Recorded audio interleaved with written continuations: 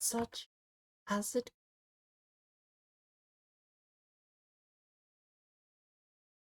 I keep thinking to myself, what would I want to do? And without failure, the answer is a mix between go to bed and play Elder Scrolls Online.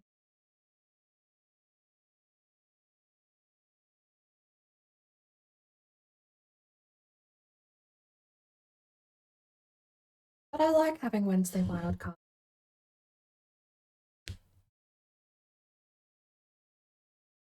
Ah,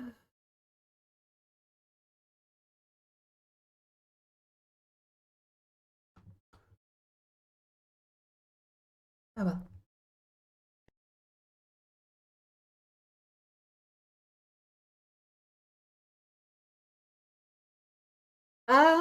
So I remember the audio in this gets really okay. I'm gonna have to do something here because I've just remembered this game does recording devices. Let's go to sound.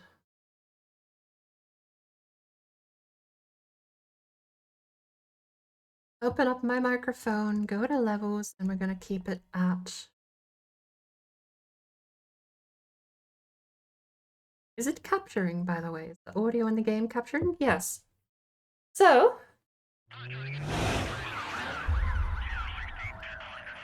welcome to what I could have done an hour and a half ago. I still feel like doing it. Today's Wednesday race day, right? You gotta take the opportunity to play wildcard random game.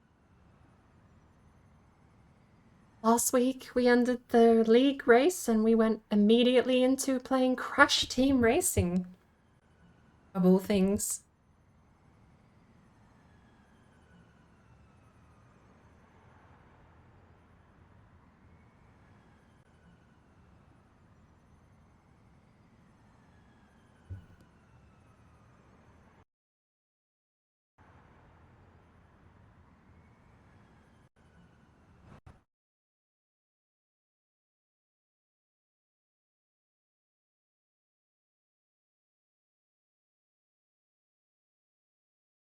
The thing with this game is that when the map loads, like you just saw, it cuts the microphone volume to 50%, and nothing I have found to date fixes that.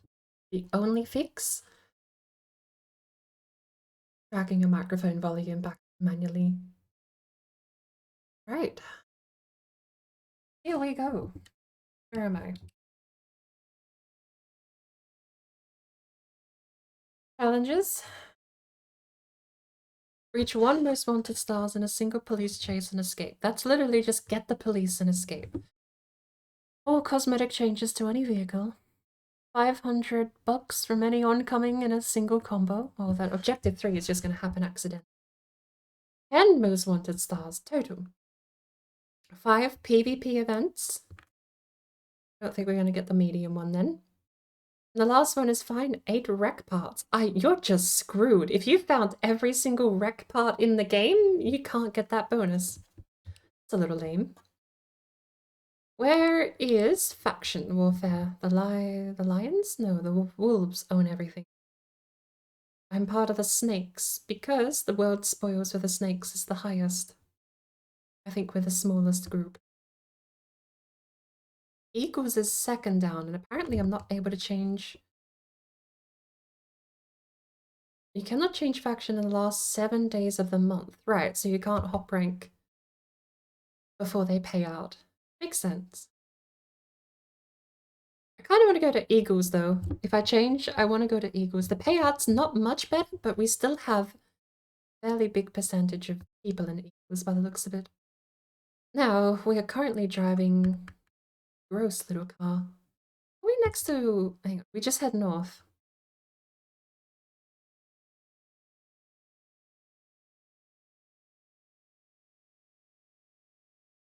I beat the game! Last time I played the crew, I beat the game.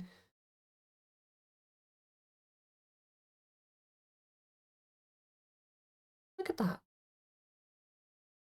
Down for map, up for map. We need to head north. Right. Auto shifters only, not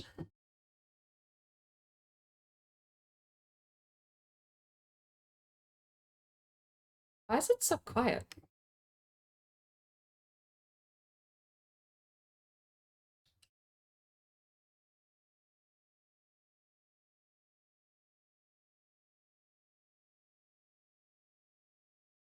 I'm sorry, what has it done to my audio?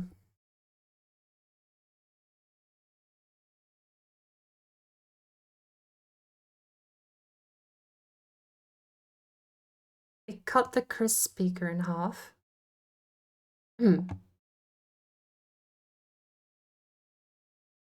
Why is that so loud? Okay, I changed my mind. Speaker.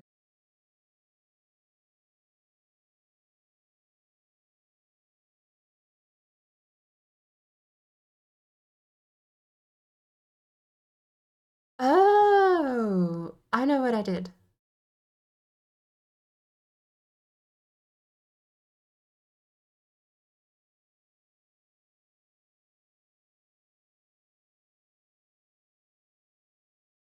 I realized what I did. Chris speaker is an output device, not an input device.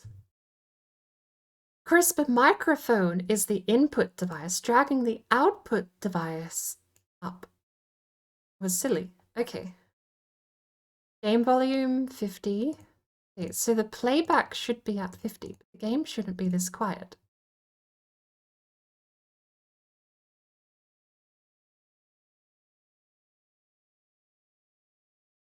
The voice meter channels are at 100%. So why is the game deathly quiet then? Is it?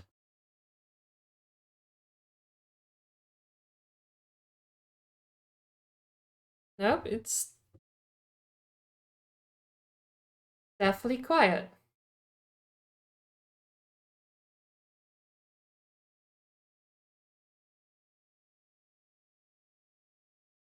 Stuttering like crap.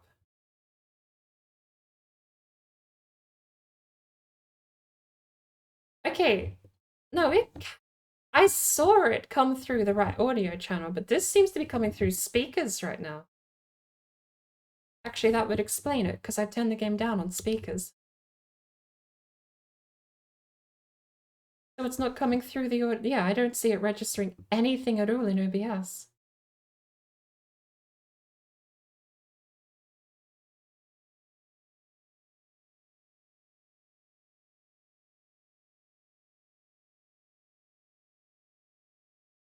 Just that was it? The menu was the only thing that came through the speakers? Really? What an absolutely ingenious game by Ubisoft with them. They programmed the menu output of audio to come through the right channel, but the game itself defaults to only your system default speaker setup.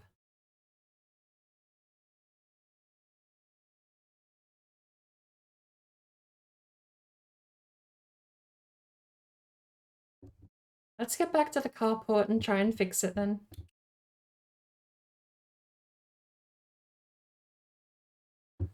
Apparently also turn down some settings.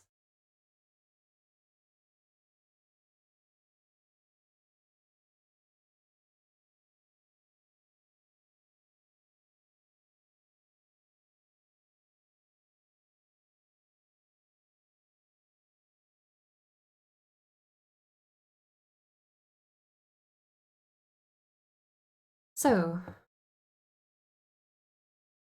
audio is coming through speakers. Is there an audio device I can read? No.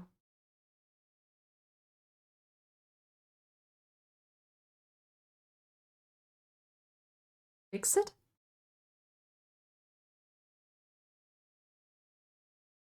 No. So I have to start the game up with the same goofy configuration that I hate using. How I love it. Well,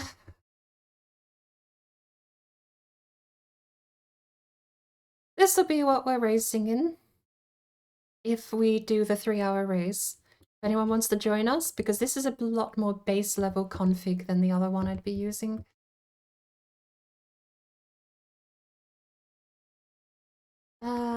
It's less grip, more acceleration. I think I want to keep grip though. This thing's already pretty fast.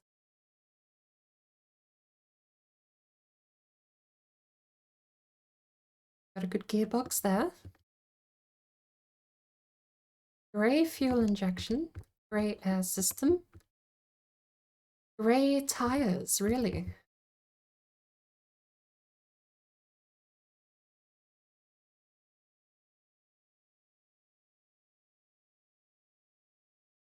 Alright, well,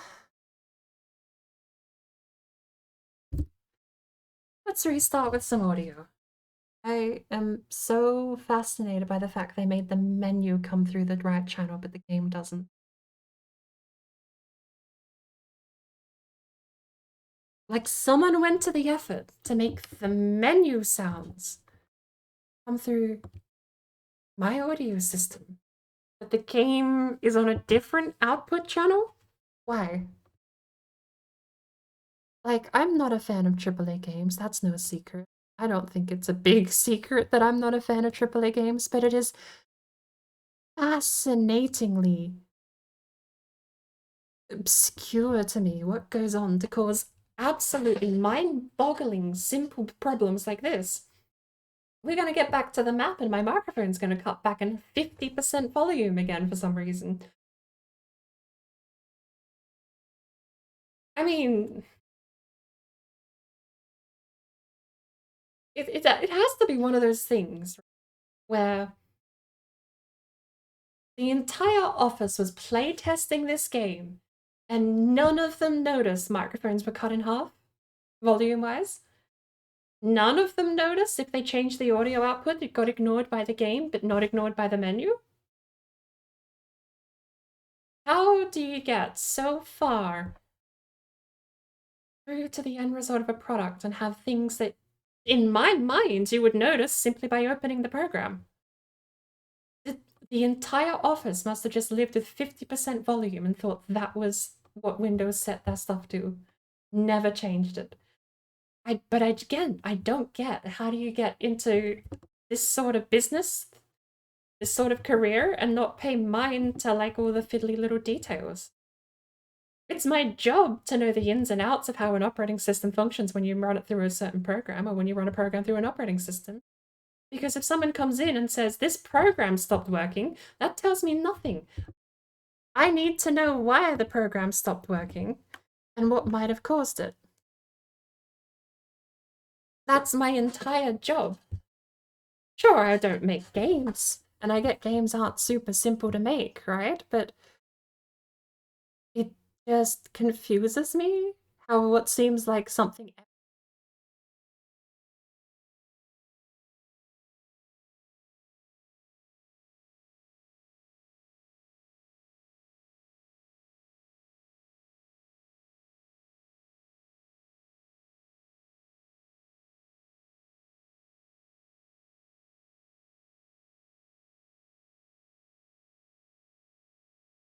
There you go.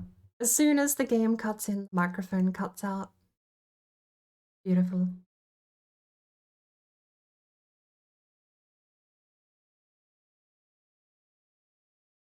And if we've done this properly, the game should be loaded now with audio. Right, we're going on a road trip. We are in LA. We need to go past Las Vegas all the way down to Miami. That's a fair trip, but I think we can manage. I might have to move my little guy again. Because the map's there. Here, jump in the middle. There we go. And we're gonna head over. Somehow we're gonna get to Miami by the end of the day. And then we're gonna start a giant, massive race. In the meantime, what's my button for camera? The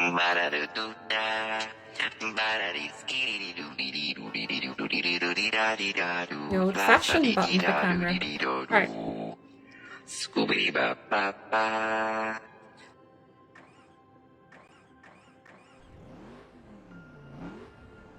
It's still a little quiet. Not super loud, actually.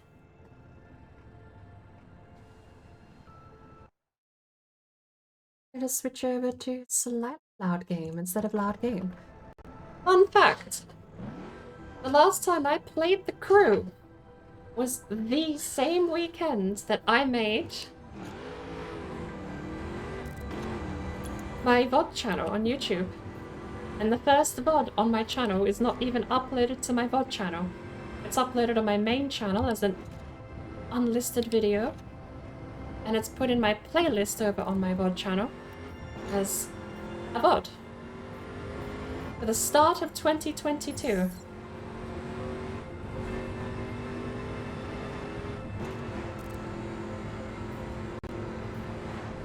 You know what, actually?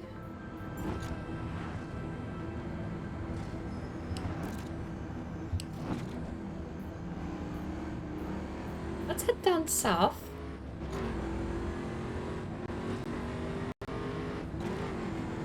Oh, whoopsie daisy. I'm gonna turn that preview back off because the game is stuttering and so is OBS. Speaking of stuttering, I'm gonna gut the settings. I don't need it to be fancy. 60 FPS, VSync off. Geometry high. We don't even need, look. Shadows will just go high. We don't need anything fancy. Textures high. Depth of field, motion blur, anti-aliasing off. Brass. Ambient occlusion off. Temporal anti-aliasing. There we go. That should run a bit better, especially without VSync enabled. But I think we can do better. We're gonna go medium.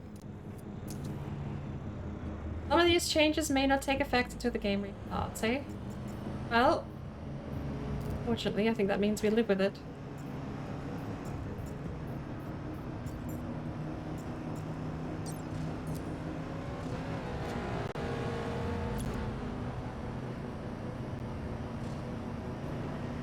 I want to go driving on Long Beach, though.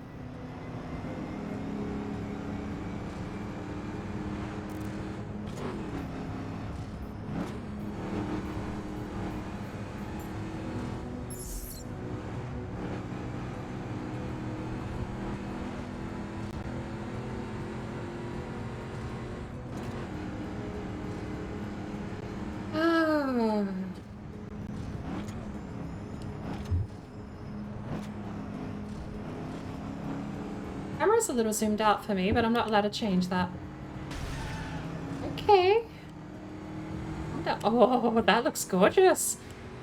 I've never seen that angle before in the old Ford GT. That looks amazing. Check out how fast this car is here on this getaway. Nitro is this one, right? Let's get up to speed. And we're gonna hit this getaway marker up here. And you're gonna watch a car disappear. Oh, traffic. He's going the other way. Oh.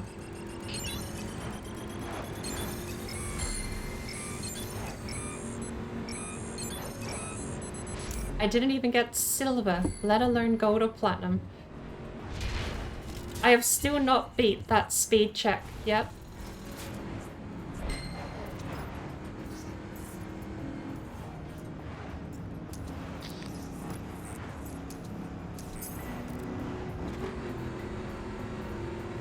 There we go.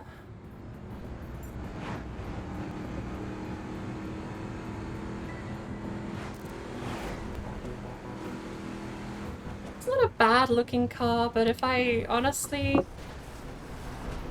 wouldn't mind redoing the design. Oh, we banged it up a little bit with those barrels.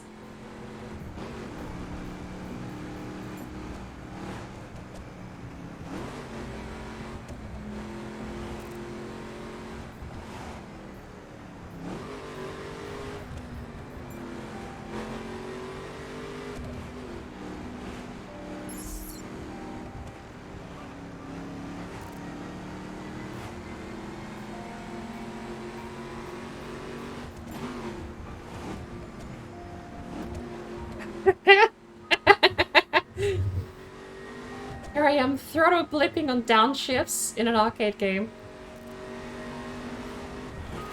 I don't have to do anything. God, I really shouldn't even have it in manual at all.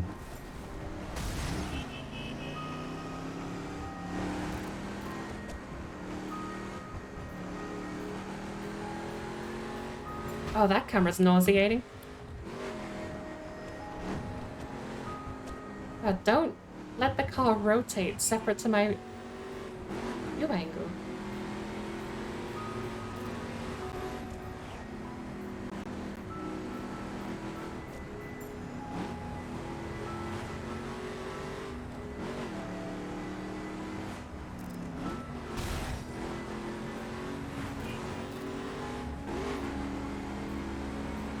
Alrighty. That was a jump. And somehow we stuck the landing. I see. I come from the universe without physics.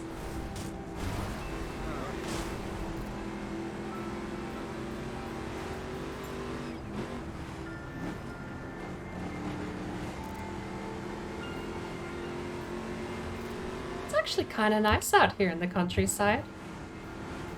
It looks like it's a summer, but it's nice. Summer grass.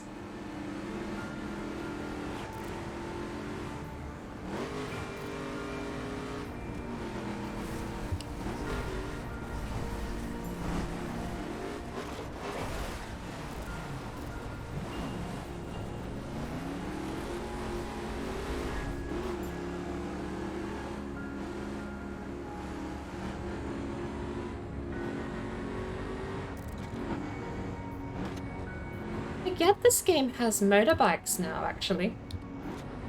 Oh, I didn't see that. I was staring at the giant flashing symbol in the sky. I think we're gonna take it, even though we got bumps up ahead.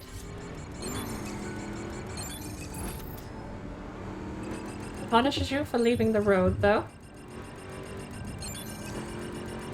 You can't take shortcuts of these things. The white lines that make up the lanes of the road are your limit.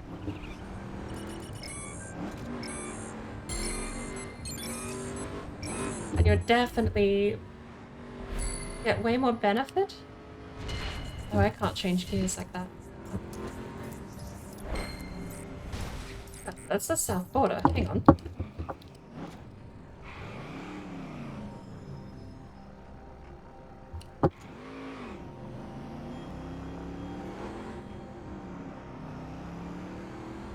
It's also the south border. Hang on.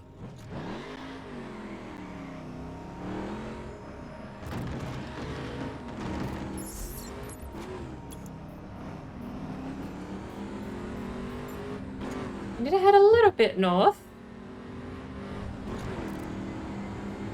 And find our way back onto the freeway, highway thingy. Should know the name of this one.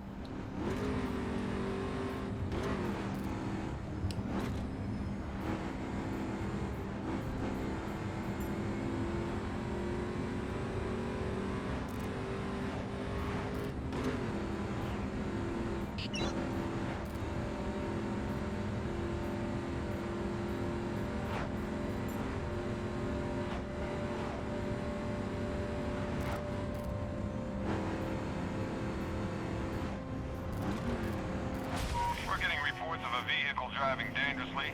Units in the area, please investigate. Heard and understood.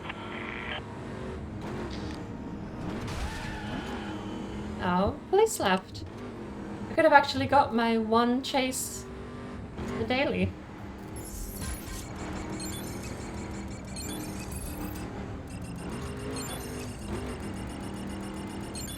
Crash.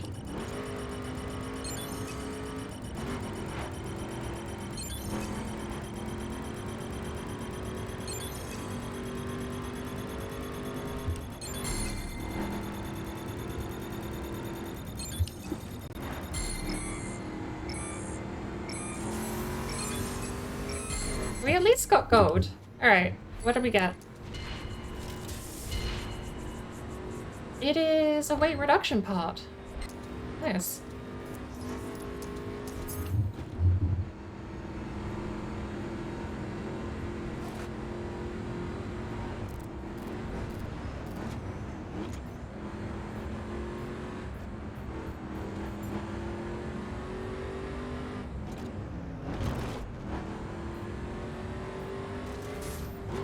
Apparently that road ends. Where are we going?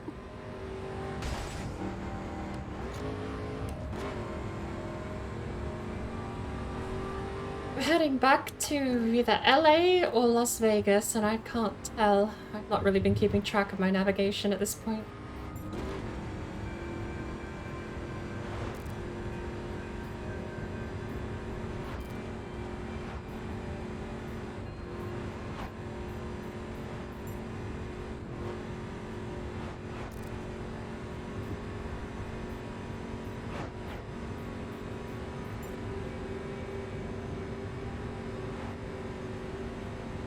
North, so we're probably heading into Nevada.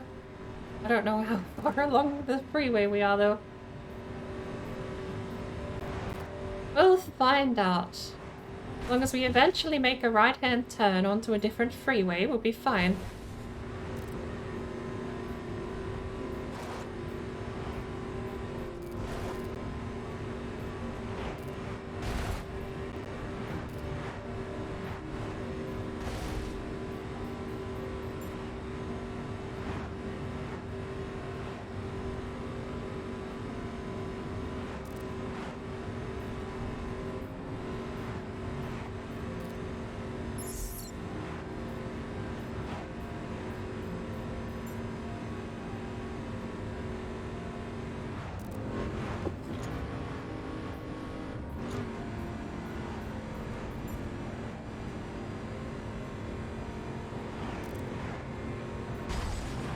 This geography is way more recognizable than ATS. Like, I'm staring at mountain ranges and I'm actually clueless where I'm looking at. Mountain ranges and a wind farm should be a dead giveaway of where we are, but for some reason I just don't have the slightest clue, and the crew.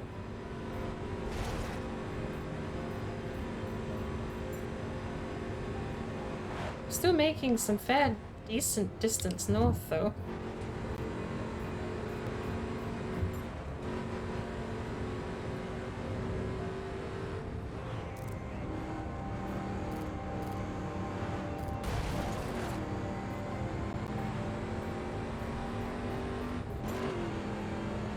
Not the slightest idea where I am.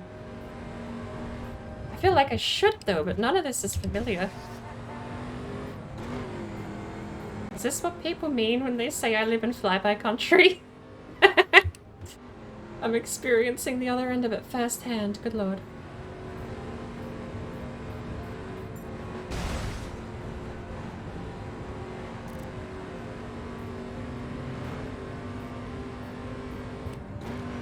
I mean, I'll know how to get where I need to go once I reach Las Vegas. I just don't know if I'm heading to Las Vegas. I must be. We're going north. We're either gonna hit Vegas or Seattle.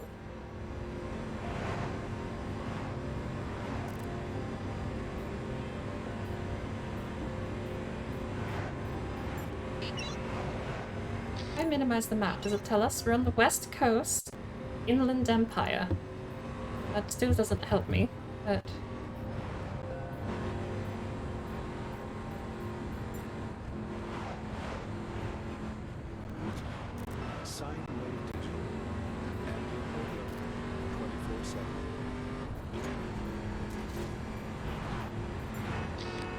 That's my horn.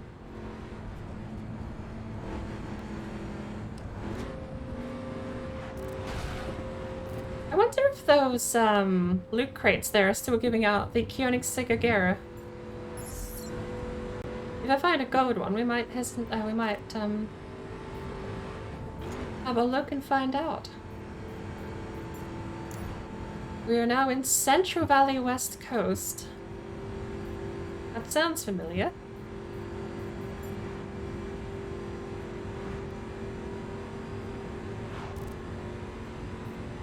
I still haven't found a turn-off to a different highway yet, either.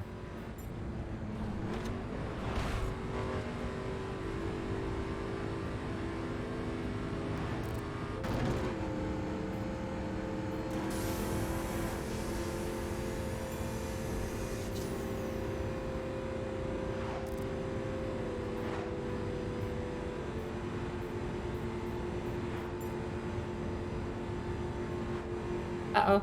That's a barrier. I don't want to be here.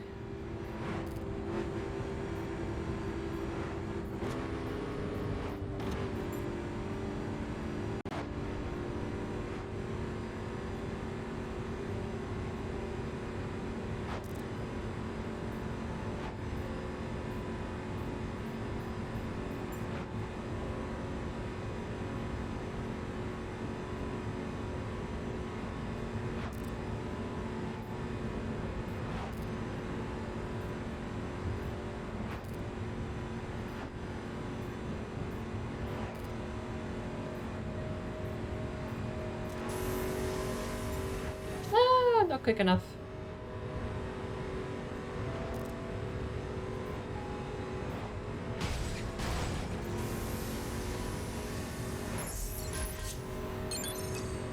Can we get a silver just by driving on the right side?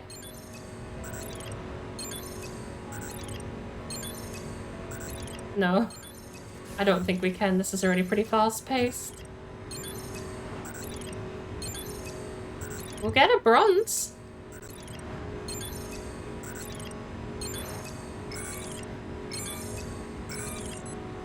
There's a bronze.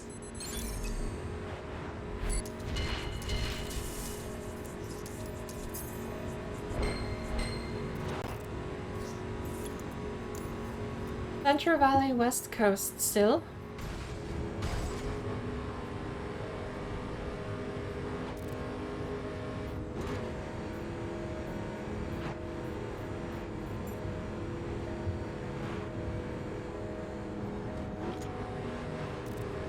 We're getting further to the north because those cobblestone walls don't appear down south.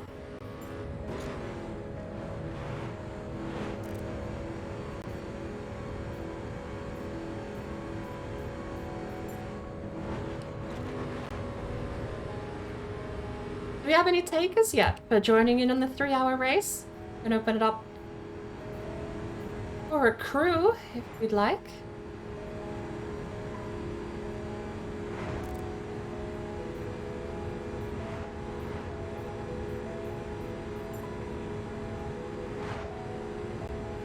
I don't know if we have to be in the same faction to do faction races as a crew, but...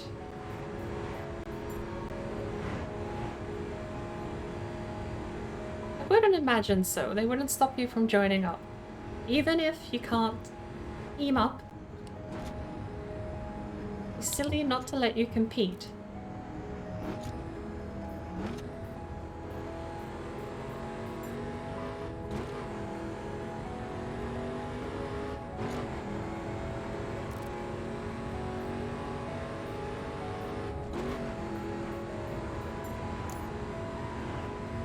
Shasta Cascade.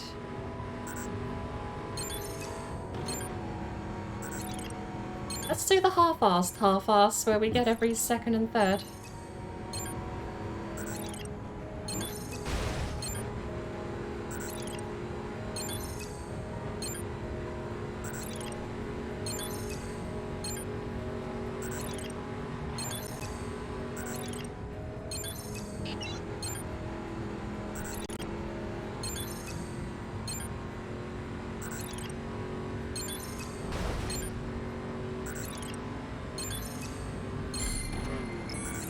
Bronze. We're not going to get a silver, so we'll stop.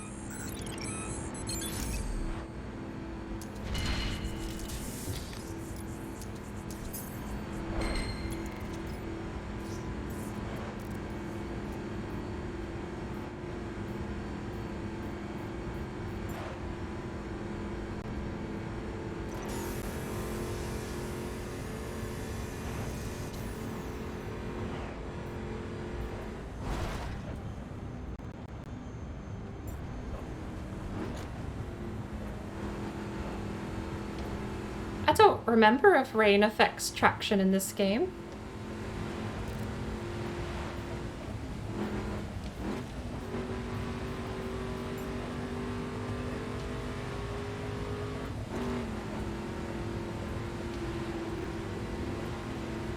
I don't think it does. And my left door there, my driver's side door is still falling off, which makes me think I haven't repaired the Ford in a little while. Once we get to Miami, we might have to stop by, get it checked up on, make sure it's not about to fall apart on us before we go on a race. We haven't done this one yet. Okay, we gotta do this one.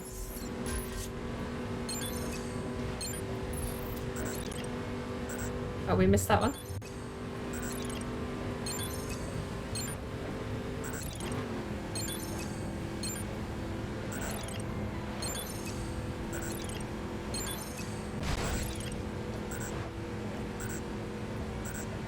Someone chasing us? No? Is that a collision for no reason? It's a trick that can't do that. I don't line it up properly. There's our first crash.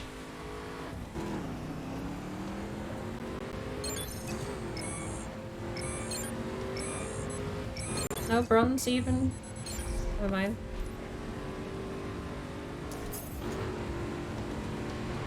Well, maybe that's why I haven't got a medal on it yet, because I just suck. Can't cheat that one. Once we get back closer to the east coast, that'll get easier though, and we can grab a couple of upgrades before we enter the competition. I don't know, I really want to get this thing up to 1,000 though. I think it's already pretty high enough if we're going to add other people into this race.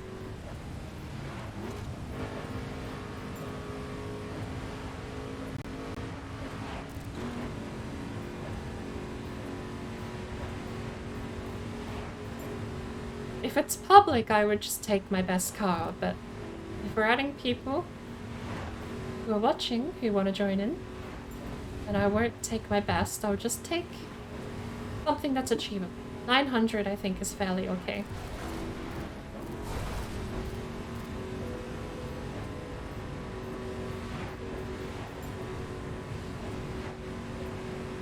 It's a getaway on a straight piece of road that we only have bronze in.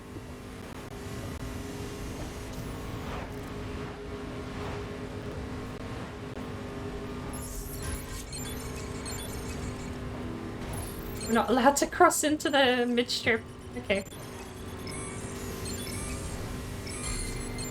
Well, that explains why we only have bronze. This thing can't even do it. We've got a gold part though, that's nice. Where are we headed? Southeast?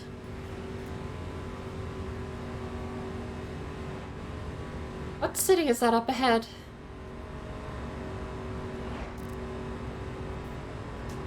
That's a city over there. A silhouette? Actually, is that a city? That's getting close really quick. Is that just a farm?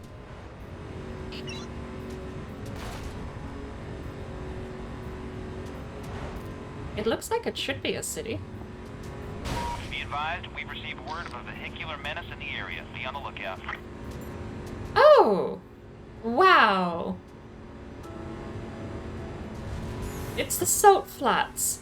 That's Vegas.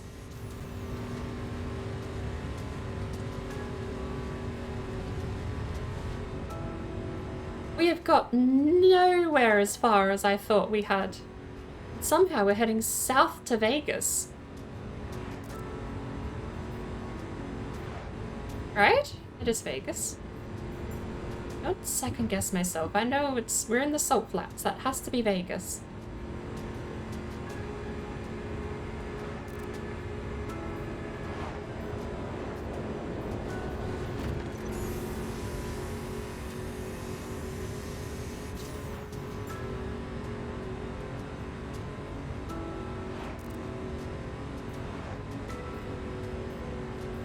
Well, looks like it's going to be a bit of a drive over to the East Coast then.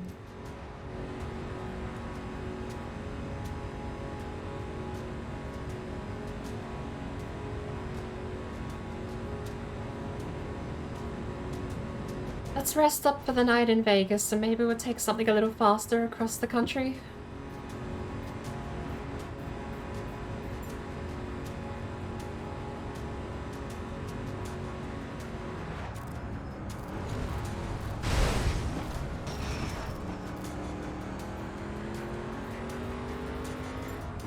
I don't want a bus over there, but that's also an option too, is that we just take mass transit. Car shop on the left, raid path back on the right.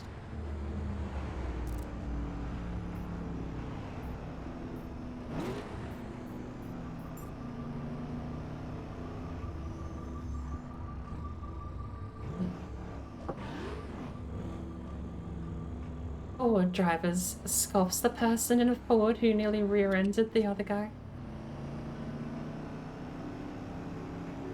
So, our carport... I'm not following traffic rule. Our carport should be... I'm gonna cross over the double lane here. I don't know what the, Did we pass the Vegas Strip just now, or is this double lane bit up here the strip? With the game? Game's kind of there, okay. Because there's double lane roads with all the plants in the middle.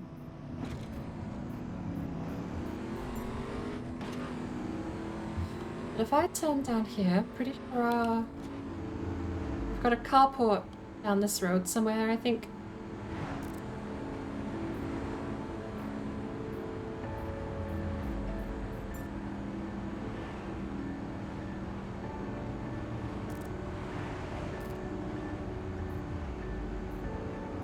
I thought so. There it is.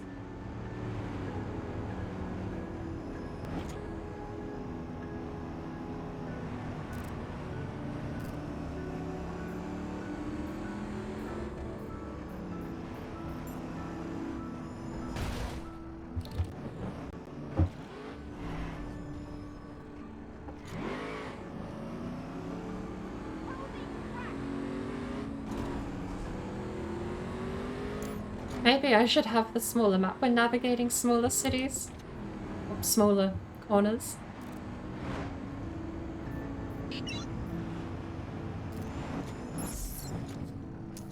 I don't know why the wheel is ripping to the left when I'm at a standstill.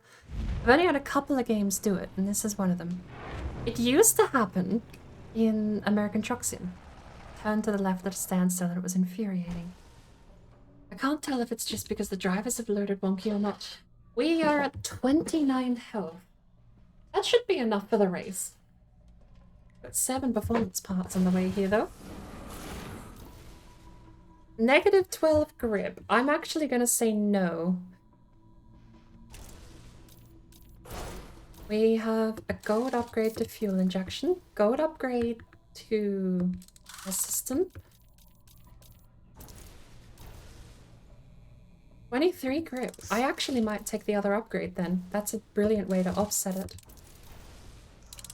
Green, green, green all the way there for weight reduction. What was the other one we could have taken? We got 23 grip with the other one. I'm actually gonna take it. It gives us, I think, a net benefit. Right. What are we taking over to Miami? We're a long way from...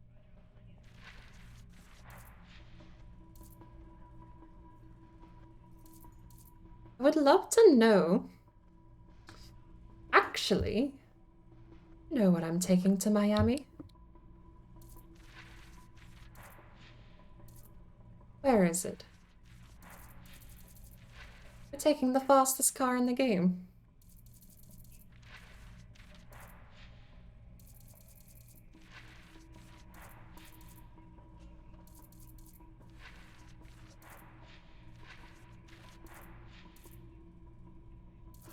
There it is. The Selena 7 Twin Turbo.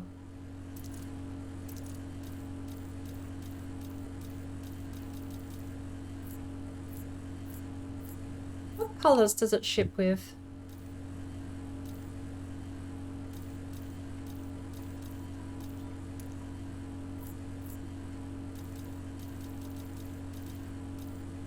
I don't mind that dark grey, actually.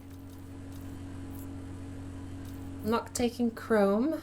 Iridescent, no. I don't want anything too flashy.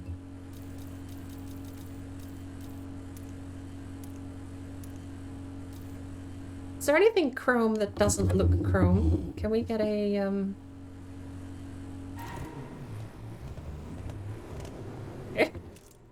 two colors?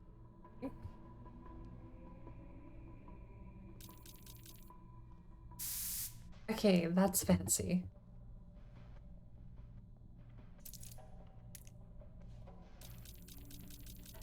No anodized black.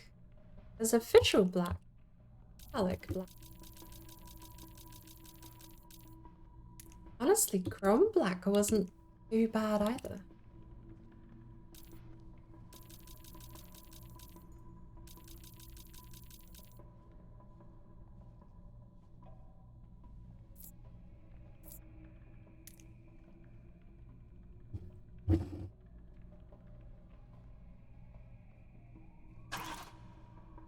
Don't.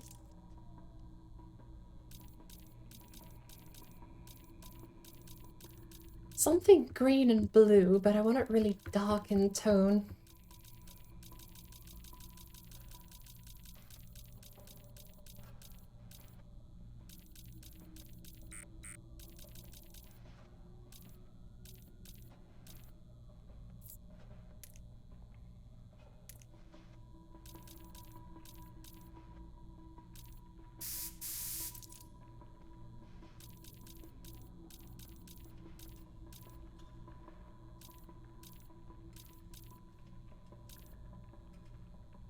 I'm changing my mind. I want the base to be dark green is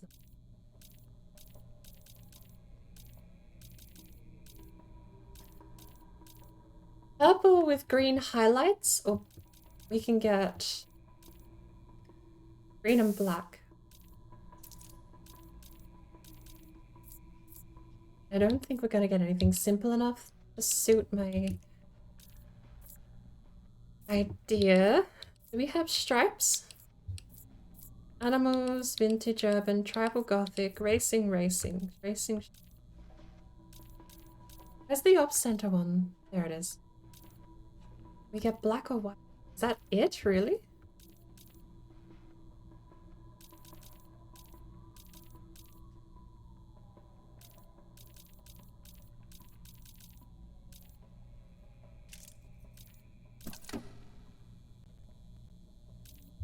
Is there an official, or do they just have mixed carbon?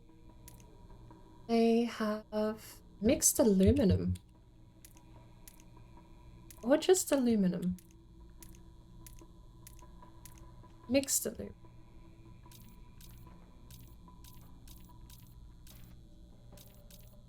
Rest of it. Aluminum would be better.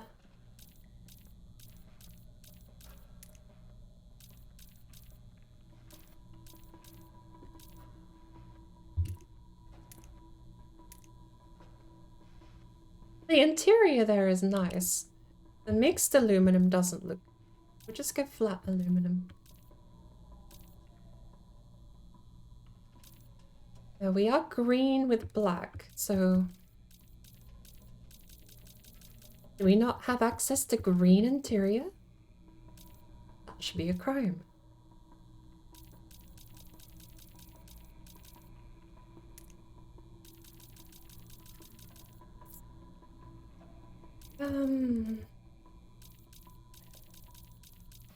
Yes, blue.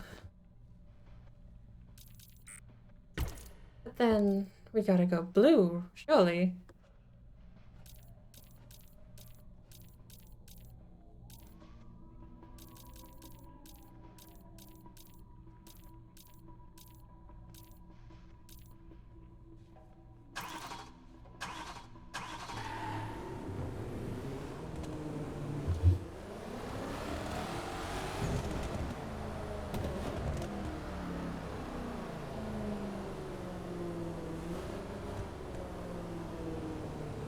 Switch view.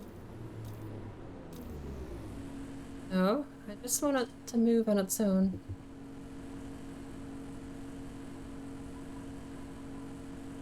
Camera right, camera left.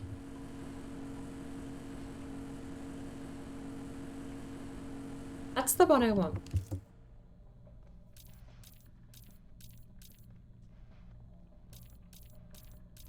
Super fancy though. I wasn't looking for something this fancy. Do we have a darker blue? Okay.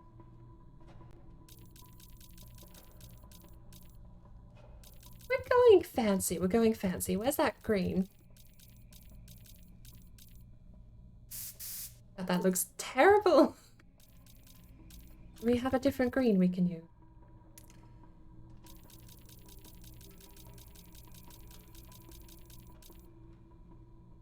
Apparently not.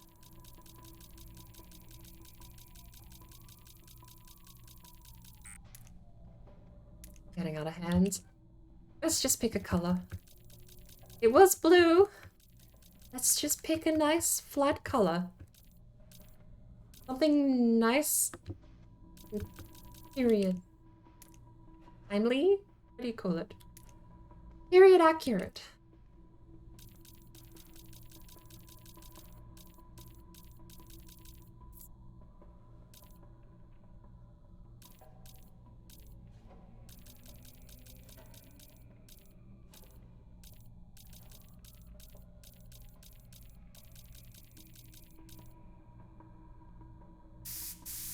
Why not?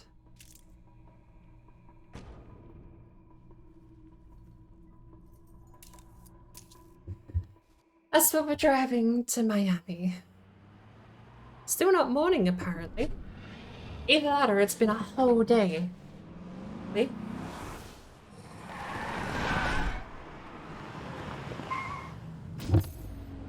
Good lord. Wheel. Stop.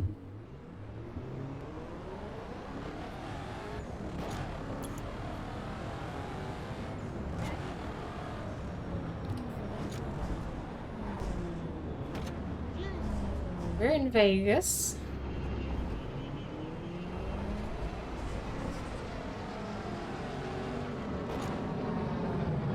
I think we follow the road to the north, right? And it should turn east. But no, we missed the south road. There's a giant freeway that coasts along the south border that's really good for getting to Miami.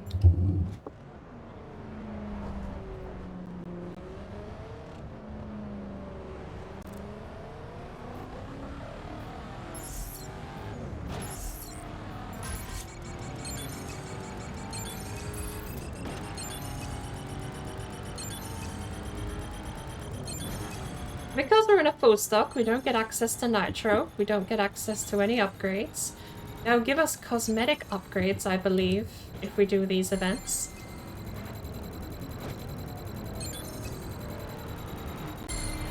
But... Can I get gold? Thank you. Okay.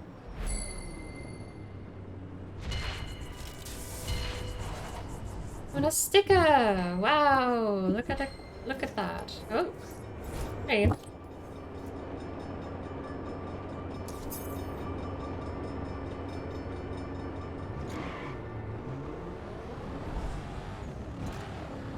But the weird thing about the upgrade system in this game is that it also downgrades some cars. This is one of them. This car is downgraded by speccing it perf. You would think that doesn't make sense, but that's how they balance the RPG mechanics. You level up this car by downgrading it.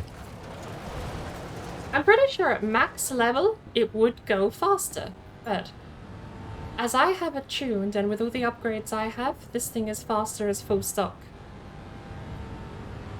Takes a while to get there, though.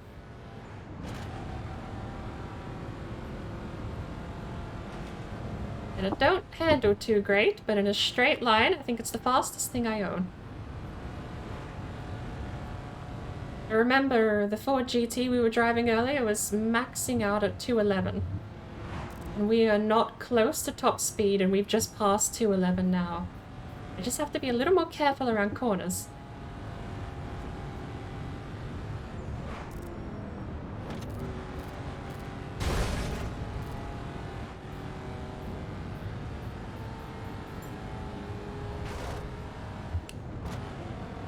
Does this have 6 or 7 gears? I think it only has 6.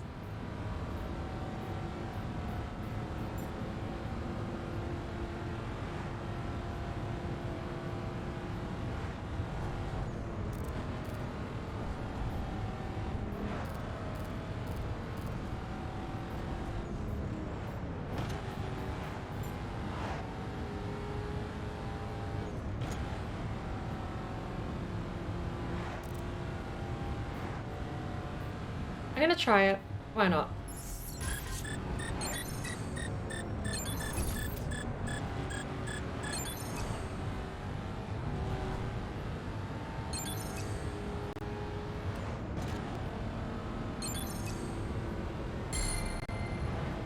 restaurants.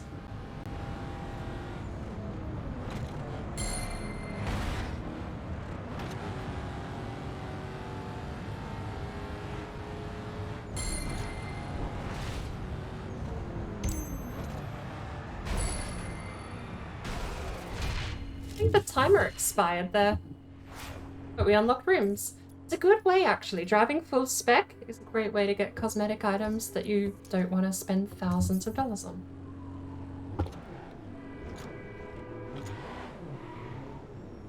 I wish just something like engaging the clutch would be a nice way to stop the wheel lock, but for some reason at a standstill. Torturous. It's 100% pulling to the left, with all of its might. All 2 Newton meters of torque. We're heading north again. Hang on. I think I know where we are.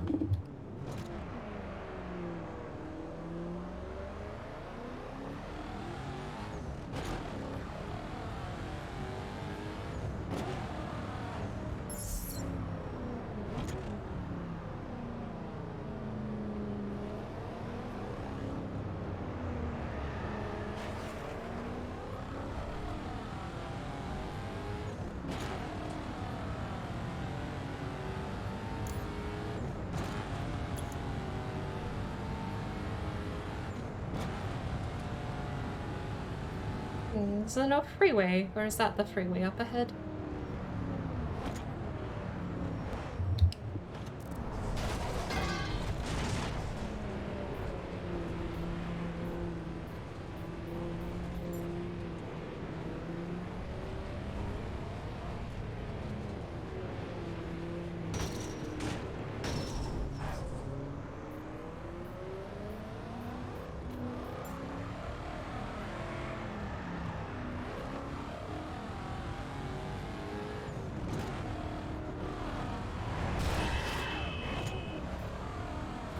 Apparently it's snowing, or has snowed recently in Salt Lake City. I'm gonna head a little south, but... honestly... no. If we're this far north... we shouldn't be this far north this soon after Vegas, but... if I'm driving through snow... or the ice is the ices are cold. The roads are cold and frosted over, so we're just gonna take a tram to Miami. I don't need to draw this out longer than it has to be. This is already gonna take a while. It is.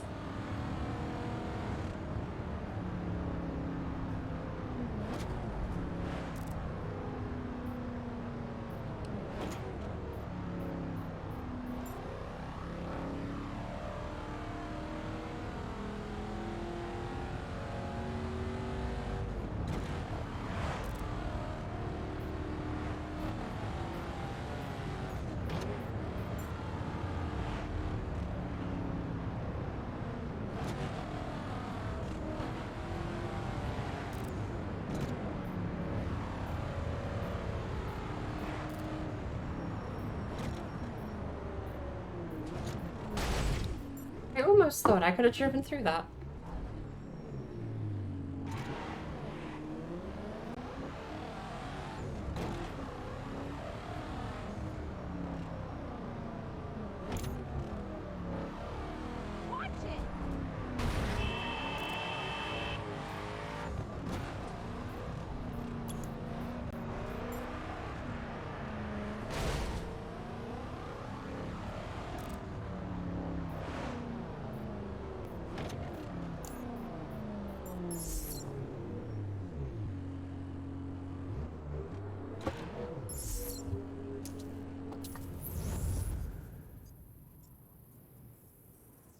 Right.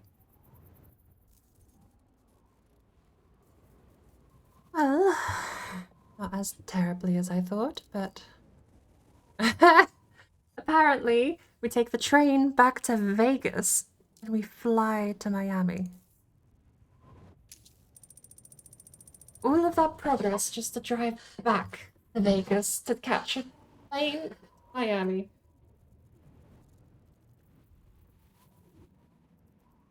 What I got?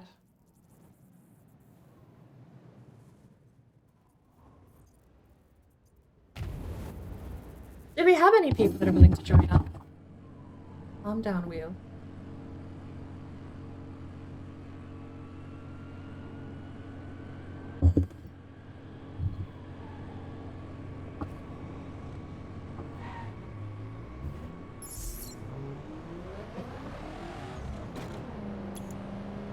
Now, if I remember Miami correctly, we need to head south from here to get to our carport.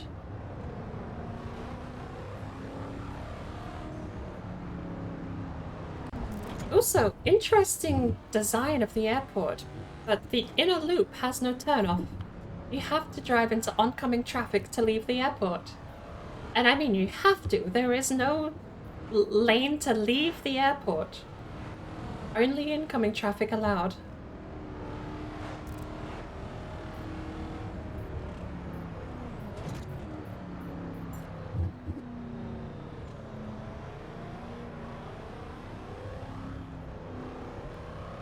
I might increase the steering ratio in this game. I know it's not got dynamic steering lock, but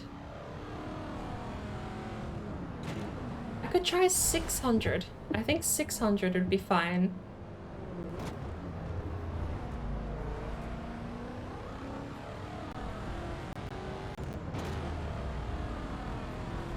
Is that configured in the game files?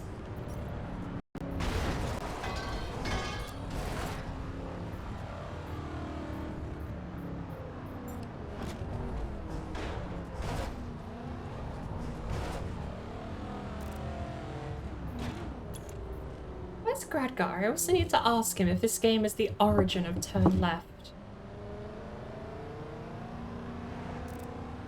I need to reminisce about where turn left originated from, because I've forgotten. It's become its own thing since that happened. And I don't remember if this was the game that started that.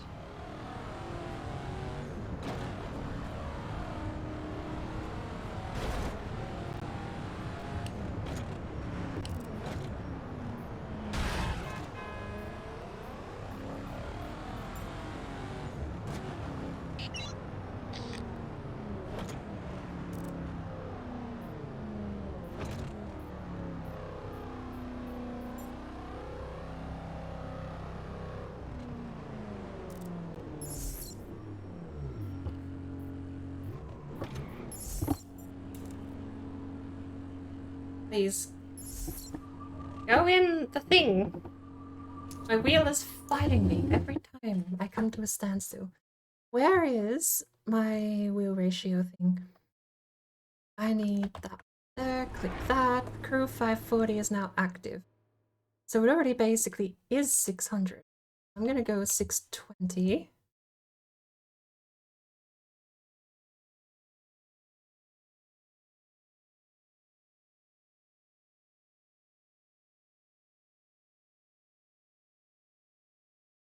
How do I?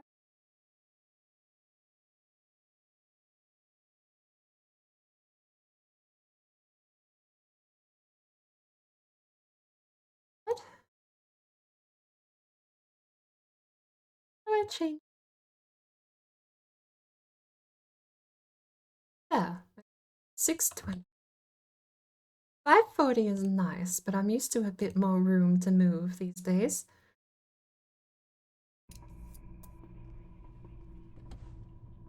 Right, we're in Miami. What are we competing in? If no one's joining us, I'm probably going to take out...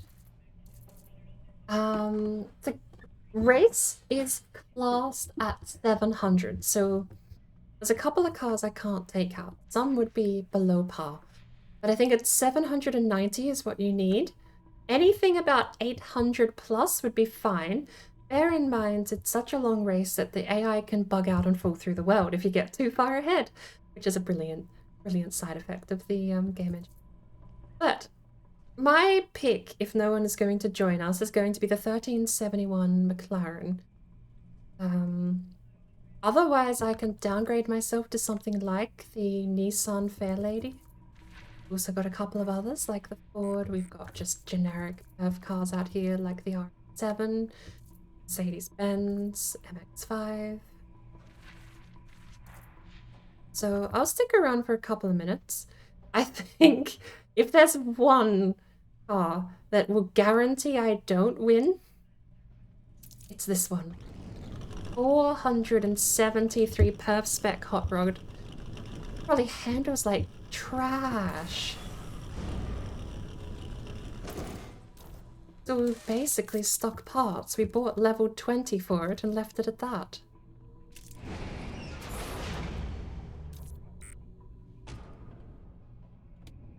But about 800 perf spec. If you want to join, let me know. I'll add you to the crew and I'll try and match whatever you're using. Ooh, 689 Dodge.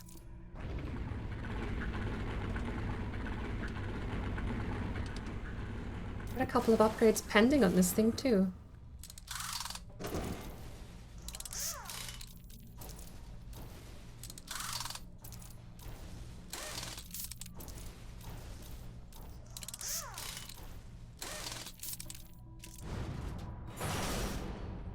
Nice.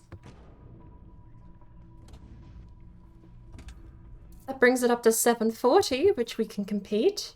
697 is probably a little too low, and the Chevrolet Corvette C3 probably just get its ass kicked because it would hit bad. Let's have a look here though. We kept this one pretty clean looking. Got a platinum part, gold part to upgrade. It's fairly stock looking, but it's quite nice.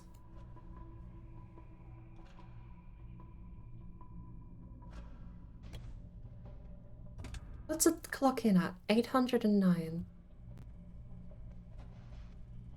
No takers though?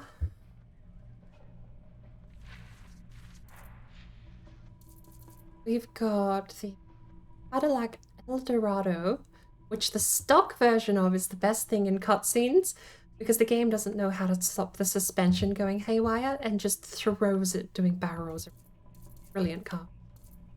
The first car I ever upgraded, actually. This was one of the first cars I drove in the game. I think the one I tuned was the street spec. This was mine. Almost unchanged. There's the... what's this? This is the 2010. And then you've got the... so where's the other one? It's another one of these. Apparently I own this. Sounds identical. Nice. But I've not tuned it.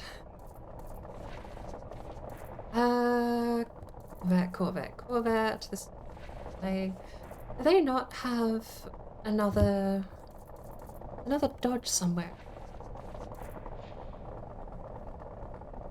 Oh, is this the one I was thinking? Sorry. No? Might be. Either I've changed how it looks. Oh, I don't want to tune it. Either I've changed how it looks or I've lost it.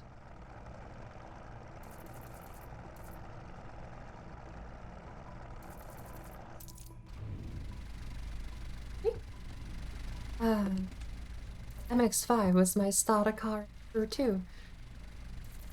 Oh, here's the actual first. The very first car. I think I started with the Nissan here. That's more or less unchanged. I have video footage of me playing the very first few missions of the game, and it was that, almost identically that, but with a lime green paint job, or a bright, vibrant green paint job. I then tuned it dirt. It was my first dirt vehicle as well. And I stuck with it more or less throughout, all the way up to Miami, at which point I ditched it because I never perf-spec'd the Nissan. By the time I got to this point, though, I did have other vehicles in my repertoire. And I'm still looking for this one, I swear, is in the... There were 2 different years of Dodge.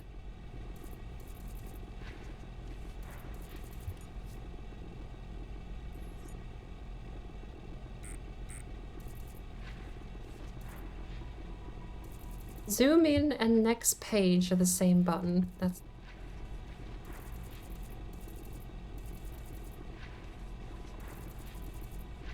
As I remember, my partner had one dodge and I had the other dodge, but I don't see it anywhere. Page 1. Oh. Distraction? This is probably... Back in the day, this was my most driven car.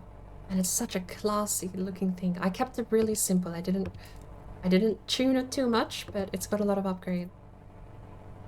That was replaced eventually by this one, and this one was replaced by the McLaren.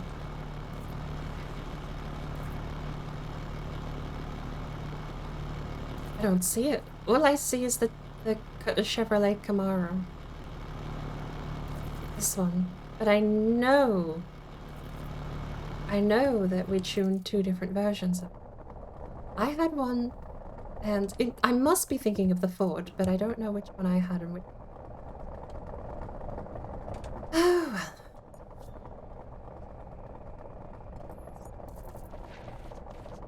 Alright, I'm gonna queue up for the race. So, looks like we'll be taking out the high-spec car, though. I could take the Ford out. I wouldn't mind more upgrades for the Ford. But I don't want to spend too long in the race. So, my highest spec perf car, with a couple of upgrades pending, mind you, and a tiny bit of a health problem. Small weight reduction upgrade, and a even better weight reduction upgrade again. Right. Well, I think 22 health is plenty for a 3-hour race. We just have to not crash. What do you think happens if we run out of health entirely? I don't doubt it's just never happened unless someone was curious to find the answer. Right. So, how do I crew up? I forget how to crew up. C. Nope. H. Nope. C. C for camera. B. B. N. M. M for map. That makes sense. Mouse. Mouse does nothing. See, on the Xbox controller, it's one of the bumpers. You click one of the bumpers in, does its thing. Down. No. B. No. X. X resets. A. I have no idea what that is doing. Okay, well, if you want to join, you'll have to teach me how to crew up, because at the moment, I'm a little clueless, but we're gonna go down and start the race.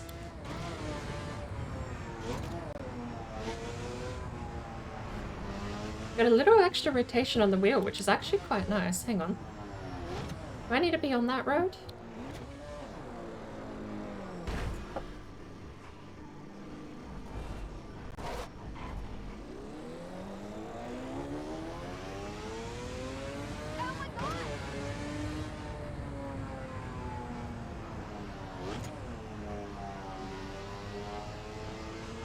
If we need to be on that road, we've missed our turnoff.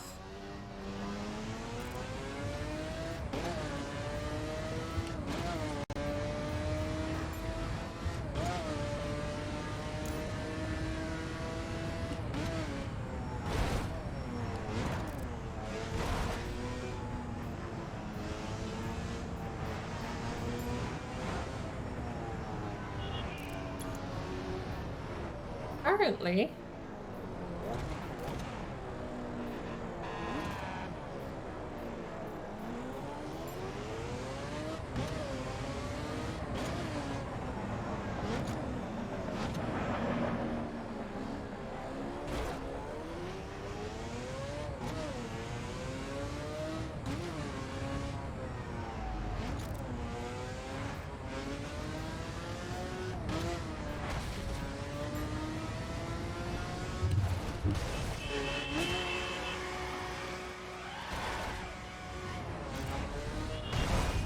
Let's try and not kill the car before we get to the race.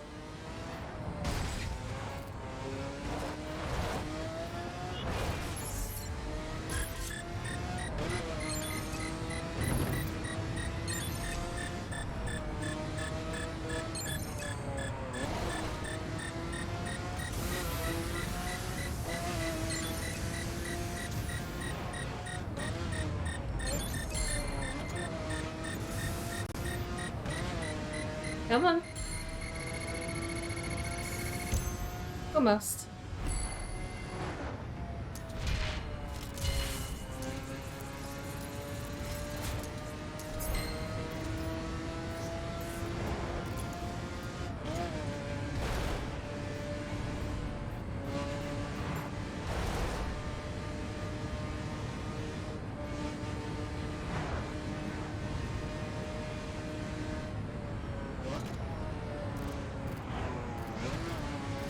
Even with the changed settings on the wheel, this thing still fights you just because of how fast it goes.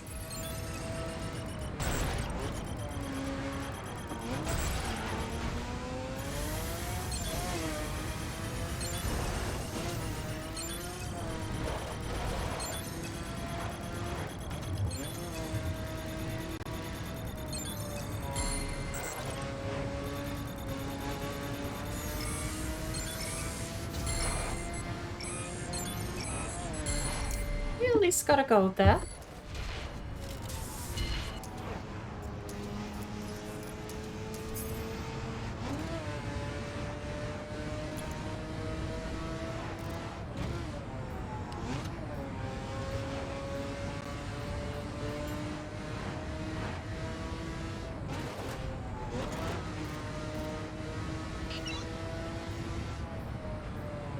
I really wouldn't mind zooming in a little bit more with the FOV.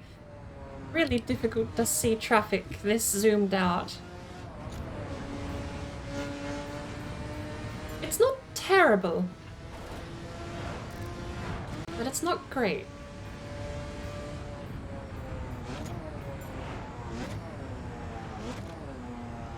Last call for anyone who wants to join up with a 3-hour marathon race.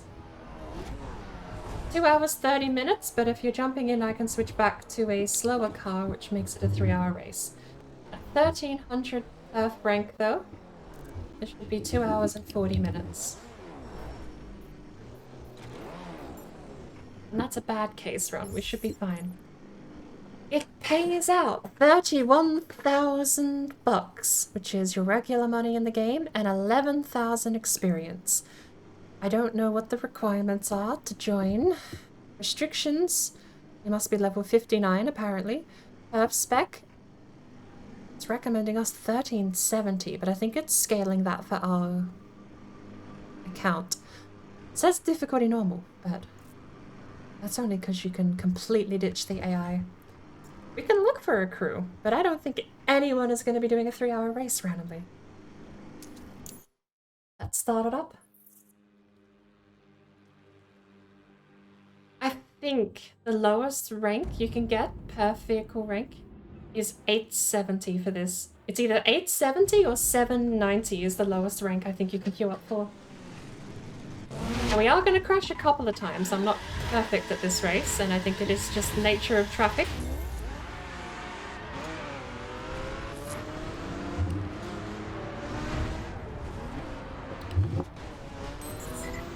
Gotta do a little more work on the wheel here. In faster cars, it does feel...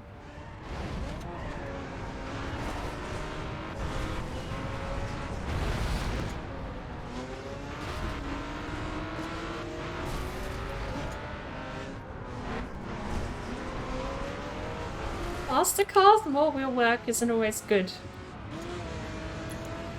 Get the map up. Just watch for traffic here.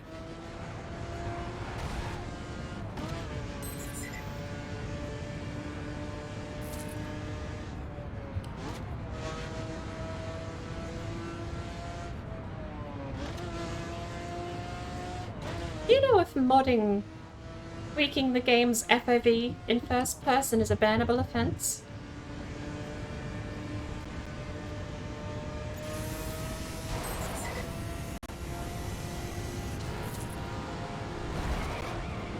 do you know this isn't the right race?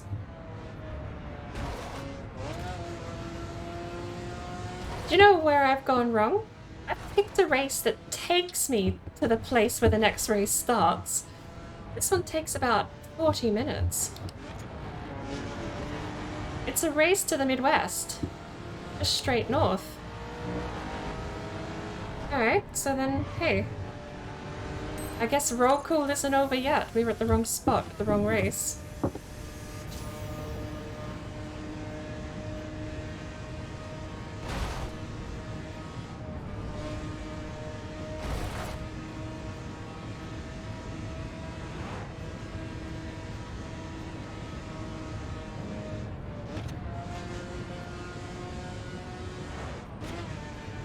Have a look. Oh, it's bloody well gonna rain. Of course it is. Visibility terrible in this race. Visibility is terrible in both races, honestly. The game likes torturing you with low visibility.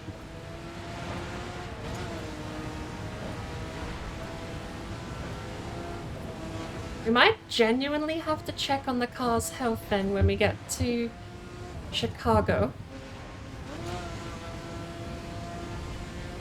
After this race. Because we were at 22 before, and if we have too many accidents on this track before we get to the next race, then we have to go genuinely repair, because I don't want to spend 3 hours into an oncoming traffic collision just to find out that you get dropped out of the race with terminal damage. I have my limits. I'll do a 3-hour race, but not twice when it's avoidably only you only need to do it once. You don't need to get 2 hours in and then restart for no reason if that's avoidable. So...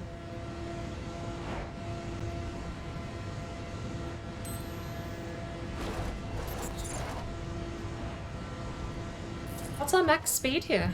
230? Rain's picking back up again.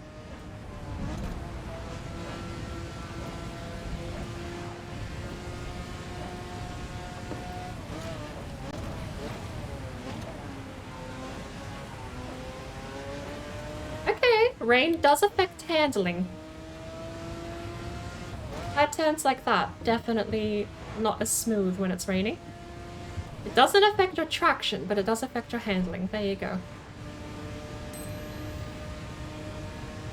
Is that a bug on the GPS up ahead, or is there a bridge? That's a bug, surely. Never mind, not a bug.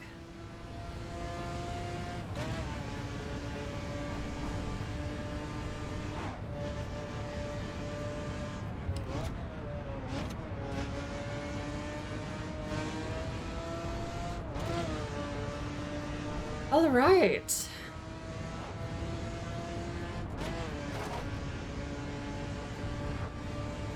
Out of the way there.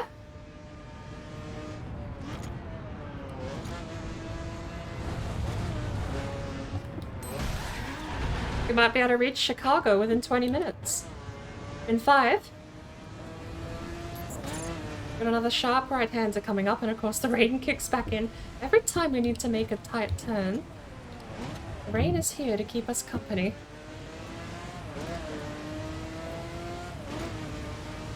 Right. I don't know what type of crops these are. They look like apple farms or apple orchards. I like to think that there's a bunch of apples here, north of Miami, but I have no clue what these plants are growing.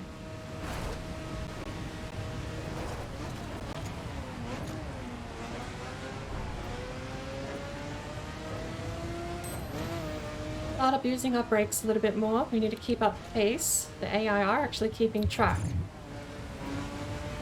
So, are we passing through Louisiana yet? Orange Grove. Oh, do you think they grow oranges in Orange Grove?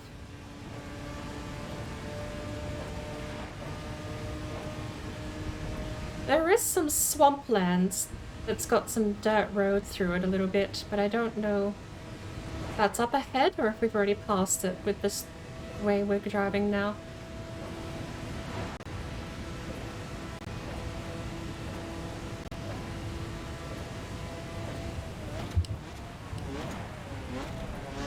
Shit, where's the turn?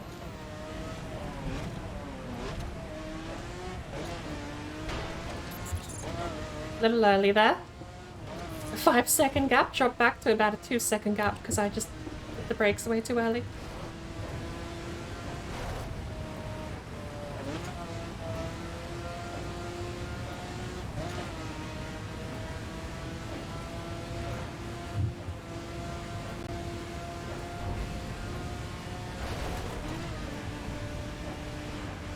Honestly, it is such a mood, street racing like this. It's not gritty, it's not grimy, it's not dirty, there's no one coming up to my window and saying, hey, how's your car running? As timeless as those cutscenes are.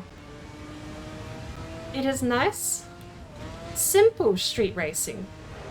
The crew honestly takes me back way more to the classic Need for Speed, like 4 High Stakes or 3 Hot Pursuit. Or even the ones that came after, like Hot Pursuit 2 on the PlayStation 2. The classic ones where it was just you, in some hot cars, driving fast, dodging traffic, and the police were just incidental. Sometimes great, sometimes terrible, but incidental. Most Wanted brought the police in as an actual opposing force, as something to be reckoned with. And perhaps rightfully so, you're more in like a city district at that point. Is it Bayview in Most Wanted? I forget. But this open countryside, this is the scenery you used to get in Need for Speed 3 and 4. Scenes like this. Even up in the snowy Alps, there's tracks in Need for Speed 4 that are full of snow and are nightmarish to drive. But fun once you learn them, and with a ton of shortcuts. I actually think the track in the Alps in Need for Speed 4 High Stakes is the one with the most shortcuts that you can learn about. All of them had a couple of shortcuts here and there, but the Alps one had like the most. Can I please tell me I can cut through here? Thank you.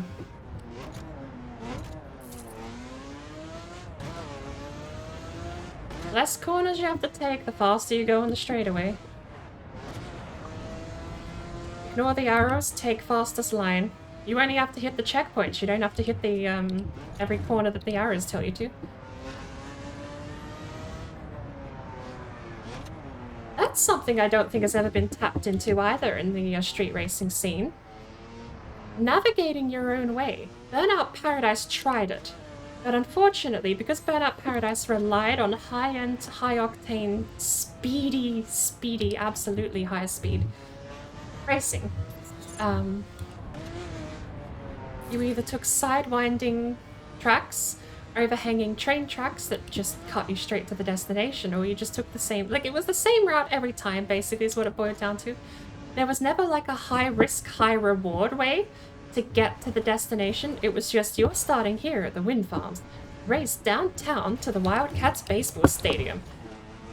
You know the route. There's no other way but the fastest way. Because the shortcuts weren't super challenging and the only risk was a crash that took you a couple of seconds to reset.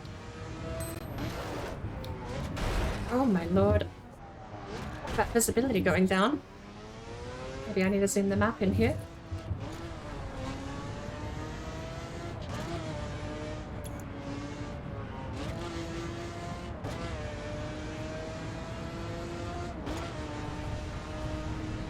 Okay, well, we have company. Aaron caught up. We'll take the extra speed for sure.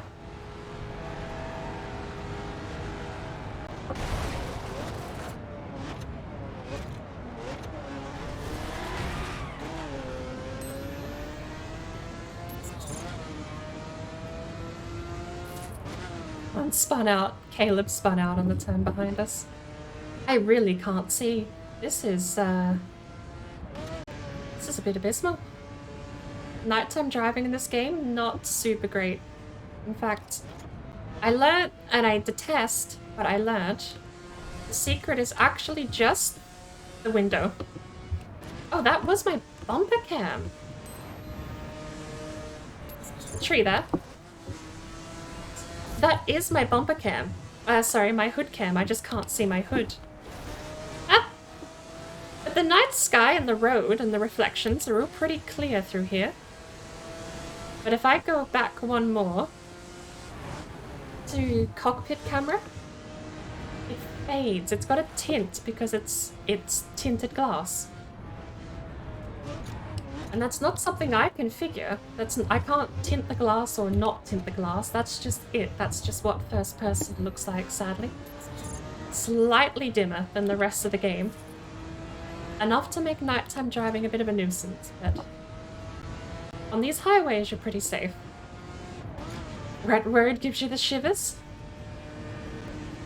I'm fine normally. Like real life, it's wet roads are a mood in real life, but when you're driving 240 on a freeway in a McLaren, you just stop thinking about the mood of the wet road and you think more about whether or not you're about to die.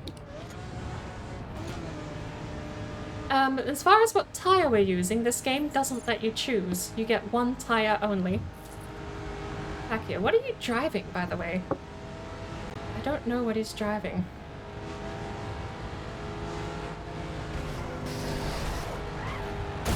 Okay. I was about to say he killed us, but let's be real, we killed ourselves there. Not as bad as that guy. Silver linings.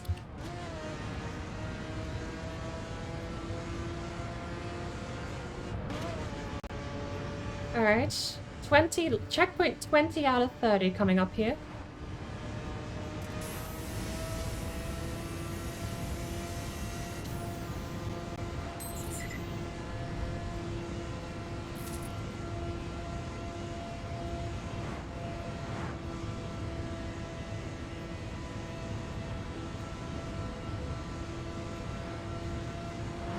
Yes, we have Nitro.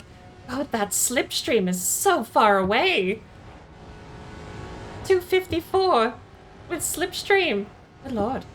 This is the crew. The crew is a bit more arcadey. So we have Nitro, we can drift, all sorts of fun things.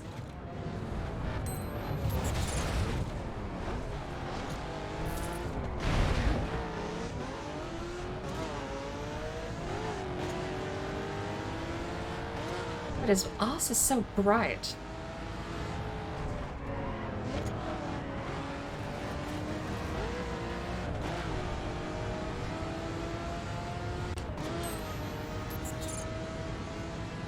Honestly, if you can get the crew for like $5 or less, it's a really neat game. You have the entirety of America to drive around, and it's got a really neat... It's a level system. Like a upgrade gear, you get to equip stuff on your car. It's hard to explain, but it's basically an RPG system, an RPG leveling system. You unlock better parts for your car as you race. So every better part you put on the car increases its performance, and then you go out and drive. It's honestly beautiful open world, and the driving ain't too shabby, honestly. It was fine on a controller and surprisingly good on a wheel for an arcade game like this. The faster you go on the wheel, the more firm it gets too. So if I'm going flat out 300 miles an hour, the wheel fights you to make turns. So highways get a bit hectic, dodging traffic with the wheel being pretty firm like that. But if you can find it on sale, I say it still works. It's an online game. But if you can find it on sale for something like $5, I would even say maybe $6. I think it's 6 USD or 5 USD. It's not a bad game. For that price, that would be my price. I would say go for it for $5. It's a guaranteed sell for me.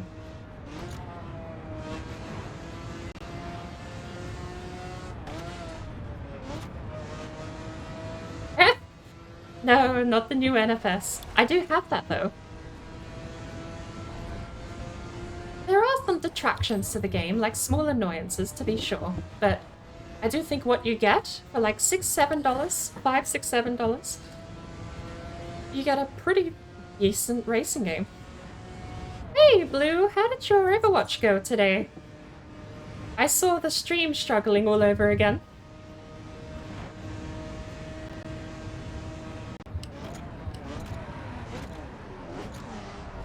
Don't mind that horrible missed corner there. No struggles this time around. Maybe it was just me lagging a little bit, because I did have it through Steam browser, to be fair. Oh, you were doing the Halloween thing! You beat the hardest difficulty. Shite! Excuse me, sorry. All physics? What are they? Okay. We're okay. Two passengers either side of me have turned my lovely white linen seats brown, but we're fine. This car's pretty low on health at the moment, so...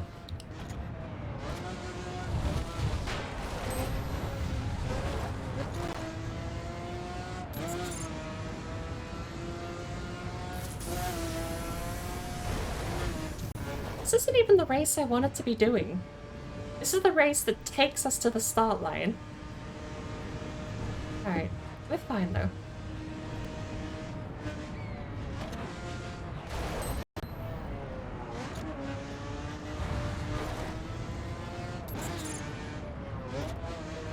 But I hope you had a good morning.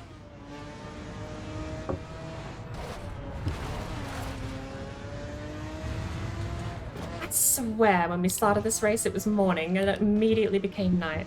But what can you do?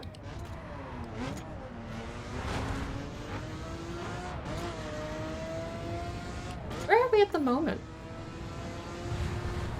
Texas Panhandle in the south. It doesn't tell me what city we're in. Groom. Is there a city called Groom?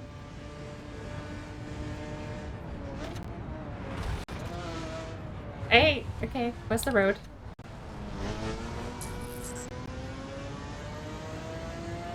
We're fine, except for that railing. We're not fine anymore.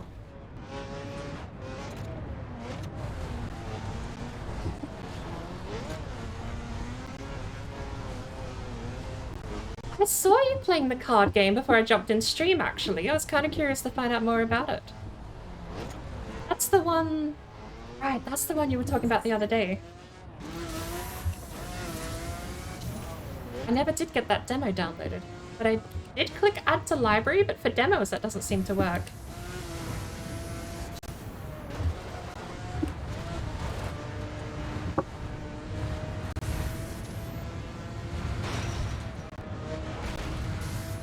Oh, this is embarrassing.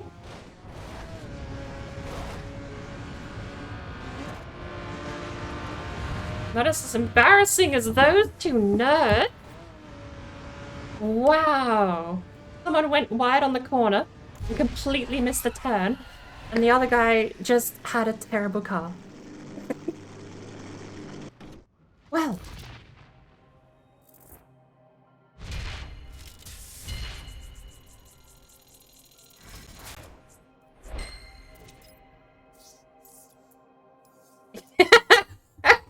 It's such a tiny upgrade. The net benefit of one here, and the car looks fancy though. Did we repair it? Did we drive so fast it's repaired? Alright, we're in the south. Right up here. Oh, go away. Go. Right. Actually, a little further away than I thought. It's... yeah.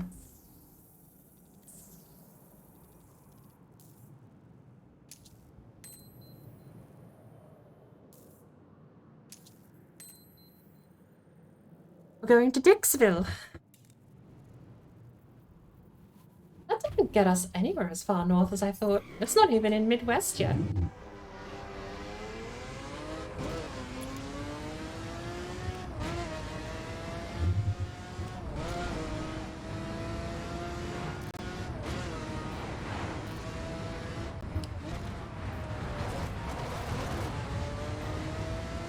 all I know about the race in Dixville is that you're breaking someone out of prison and you have to get them down to Miami.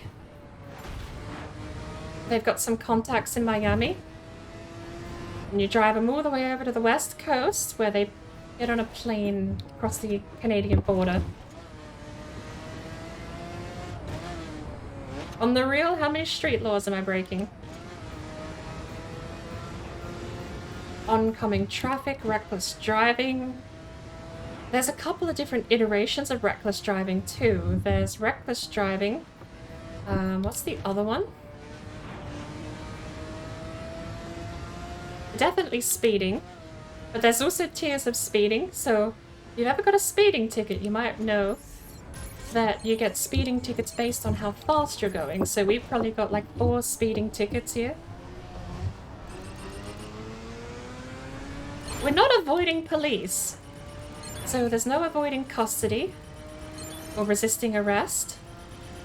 We haven't technically hit and run yet. So no hit and run. No damage to state or property. No vandalism.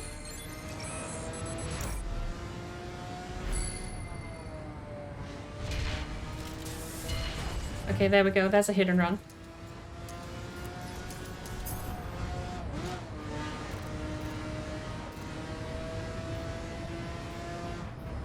Is the other law driving with reckless abandon? I forget. Lawyers are very weird when they phrase these things, but...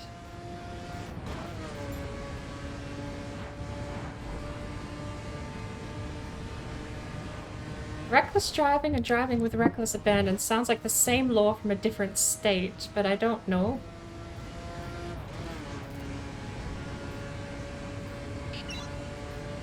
I'm pretty sure failure to obey road rules is also its own law in some states.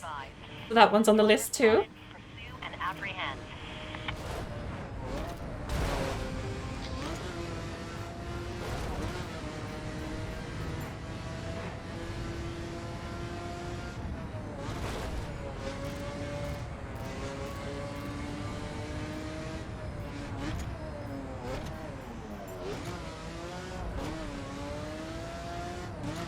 Street racing. Isn't that another law? Like, actually street racing is a law. You're not allowed to race on streets. Even if you're following the speed limit and the road rules, you're not allowed to race someone. I think that's actually its own law.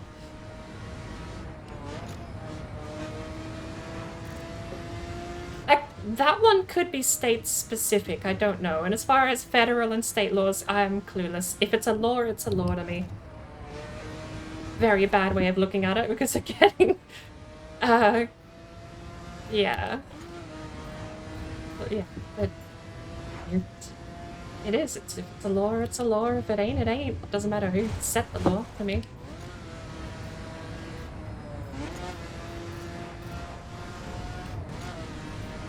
I wonder if specifically driving on the wrong side of the road is listed as its own law though. And no, the roads do look wet. It rained a little while ago.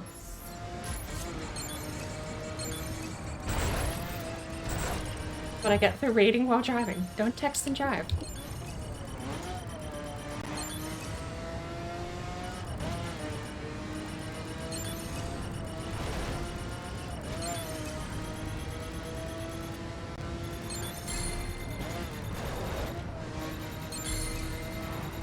We're at least gonna get a platinum, but for that time off the road.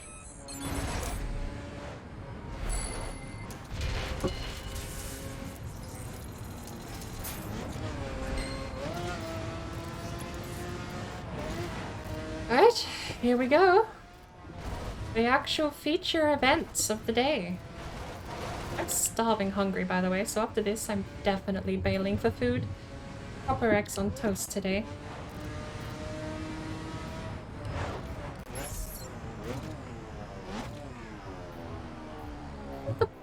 This isn't the prison one. Where are we? Why does the GPS stop here, but the GPS thing is forward? The GPS stops, but the dot's still to the north.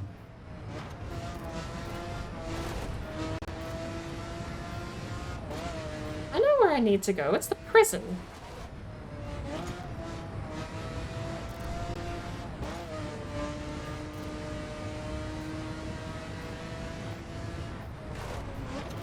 Being gaslit by my own GPS.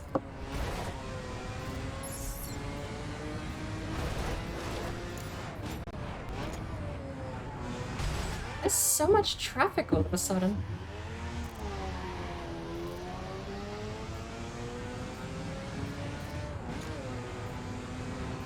"9 miles left, wow.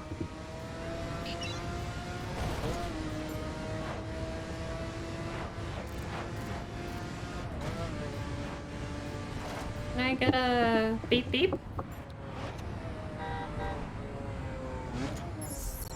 We got reports of a mobile felon in the area. Yeah, you do. What are you gonna do about it? All area units, high-speed chase is in progress, local vicinity. Target no longer in visual range. Oh, the drop frames there. Heard and understood. Can't see him. Anyone got eyes on? This is an alert to all points. We have a high-speed... Easiest chase of my life. What an absolute waste of time. For some reason, they lock your brakes up in this menu. Alright, but I think we're basically at the destination.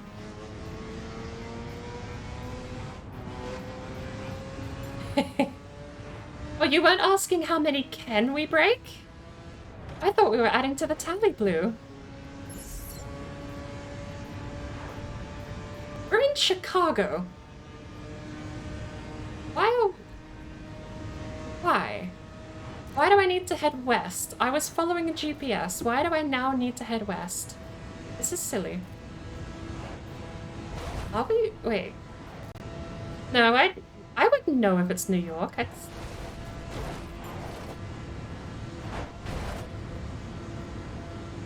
Bad game. Nice knowing the game, but it's gone. There we go. Alright, so where's the bridge over to the other side of the bit I'm looking for then?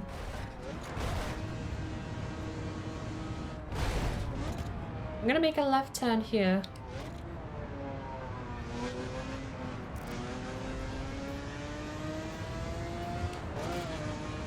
I think, hang on. These both roads are the same here, but I think I need to be one lane over.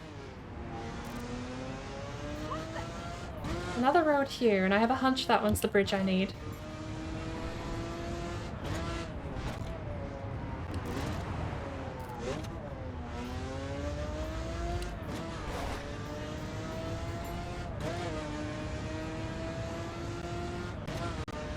See how well I remember Chicago. I'm pretty sure this is Chicago. If I'm wrong, then I will,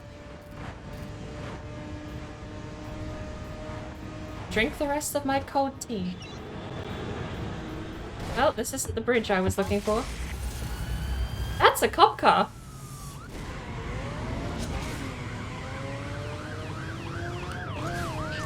Oops. How do I set those off? Left and right? We have lost visual, dispatch. Copy. This is an alert. Lost visual. Roger that. All units stand by. Target located. Drive into his field of view. Acknowledged. Control, I can't see the Was target. watching the road. Copy. We'll get back to you ASAP. He's long gone, dispatch. Don't know why, but the car just locks the tires in this menu. Nothing else interrupts your driving except police chases, and it's the only part I dislike. Police chases don't let you keep driving. So, you know, actually, I think directly behind us is where we need to be. I don't know that freeway is where I want to be, but that might be. Oh, never mind, that's a tiny bridge. Okay. Getting lost in the city.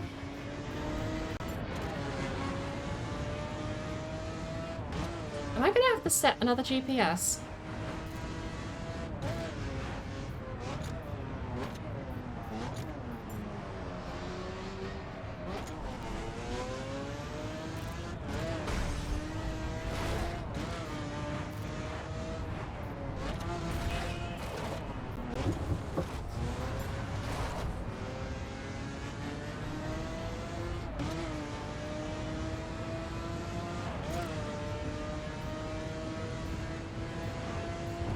Prison should be somewhere off of this road. But I also don't know how confident I am on that.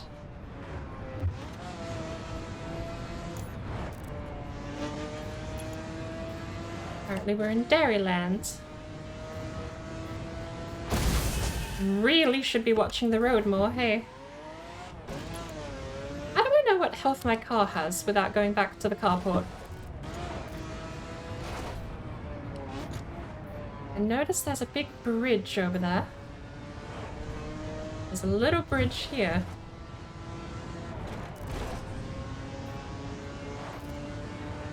I'm gonna have to actually open a map, aren't I?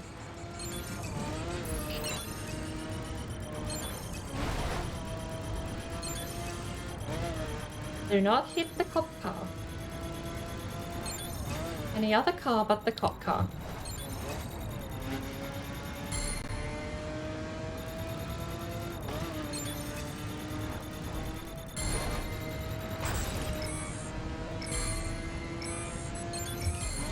I'm gonna platinum medal. This one doesn't lock the tires up. Look at that. Isn't that so much nicer? We can still drive.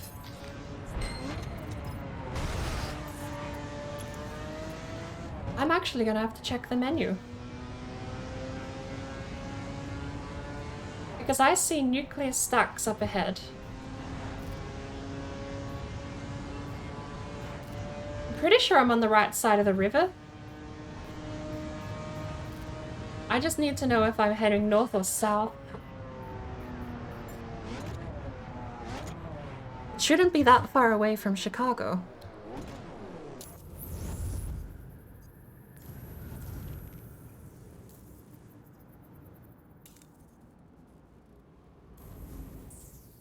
Apparently it's north of Chicago. But this Zoom is terrible.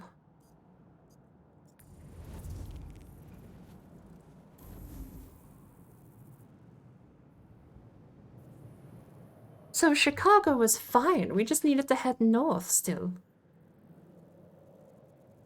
That threw me for such a loop. I don't know why I thought Chicago was the wrong way. Because I remember I got to Chicago, I just said, why do I need to now head west? I didn't.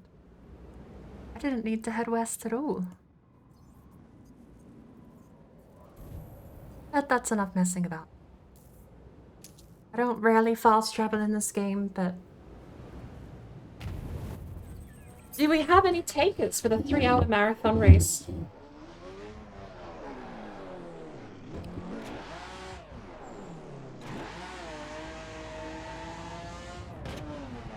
We are here, after all.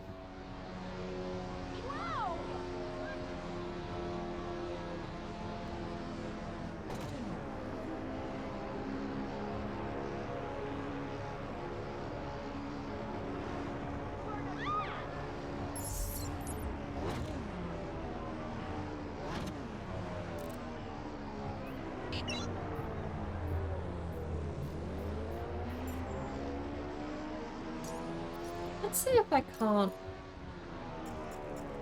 Oh, all the way down the bottom here is an FOV scale factor that I can't change. I would love to change my FOV. Game settings...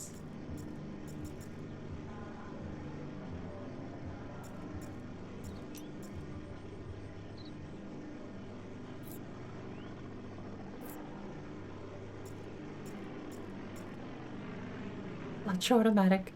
On a sequential, yes.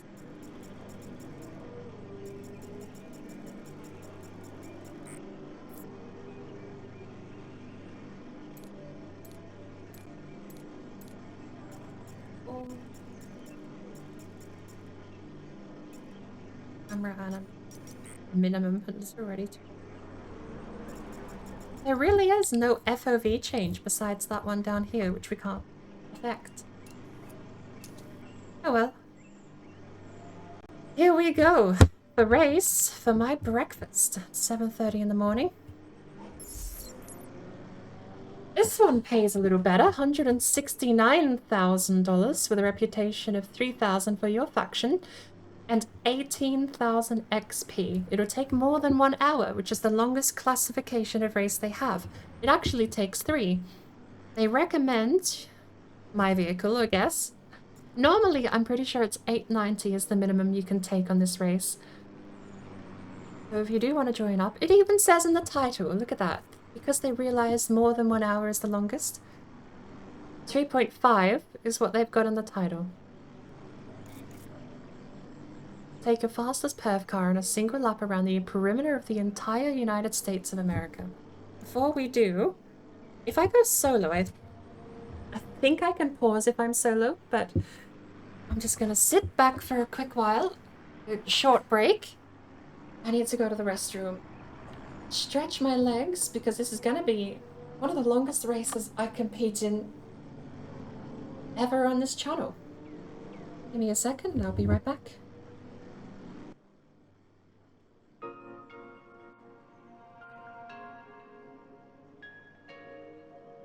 I'll be back with the calorie and hydrate shortly.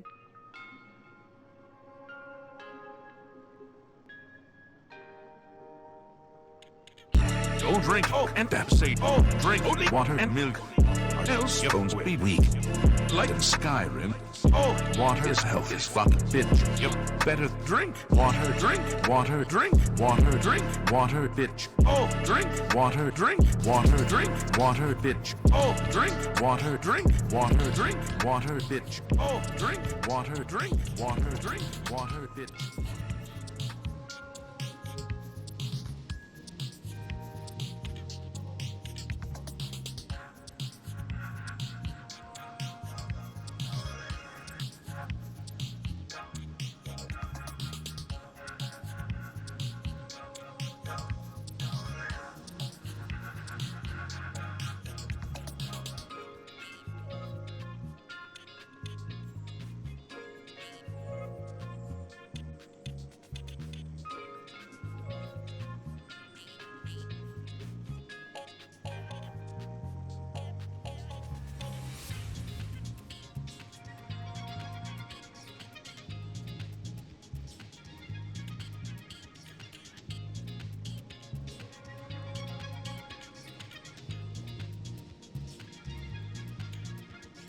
During the nesting season, the parents are busy providing food. A brood usually consists of 3 or 4 young.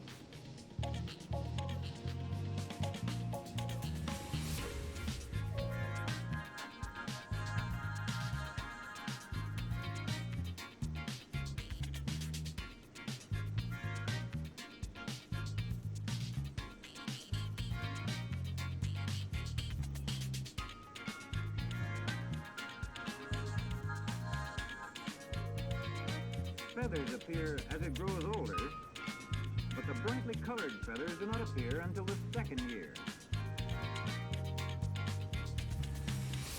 The parent birds often bring rabbits or squirrels to the nest.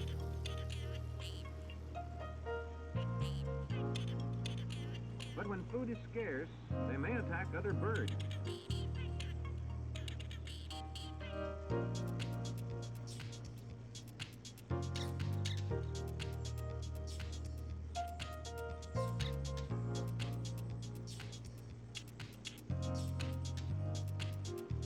A case of hawk eat hawk.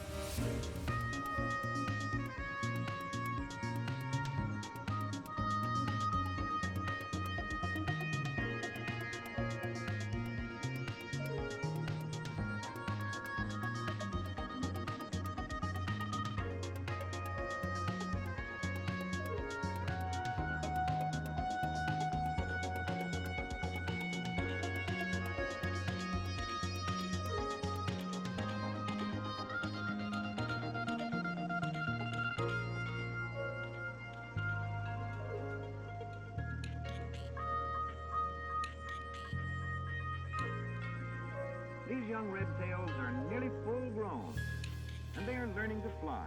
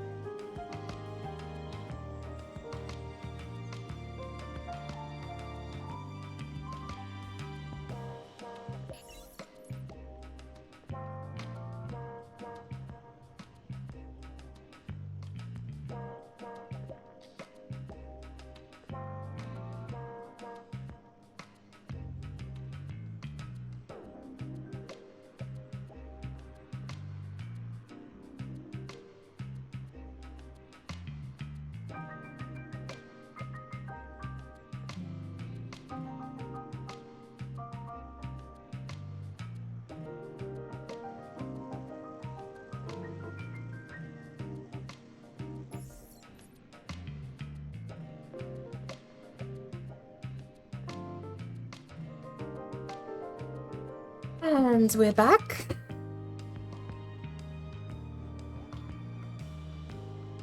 For my calorie, I grabbed a dried apricot bar.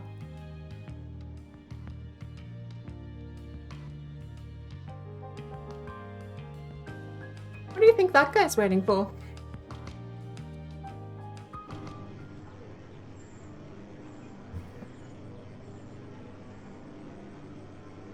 Standing there in the middle of the road? Is he the guy that's gonna flag us down? Start the race. And hydrate too.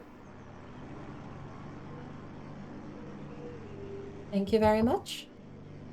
I'm gonna finish off this apricot bar before we start though.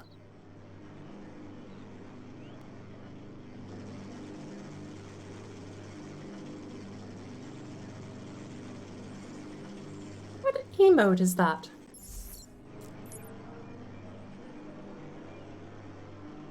The wolf's pouting. From the tiny, tiny, tiny thumbnail I get on here, the little version of it, the nose looks like a mouth, and the mouth itself looks like you're just chewing something. Scrubs almost got killed.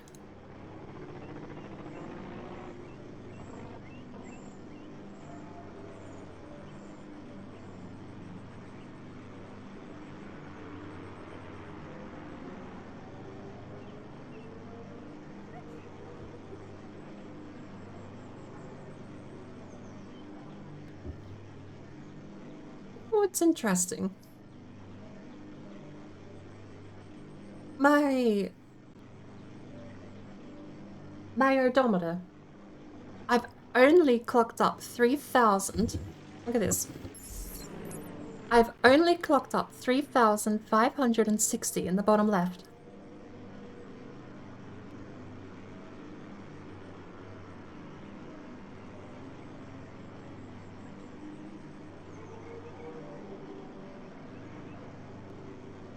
Despite this car having seen the entirety of America about 5 times over.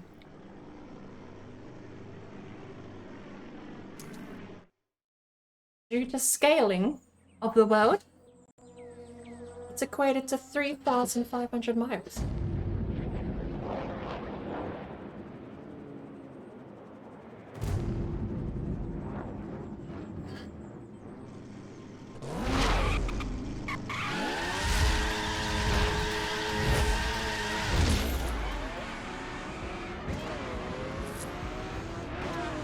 I think everyone here's a little outclassed in this car.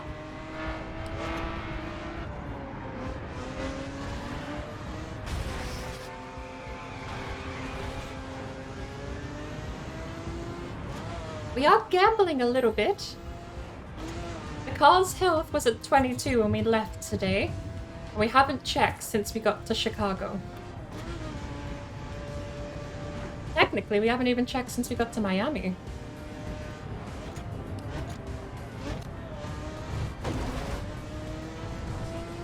Oh, piss off. It was a bright, sunny day. These endurance races just love literally pissing on you. Can't have a nice day, you gotta have a bad weather. Sentence, but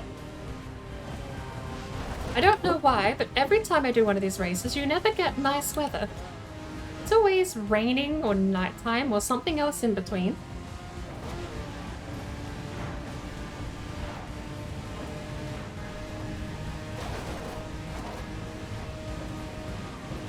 Oh well. At least it's daytime. Raining and nighttime combined, you can't see anything.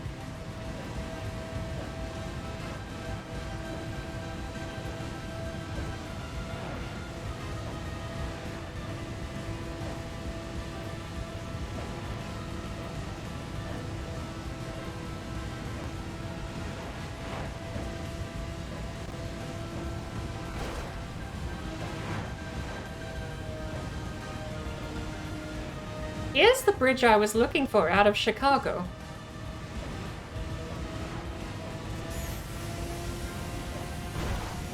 I'll have to remember it's more north-southbound than east-westbound. Actually, does this skip past Chicago? Does this go to New York?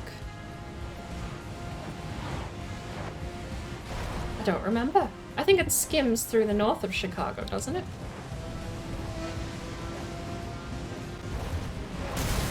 That is bullshit. I should have grazed him. I do not think that was terminal. It's fine. Like I said, I'm pretty sure the AI are a little outclassed when I'm in this thing.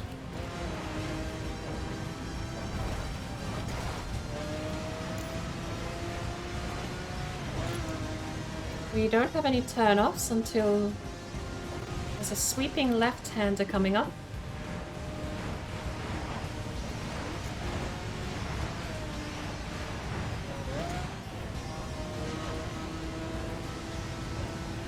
No turn-offs still.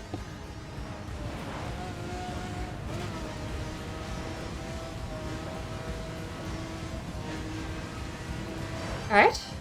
This is honestly such a vibe for street racing. It's been so long since I played the crew, I forgot how good it feels just to be a normal person. So many of these games hype you up to be the man. You're just the guy. You're the chosen one, which... You know how stupid it is to have a chosen one storyline in a racing game? Do you know how many racing games, annoyingly, I've played? I missed my cheat turn off there. I played so many racing games that treat you like you're the only one that can beat him. And here we are. It was cool in Most Wanted 05 when it was beef, right? You weren't the only one that can beat Razor, but it was personal and you weren't going to stop until you beat Razor. That's why it was so cool. Razor was still a force to be reckoned with. He was undefeated. You put in the extra effort to get there because it was personal. You weren't the chosen one. You chose yourself because the alternative was to give up. I think that is an infinitely better story than everyone going, "You're the best driver in the world! No one's driven as good as you before, ever!" Which is basically what you get in Forza Horizon and the new Need for Speeds. They just kiss your ass the whole time and it's like, I like this, right? And again, this is another Revenge Quest story, which we laugh at Ubisoft for doing a bunch of Revenge Quest stories. All the way back from Splinter Cell Conviction to modern day Assassin's Creed. Still are Revenge Quest stories, but even so, it works here. Because you're just a guy. No one's kissing your ass. In fact, there's even arcs in the main story where there's turmoil between you and your story crew. Your crew from the campaign don't super get along. Not until the very end, when you actually get like a weird, super bizarro moment where everyone comes on the radio and says, "I believe in you." Creeped me out a little bit. Kind of, not cringe, but it was like funny cringe.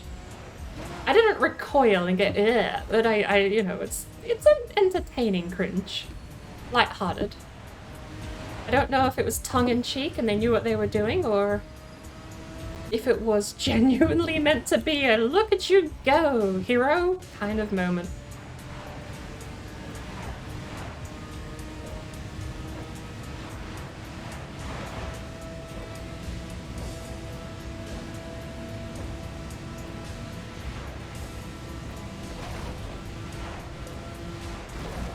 But this feels nice.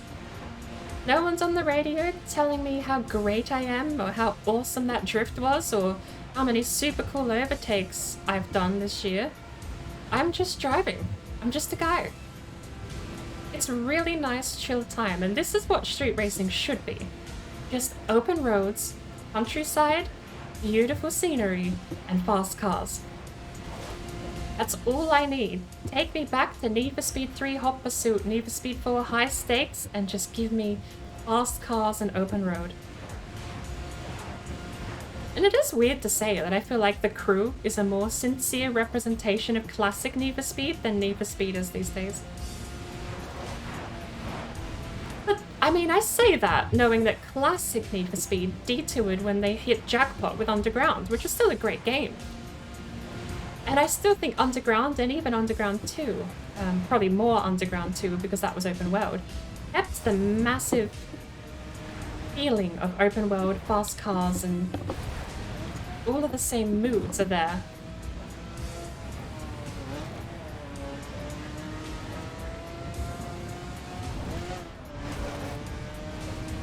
Can you join the next race? Well, we're only... Okay, I can pause. It's a solo race. If you want to join this one, yes, but it's Frontier Tour, which takes 2.5 hours. I'm only 7 minutes in, and we haven't found our second checkpoint yet. If you would like to join Frontier Tour, I can restart and set up a crew. Otherwise, the next race will be in 3 hours. But welcome in all the same. A sip of tea while I've got the game paused.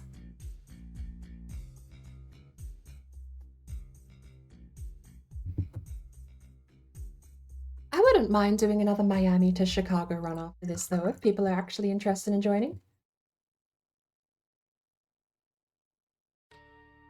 Would like to join? No worries.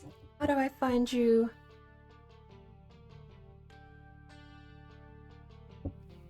Let's head back. Can we, if we abort, we're just here, aren't we? It's fine, we'll fast travel back. Oh, it did it for us. Lovely. So, space. If I press space, hang on. Space? Oh, no, that just meant physical space, not the button. Right there on the left, under my name it said space. I mistook that for a keyboard prompt. I need to look up what the button is to get the crew opened, because I don't think I have it bound to wheel. Change camera. F. Cool. Lean forward, lean backward. That's gonna be motorbike only. Is there a way to change camera while I'm here? Zoom in, zoom out? No, that's for the menu.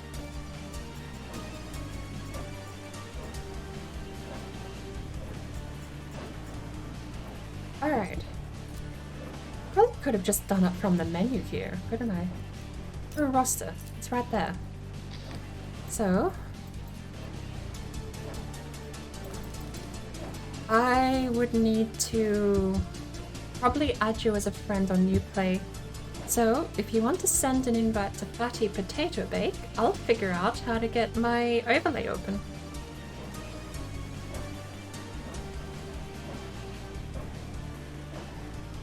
Did I disable overlay for this game? That's gonna make it very annoying. I think I did disable overlay. Okay, give me a sec. Because overlay was killing my frames in Siege, but I can just open up the client. But you've got my username there on the screen, so I'll wait for an invite.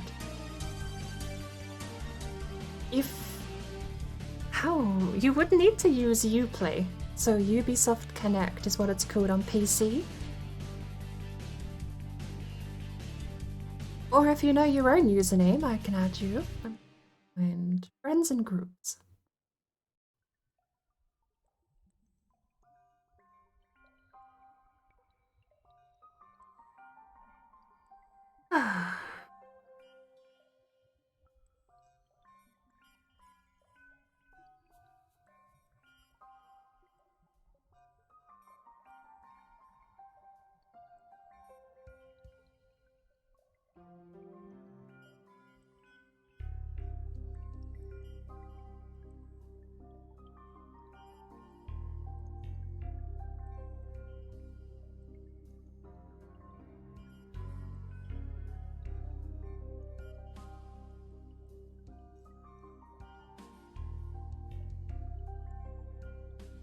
I can't believe I'm playing the crew, and it still took me a while to actually realize what TC2 standard for.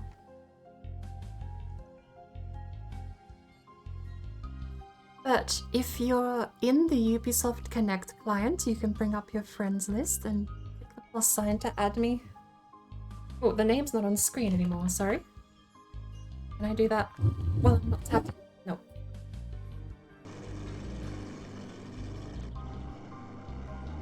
Go. Might just have to stay tabbed in for now. Alternatively, I'm happy if you know your own username, I can pop you in and send a request your way instead. Pretty sure the game would receive a pop-up if I send it, but let's have a look.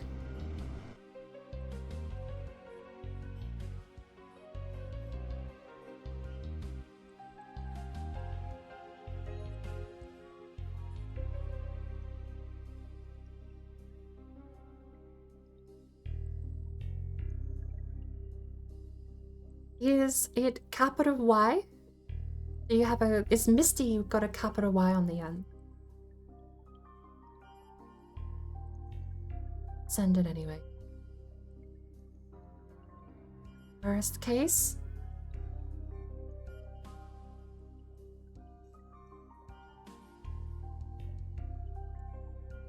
No capital Y?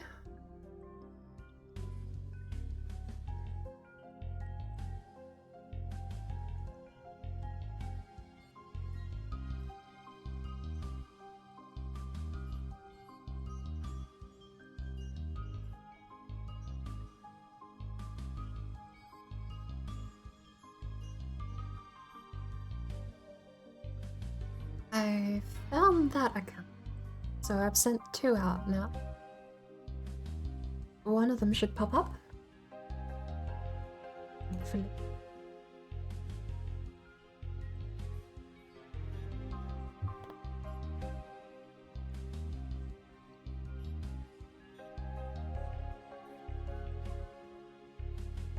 Yeah, right. So, with that taken care of, does anyone else want to jump in while we're getting this sorted? I think now, if I go to friends, go, and I would just invite to the crew. Bingo. Do you have a perv spec, Carl? I'm happy. Do I need to disable voice chat? I don't know if I have voice chat disabled. I can downgrade to a lower spec perv car if need be. Where is voice chat? My voice chat? That would be nice if there's no voice chat and I don't have to worry about it.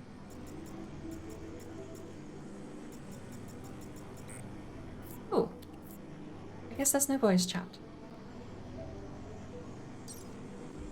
But I'm running 1300 perf spec at the moment. I'm pretty sure we can drop the race down as low as 890.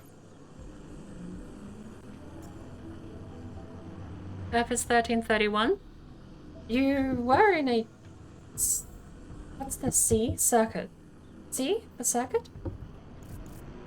Why have I forgotten? Street. Okay, no, S is street, C is circuit. Alright. Well, if I queue us up, it'll give you the choice anyway, so if you're ready to go, I'll start the race.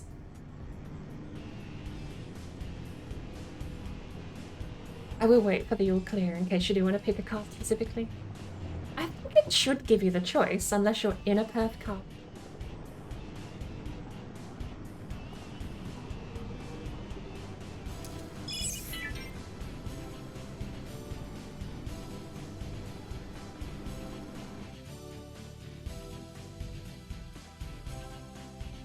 Good luck. I don't know too many shortcuts on this track, but there's a couple that save you quite a bit of time. Most of them are just not following the GPS, making sure you actually take sensible lanes. But all the same. Connectivity issue. That's not good. Is that just delay? There we go. Just a bit of delay. That should be fine.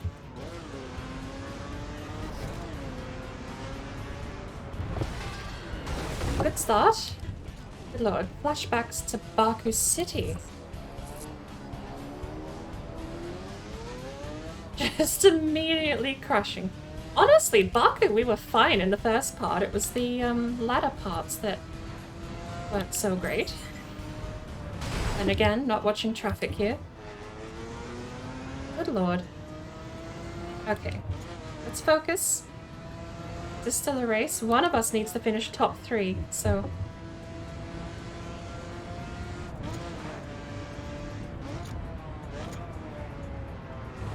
That's a brick wall. Ah, okay. Get back in the zone. Where's my focus gone? Apparently Juliana crashed somewhere. Or straight up missed the first checkpoint, I guess.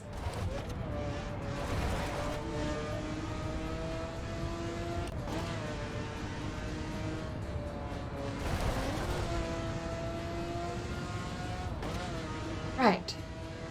Focus. Keep it cool. Try not to cause too many accidents with traffic.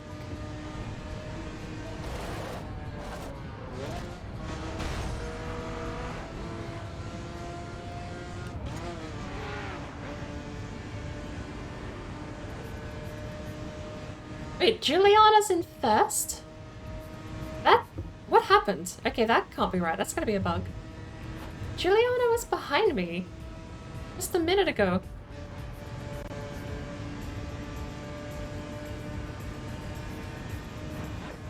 I'm not gonna question it. I'm just gonna keep driving until I find out where Juliana is. Unless it's one of those weird things. She's over there, all the way back in Chicago, basically. So it might be one of those weird things where we've gone a roundabout way to reach this bridge to the north of Chicago. And we'll catch up with her soon. Or the AI bugged out and just went quickest route. Which would be amusing all the same. She's straight up in Chicago.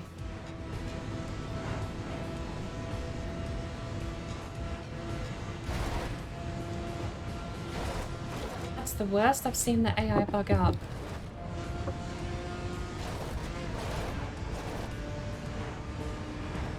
Alright, where are we going? We've got a right-hander here. We did have a right-hander here. Okay.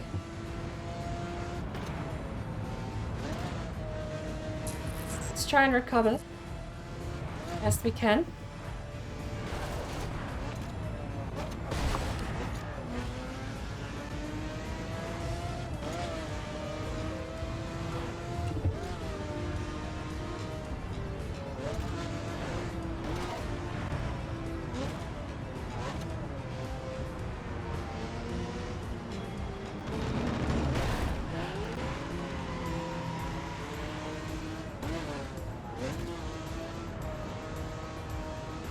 cautiously navigating my way.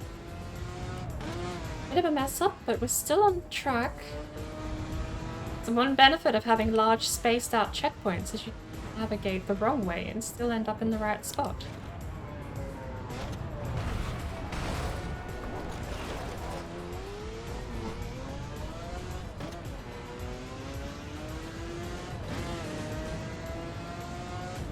There we go. Oh, detour. The traffic almost veering into me, good lord.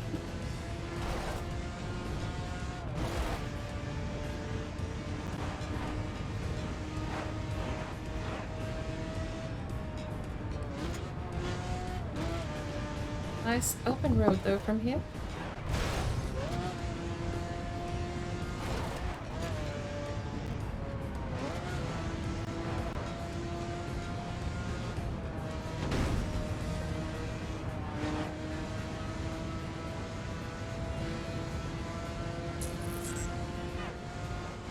Watch the damn road.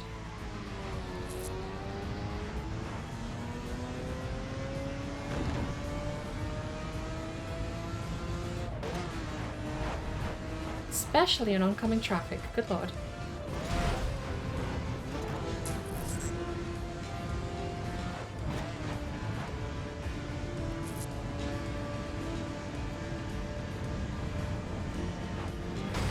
Okay. Nerve-wracking.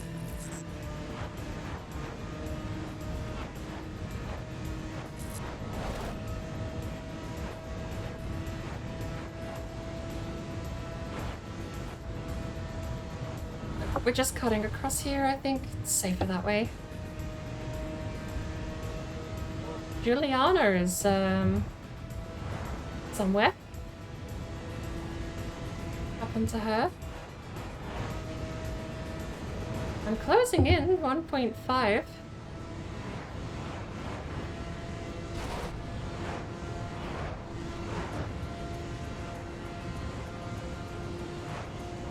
There's so much traffic. There is so much traffic on the road. Ridiculous.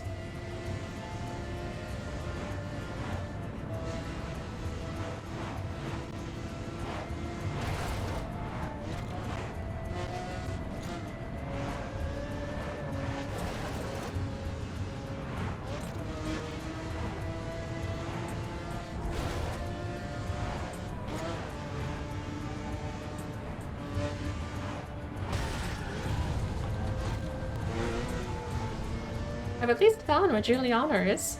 She is, somehow, just glitched super far in front.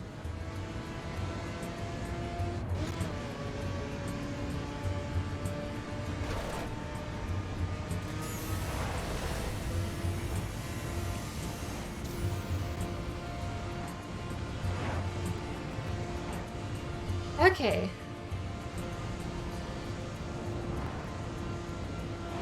Focus. Back a little bit, make sure we're actually not slouched over the wheel here. There's Juliana doing 40 on the freeway in a Dodge Viper. Everyone to their own, I suppose.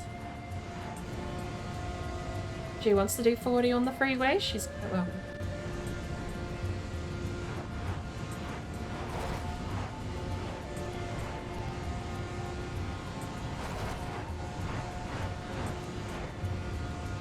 Audio crackling. I hope the game is holding up with the network connection.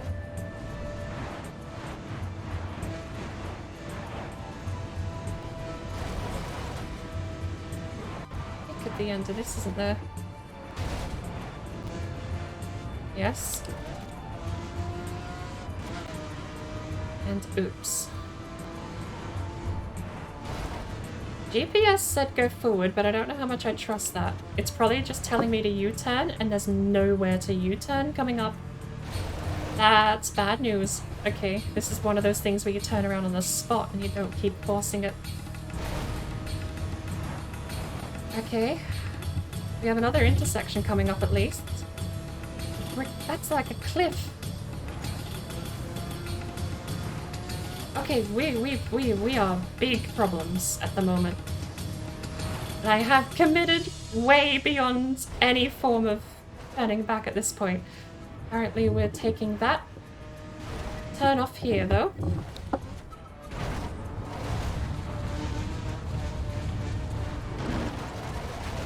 GPS will get me to the destination, I just don't know how well I trust its navigation skills.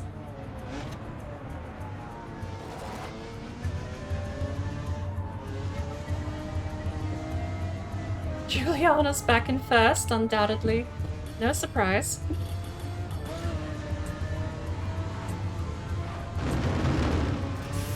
Where's this road taking us, though? Where are we going?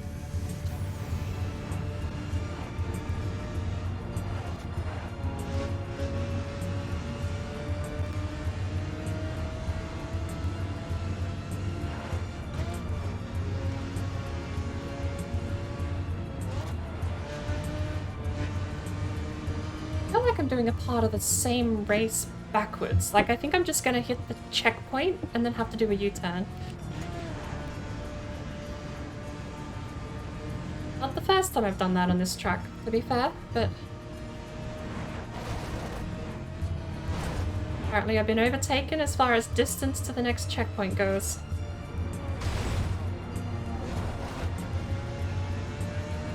I am lost. Okay. That's fine. We made a big mistake. Probably one of the few races where being lost isn't the end of the world, but... the downside of messing up the one time we can't just casually restart, I suppose. How far away is this checkpoint? How far did we go? 7 miles left.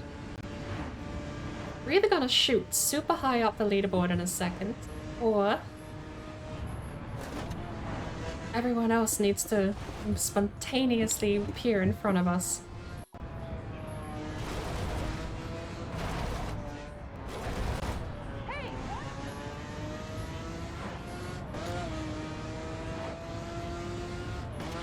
Okay.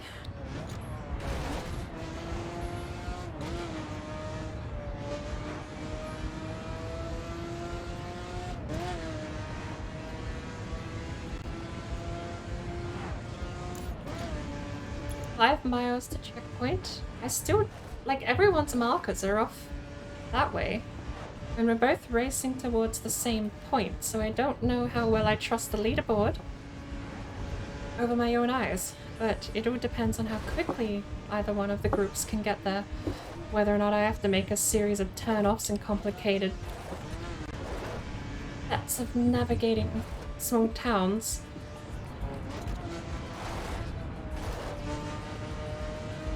At the moment, I'm still on this freeway and I look like I'm about to pass parallel to the checkpoint. I understand why I'm so far behind now, because there's no turn-off. Oof. And I do get the hunch that this is actually a part of the track we'll be touching later, for some reason.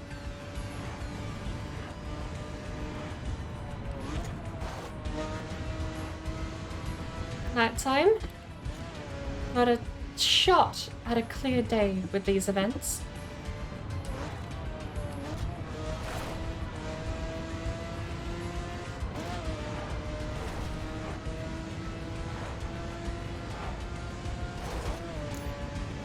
We're a mile off.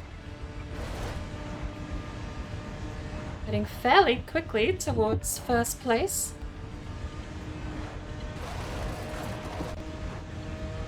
I have a feeling first place is heading fairly quickly towards us.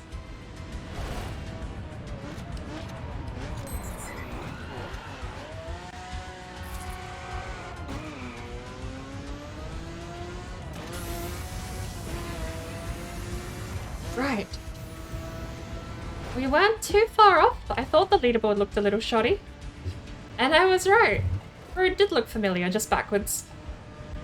So, at least we're gonna get nighttime over before we hit, we'll probably get nighttime over in New York at this rate. Pretty sure we get to go back through New York. Hopefully by the time we're on the Southern Freeway, it'll be all good.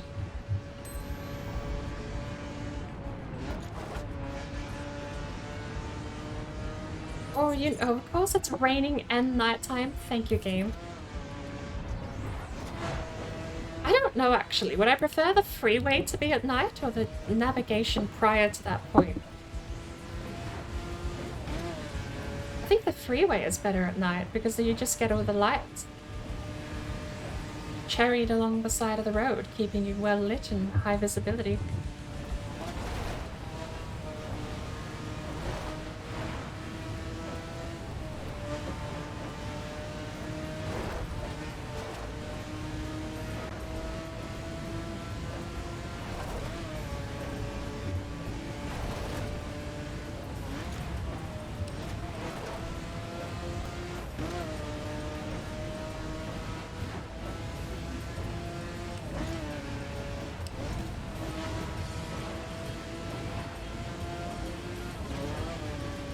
So are we backtracking all the way back, the exact way we came, back onto the same freeway turnoff we used before?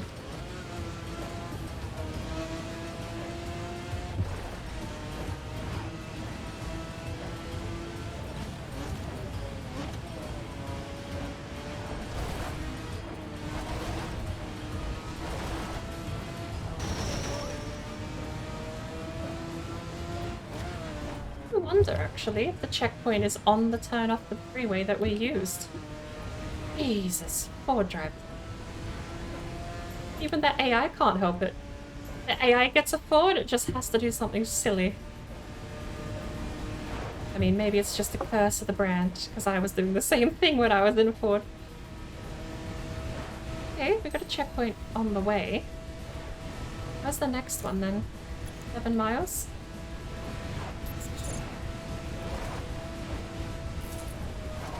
Watch the road. Watch the road.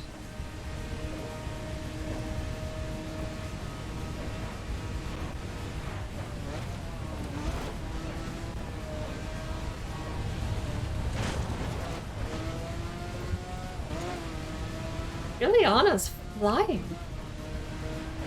I don't know what they did at the start of the race, but they seem bugged out.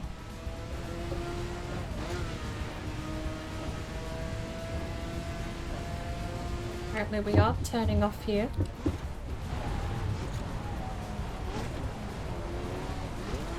Again, not watching the road. There's a barrier there.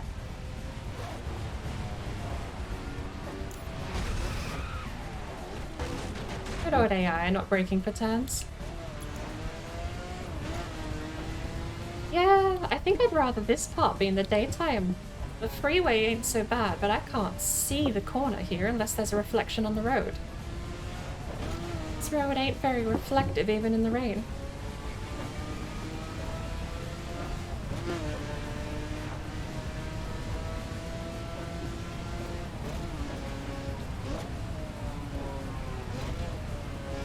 You know what I maybe could do? Giant marathon races after my league race seem like an interesting way to spend the Wednesday. We got 3 hours here in the crew.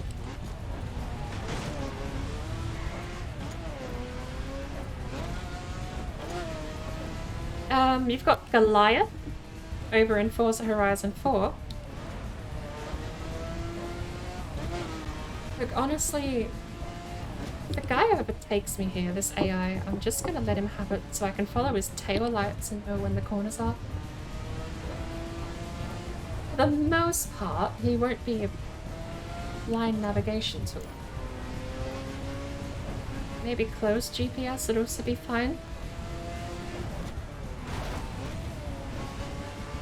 I'm kind of granny driving here on this coastline at the moment. Not super fast, not really following good braking lines, just cruising.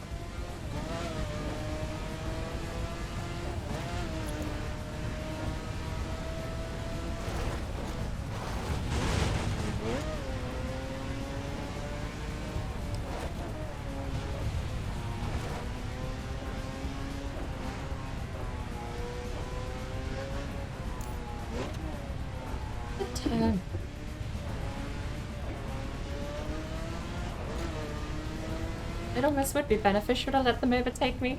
I can tail them.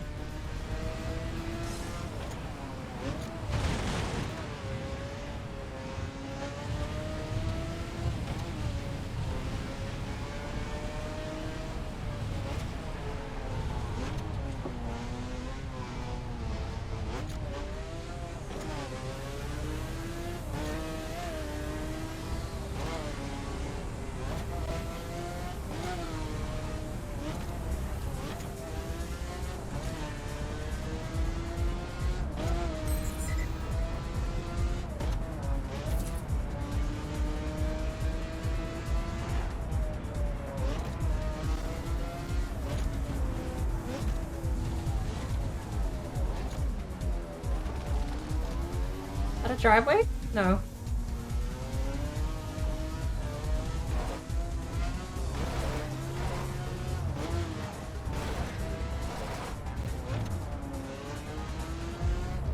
$500 in front. They spun out on the turn up ahead though.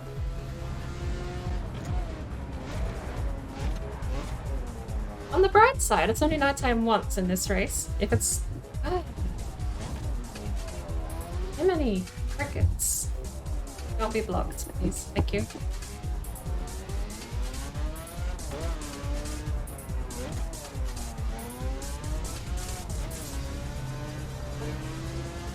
I will just wait to get back on a highway.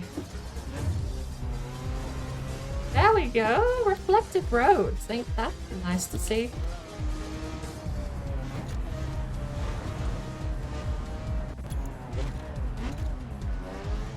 One of the few towns where the GPS actually has the shortest route. Because it's just the square.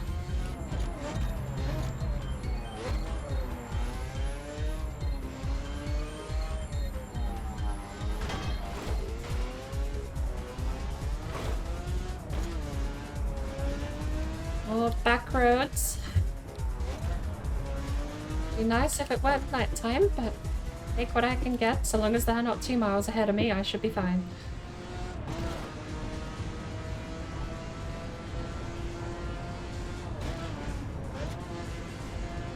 Don't tell me we have to get around the swamp area in the dark. It's nightmarish. Juliana? Kinda slow. They cap out at like 140. What's that about? They're bugged for sure, because anytime I get on a freeway, they just disappear behind me.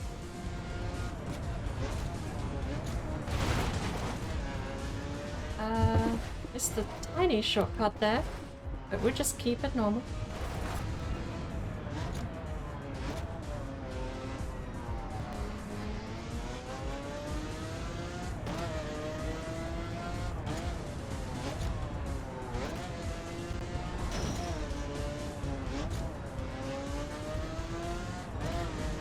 Right. Where are we now? New York. I knew we came back through New York.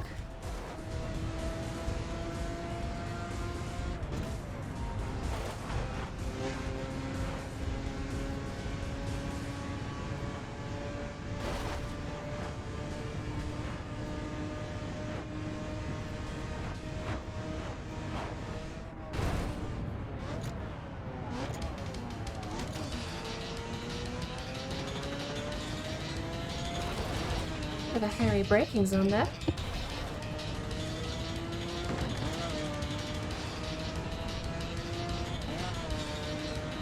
Turn off. It's the cube. Now look what we're gonna do with the cube, because the GPS wants us to go through the cube. That's what the game devs designed this race to do. Drive through that cube, the park, middle of New York. Let's go straight. There's no checkpoint there. If you don't turn at the park in New York, you get one turn, and it's that one. Then you're on a nice piece of straight road again. Small things like that save you a little bit of time. I don't think that's super cheaty.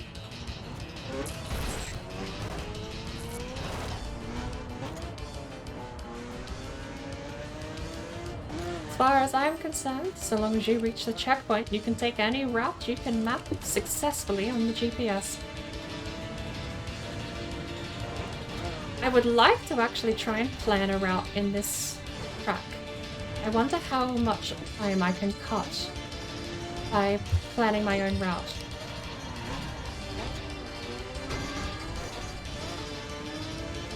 There's certain routes that can't be changed, like this one here into the tunnel. To get over to the other side of New York, I think is compulsory.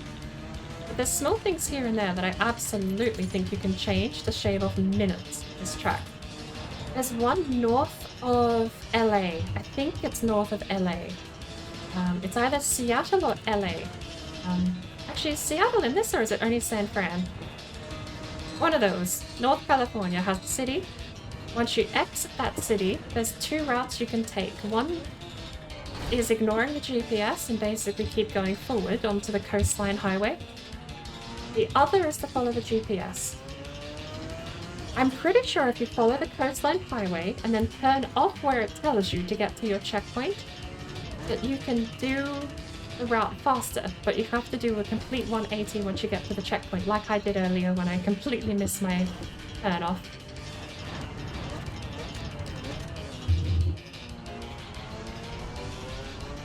But I'm pretty sure it's minutes faster than the suggested route. There's a couple of other really, really good cuts, but none of them are as massive as I think the Seattle/San Fran cut.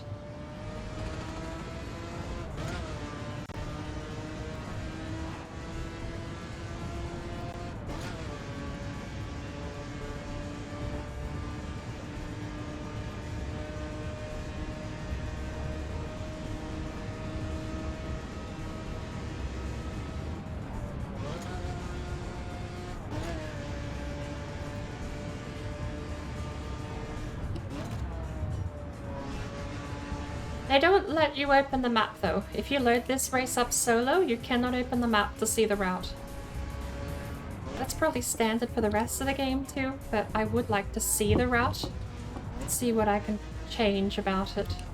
I don't want to even edit the GPS. I think it puts it more down to skill if you have to execute yourself and not follow the GPS line. If the GPS line is not the fastest route and you know your own way around the race, I think fair game.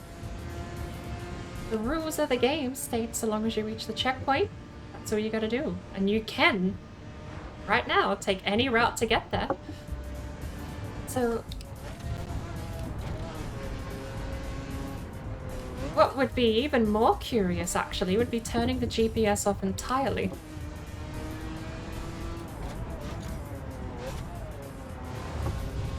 Forcing navigation. Like, you have the line in front of you, sure, but let's actually genuinely just take the eyes out and see how chaotic it gets and which way people go. Do you end up following a train, convoy, trusting the person in front who might know where they're going? Do you risk being in front and not having parts of the track you know or can navigate confidently yourself? I think that would be fascinating to see in execution.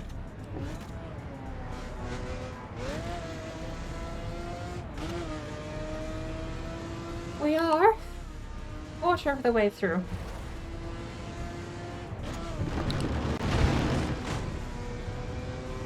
Hope that doesn't damage my car. If those water boys damage my car, I'm in a lot of trouble for the rest of the race. I missed my turn. No, I didn't. It's hard to see. Minimap right now.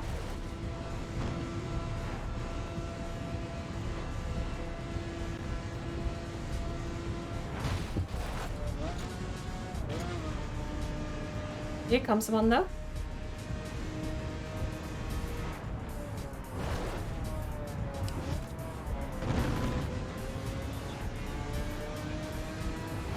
Make sure there's no checkpoint on the off-ramp and just take the wrong way. Stuff like that. Small things that you can spot on the map as they come at you. I think it's going to be the larger navigation that would be really interesting to see in execution.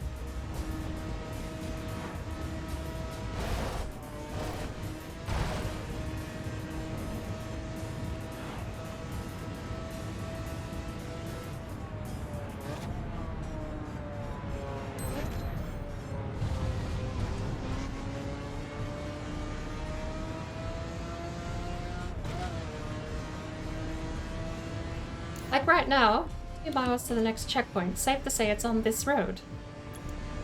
That's a fairly safe bet.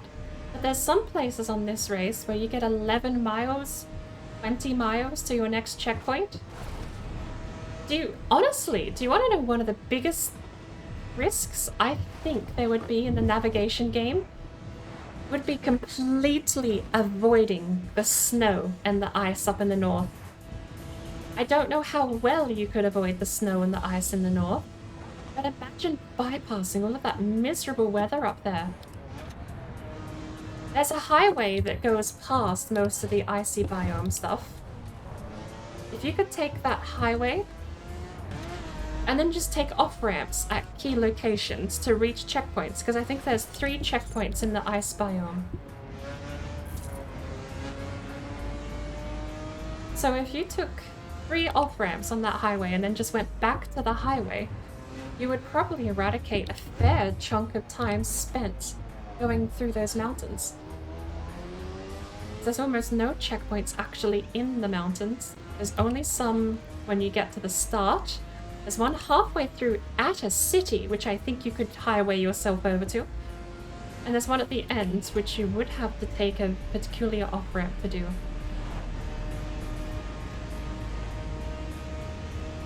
Or even if you just want to do like a 90% of the way, take the highway to the city, the one straight in the middle of the ice and snow, and then just follow the regular road, because it clears up not long after the city, not long after you get through the town.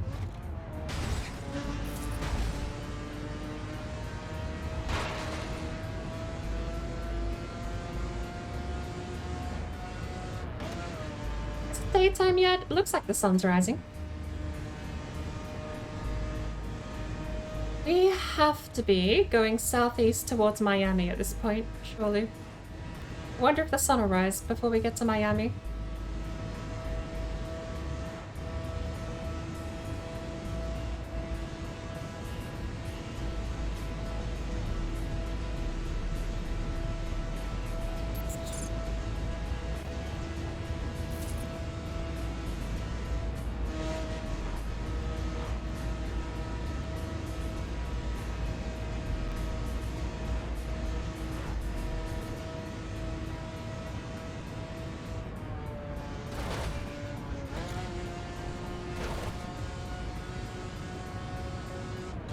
Like the sun's rising right now, actually. See it on the side of buildings. Moon's still up in the sky, though.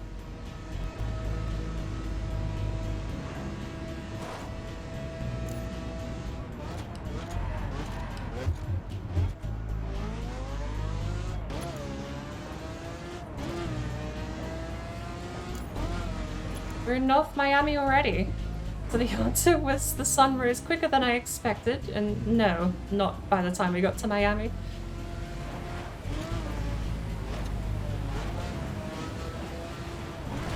If it weren't for the fact there were several checkpoints in Miami, I would love to bypass this town. It's terrible to navigate at speed.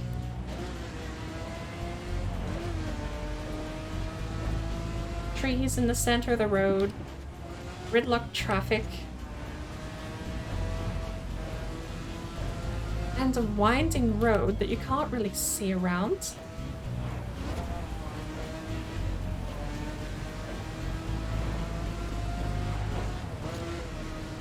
Pretty heavy traffic too.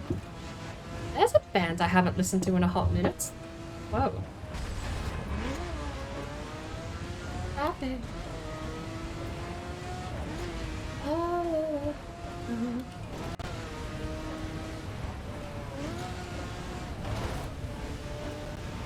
It's just nightmarish. This is the place where I normally get my first terminal damage of the race.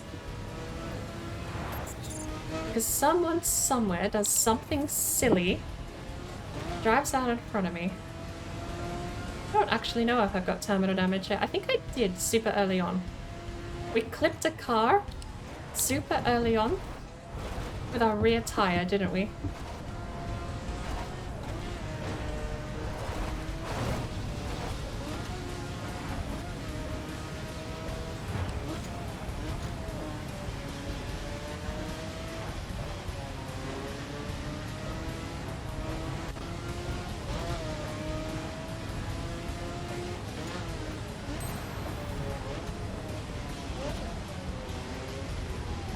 There's the first checkpoint, basically mid-Miami.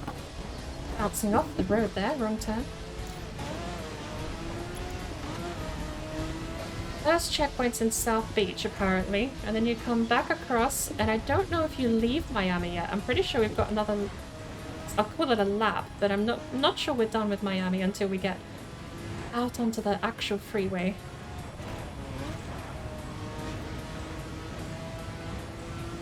We are heading west. That's awkward.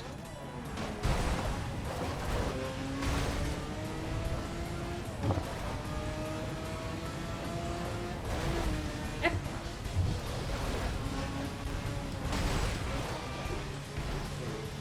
I don't know if AI takes over when you pause, but I know we can't pause. Like pause time. But I want to remember that. What time in the VOD are we up to? I want to remember that. 6 hours? Alright, at 6 hours in, something typical happened. It's a bird!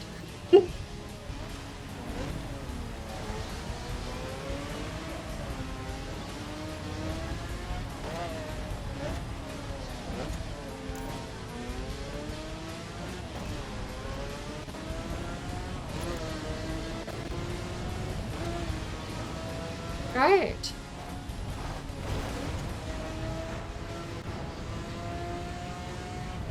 Jonathan! Hello there. Welcome in. Hello there.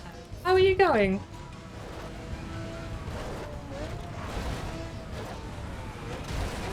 Don't mind that. I had to slow down for the turn. It was planned. Moo! Moo is indeed. How is your stream? How are you going? I do apologize. Pausing is not an option. Neither is typing. Don't text and drive. But I hope you had a lovely stream. What did you get up to? I saw you were tagged art, actually, a little earlier in the day. Did you do any drawing? Or did you have other art-related things you were up to?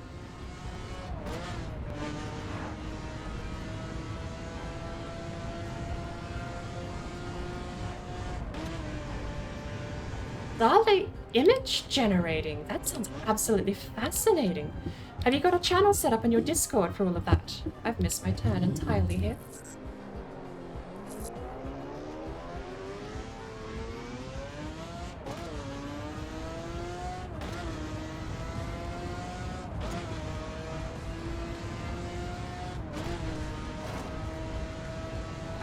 Oh, you put them on your website? I'll absolutely be going and giving them a look later. I love...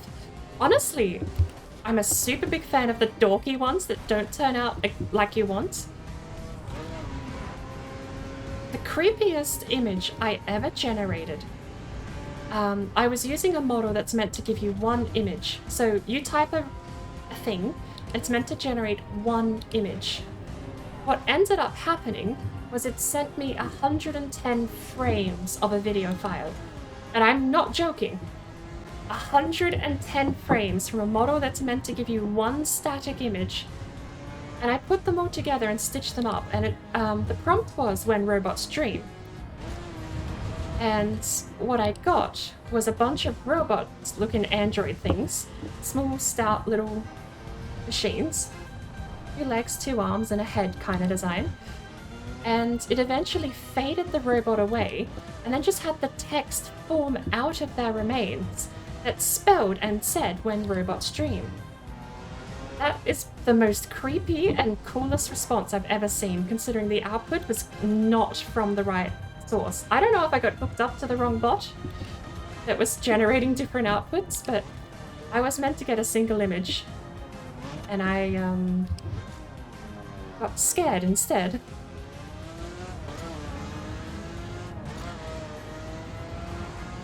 An AI with a political agenda, right?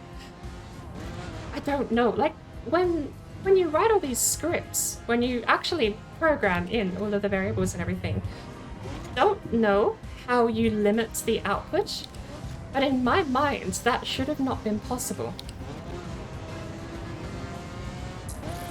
As far as I can tell, I should not have got 100 images that formed the video. I do not know what programming would have caused it, if any, or if I genuinely just have a mishap and the interface I was using might have hooked me up to a different model somehow.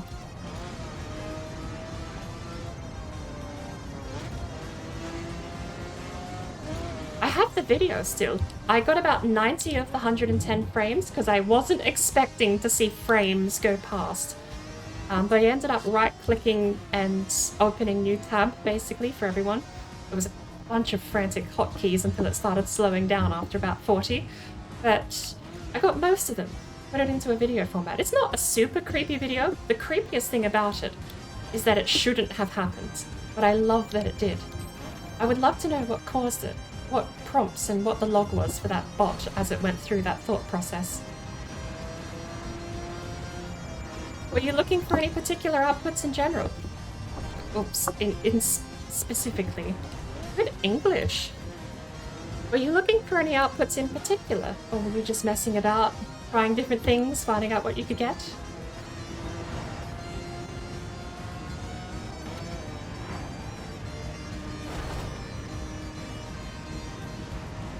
Viking and Valheim related stuff. Sorry, I just saw that. Viking and Valheim related stuff with some randomness. I'll be really curious to check it out. I've got probably about an hour left of this before I'll be doing anything else though.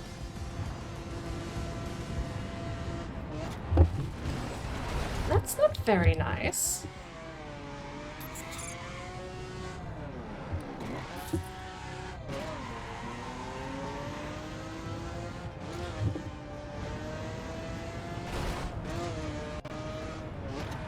What is that turn? What is that? I don't know why the navigation has put us here. That's weird.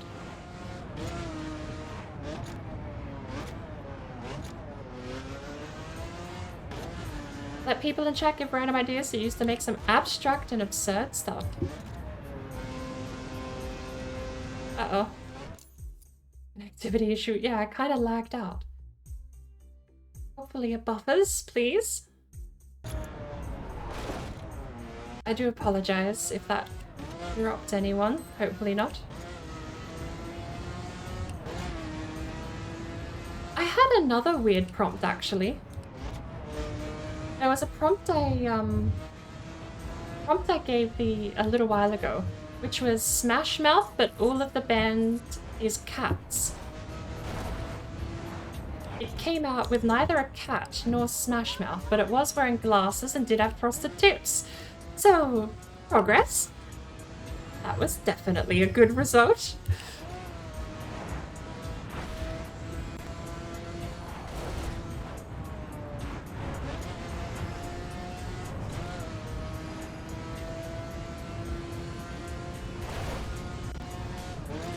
I'd be curious how well it does with niche stuff. Like, understandably, when you put in things like Smash Mouth, it's got a plethora of photos, videos, music, everything to draw from, music videos themselves even.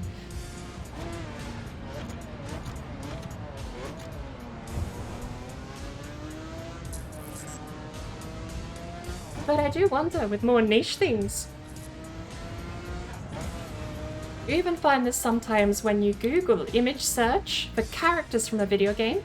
Like if I search Emperor Uriel's Septim is a pretty well-known name, even if you're only loosely familiar with the Elder Scrolls. But imagine searching for Martin Septim. You might get a bunch of Martins on LinkedIn show up.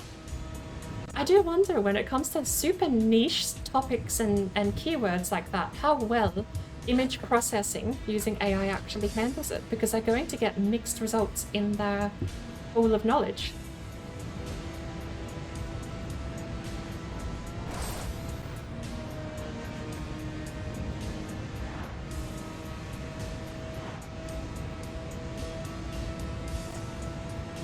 Back to more rain, but at least it's daytime now. A bump. Does not know who Yagmoth is, for instance. That's true, because Valheim is fairly popular, but again, using characters from the lore. I'm curious whether or not it gave you anything that even resembled it slightly.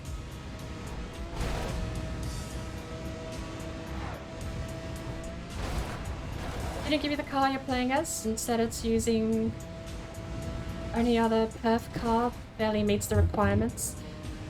I did mention that you were in a circuit car. I think it gave you a... Well, from memory, I've joined a couple of other people and I think I've only done a couple of online races, but it should ask you what car you want to use. But that was why I asked if you wanted me to downgrade, because this is my best perf car at the moment.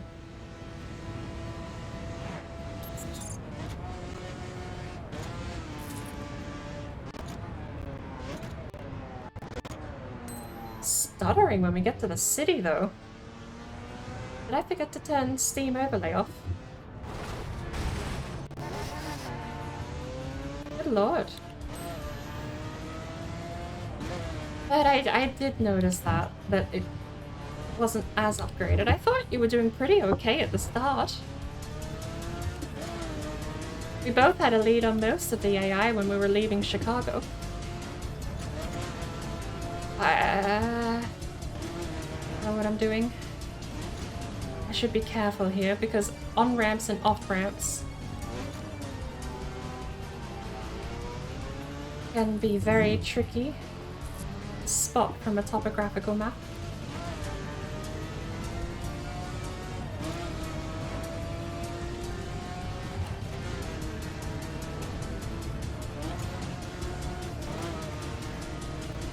So where are we now? This isn't Las Vegas yet. We're in the Great Plains in the south. That seemed like a city though.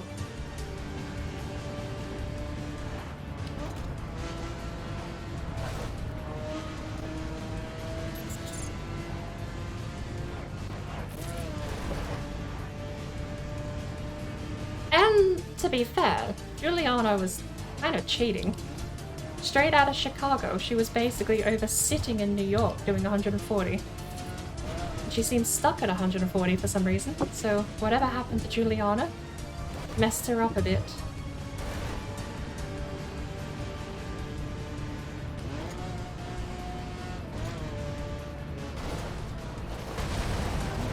We're fine. I take most of my corners on Tubu sideways into barriers.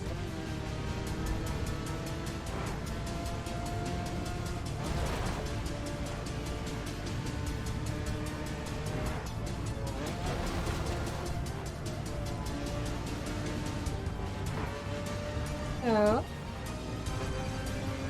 we're still heading south, so we haven't reached... The fastest part of the track is going to be the entire southern freeway. I really should know the name of the road, but for some reason I don't. I'll call it the Texas Freeway because it just completely flies past Texas.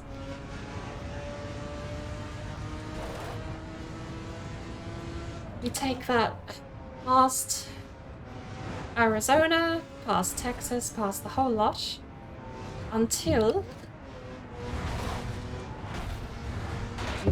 we get to LA. I think it's Long Beach is where we crash into LA from the coastline.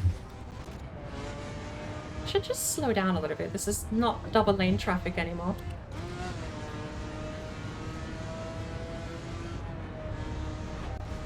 To remember how I navigate this bit. I'm just gonna do the sensible thing.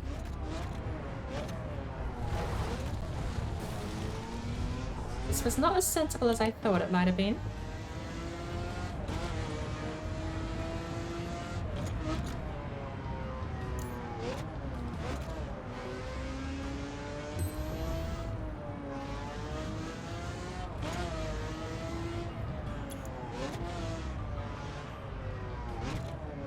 Ian's back again.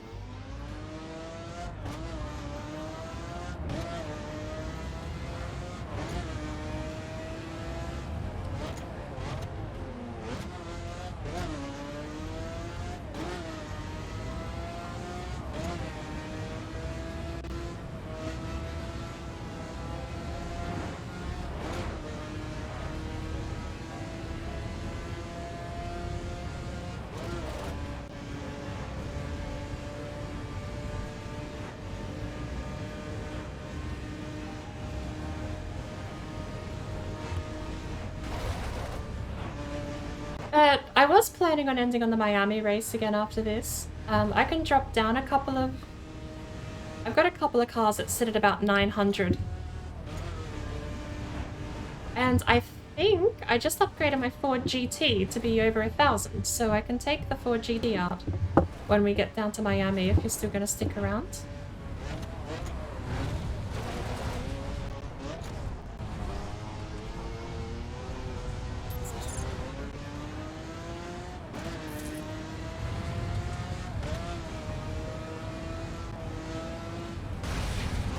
So glad I've not actually crashed in this car. I really should have checked its health, because I don't know what happens if I die. Like I said, it would be silly to end up doing the race twice over where that could be avoided. I mean, well, let's be real, we're not doing the race twice over. That would be silly, and I'm still fine.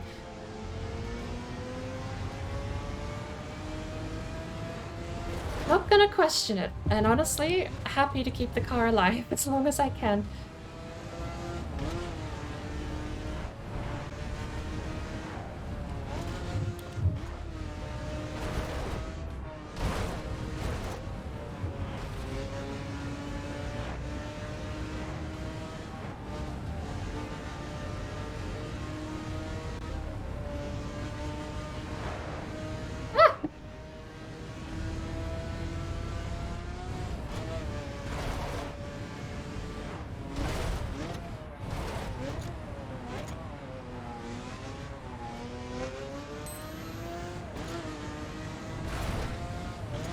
After this though, Tone, I could have shown you actually when we got to Chicago, but I'd be happy to show you the RPG mechanics really quickly when we switch over to the Ford.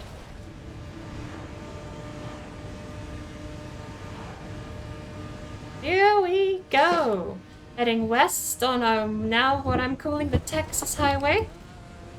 Don't worry, that's normal. I do it every time, sadly, actually, on that bit. That corner, it's never rolled me yet, but I'm daring it to one of these days. Don't disconnect. We're fine. Just a little bit of lag. Don't lose the time. Just don't disconnect, please. Keep the connection going, because that's the worst thing, is investing all of this effort to just be told no.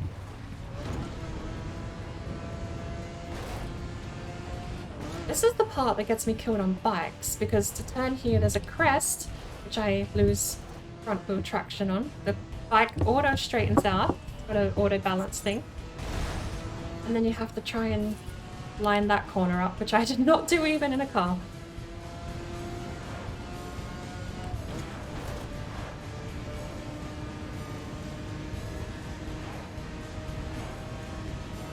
Right. Freeway! Now, there's...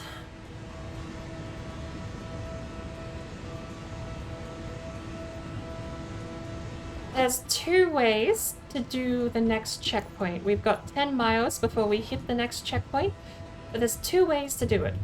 One is take the road and then just do a big skip at the end, or don't take the road, but you have to basically slow down, hit the checkpoint, and drive back out onto the freeway.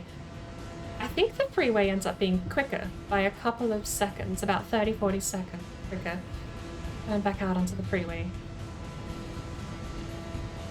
But I'll be able to show that off in another 3 minutes.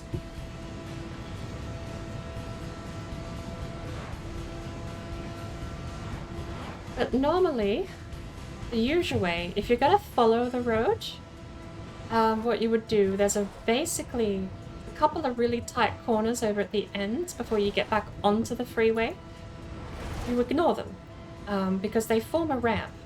You turn a hard left, a hard right, and then there's 180 degrees left before you end up back onto an on-ramp to get back onto this road.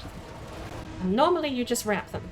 Just hit the grass full speed and it will throw you back onto the road.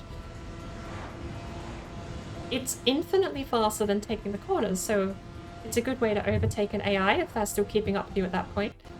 But I think the straight up faster way to do this part of the track is to ignore that part of the road entirely. Because the only checkpoint is at the turnoff. So you don't need to even worry about any of the road at all. Just hit the marker.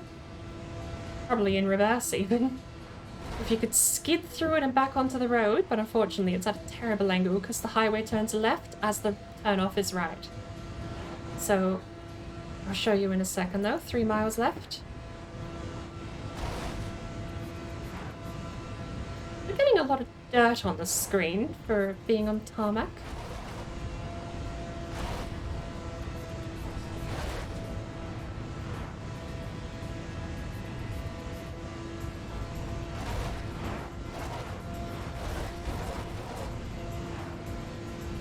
One of the few places I also use nitro. Because getting back up to speed is the big reason you even want to get back onto the freeway. So, going up here. In a little bit, you'll see the turnoff on the map. There it is. That's the turnoff. The checkpoint's right there. What we want to do, slow down. Pick up a bit of dirt. Back onto the freeway.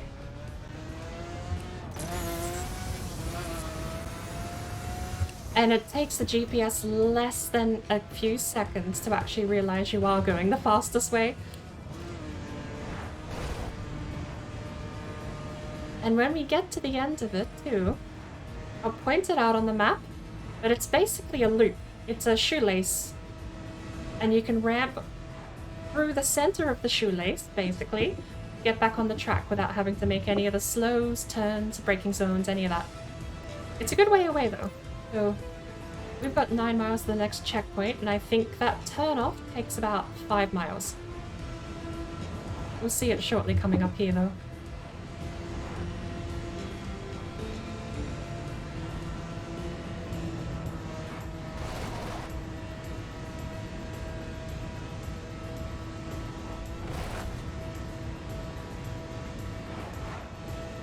There's the road. You see it in the top left, the top right of the map. That's the same road we just dodged. And right there, you see the hard right and then the shoelace circle. That's what you ramp off. That's the old shortcut I used to take because it did ramp you back onto the freeway. But then I put 2 and 2 together and realized that this is the same freeway. So I can just stay on the freeway at top speed the whole time. I think that save that we just went through saves us about 30-40 seconds total. The next big save that I am trying to figure out, I don't know if it's legit or not. It may be a bad save. Hard to tell when I can't actually really test it. Testing it is running it, and I then have to compare the two. But it takes so long, and we have yet to even get through LA. So after LA, we have a beautiful piece of coastline, lovely winding piece of road. Then when we get to, it's either Seattle or San Fran, and I forget which one. North of that, you stick to the coast, and you take, similar to what we did here, the fastest road, not the closest or the shortest. Once you're on the fastest road, then all you have to do is manage the turn off in going backwards, effectively. The one after, I'm going to call it Seattle, because saying both is silly, but the one after Seattle should save you maybe a minute, is what I'm theorizing, if you pull it off. If you stick to the highway, because the checkpoint is at the end of the turnoff. So normally you would turn off, you go through this winding road. Car, get around the corner. You'd go through this winding road, and at the end of that winding road, where it joins back up with the freeway, is the checkpoint. I thought we have to the next one. Which is actually just on the ramp. Okay. Right there. Welcome back, Jonathan. 25 out of 30. How far through the race do you think we are? Give you a hint. We're not halfway yet.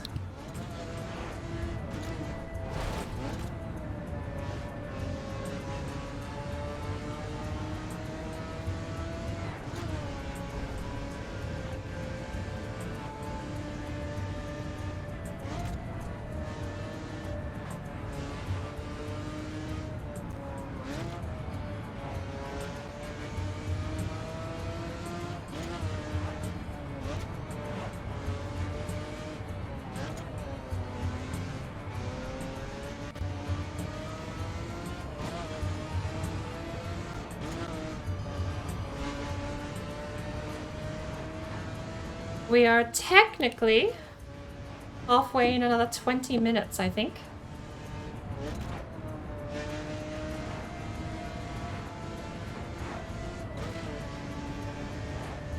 I could be wrong. I don't think I've ever done a sub 2-hour run, or a 2-hour run for that matter. I think I still average 2.5.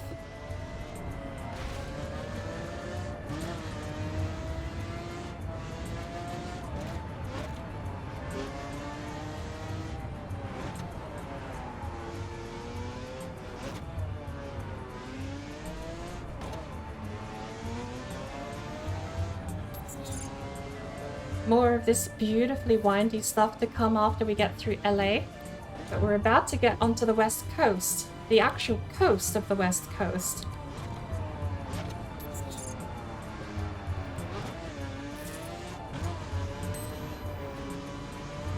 I do think American Truck Sim is way better for scenery, but as far as touring the entire nation, the Crew 1 genuinely has a great sales pitch under its belt. That's a Land Rover. But I use past tense. That was a Land Rover. Now I think they call those write-offs. And if I'm not careful, I'm driving a write-off too shortly.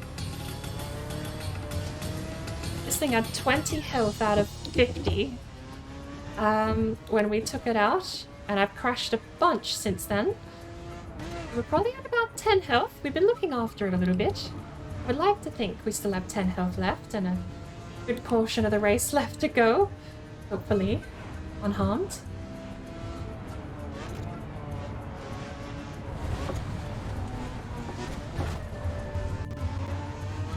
I'm getting frame drops the closer I get to LA.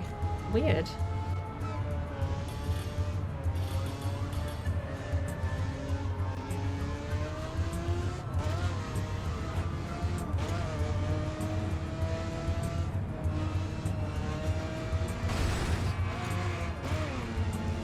Here's a genuine shortcut that I think the devs intended. Bunch of fences that take you right back to the road. The game has off-road vehicles as well, so there's a lot of nuance to the tracks that you can actually use and abuse to get a quicker time. You don't have to follow the road, no matter what class you're in. There are ramps over rivers, there's jumps across lakes. And if you know where they are and how to hit them, you can save whole seconds driving around an entire river or lake. The bridge might not be for another mile down the road. Unless it bypasses a checkpoint. Like if you miss a checkpoint, that's the only thing you're not allowed to do. So long as you just make the distance to the checkpoint shorter, the game treats it as fair game, and I love that.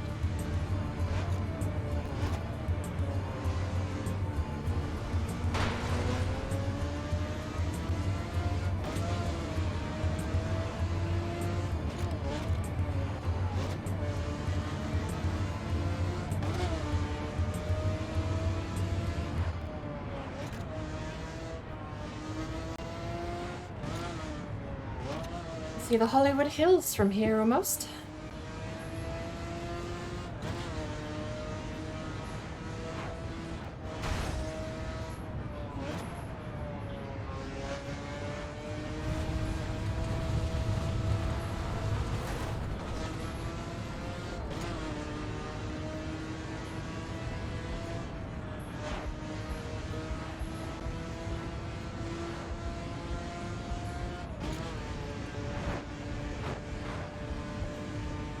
Welcome to Los Angeles.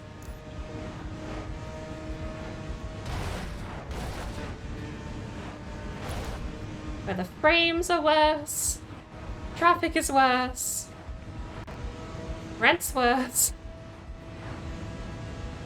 electricity bill's worse.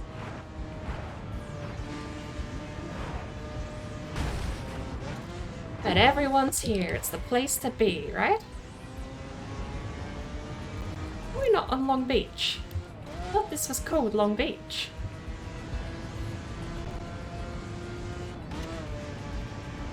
Bellflower. Is Long Beach? There, Long Beach. I knew part of this was called Long Beach, just not the whole road. Although, LA does have one thing going for it, North LA. Once you get out here, where are we going, game? Where's this GPS taking me? We're going through the airport? Okay. I won't question you.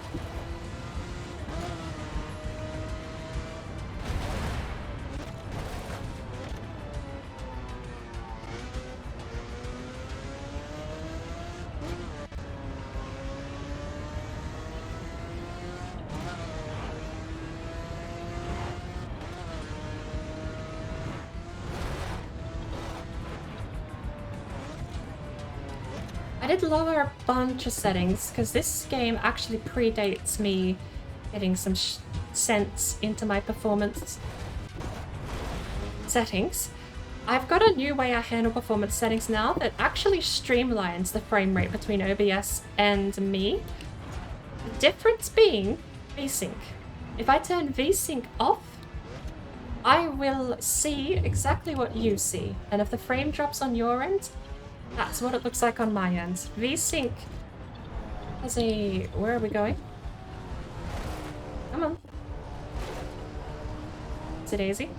VSync has an interesting way of making my end smooth and OBS not smooth. Turning it off just bridges the gap so I see exactly what happens on stream. Which is great information for me. It's a really good visual way to know if the stream is dropping frames, because I'm dropping frames. But it also does slightly improve performance on a handful of games. Okay. Don't need no fake Crown Victorias. They're blocking my traffic. They are traffic. They're blocking me. But the other thing I've finally got rid of is anti-aliasing. Because even when it's downscaled, I have linear cubic. I have very, very crude downscaling for 720p. It's not fancy in the slightest, and I apologize. But I kinda need that because for some reason OBS and a lot of programs on my computer don't want to use the GPU render.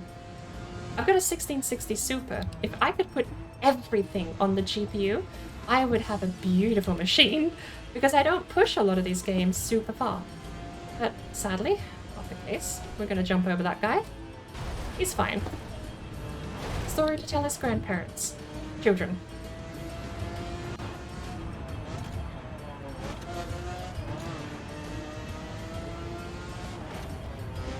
That GPS always throws me off. It cuts through the ocean. Look at that. So anti-aliasing off because it's going to look kind of crunchy on your end no matter what with cubic downscaling. Or linear downscaling. Forget. I think it's called linear, but it's cubic and linear the same thing. I just say one and then don't get confused, right? Point being, this game is running on old settings. It had ultra textures and ultra shadows. And super sampling, anti-aliasing. What was that? There's ambient occlusion was set to super sampling too. So it's a little jumpy, and I'm hoping if I ever do open this game again, it'll run smooth as butter. Unfortunately, it asked me to restart the game to get those benefits, so the only benefits we're seeing at the moment is anti-aliasing and no super sampling ambient occlusion. I've done what I could, because I imagine driving through LA would be a whole lot worse than 24 FPS if I hadn't.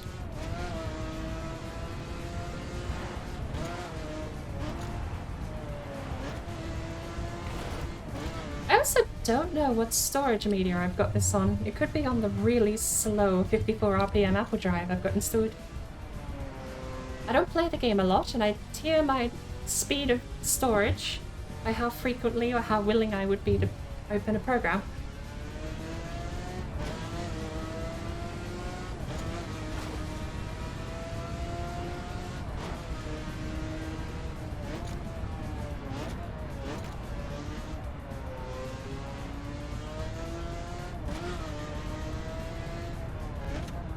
Anyway, gorgeous bit of road this.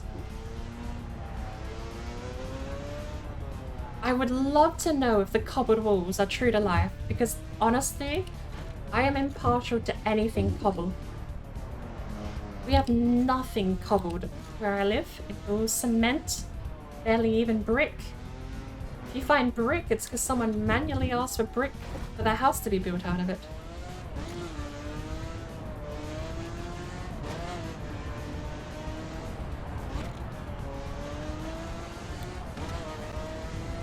There's a new house that got built in town actually earlier this week, and the whole thing is just flat concrete. It looks terrible.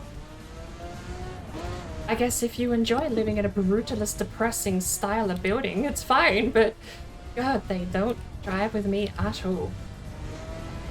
Flat greys, flat walls, flat tones, flat building. How did we get to this topic? Cobblestone. I wish more stuff was built with cobble.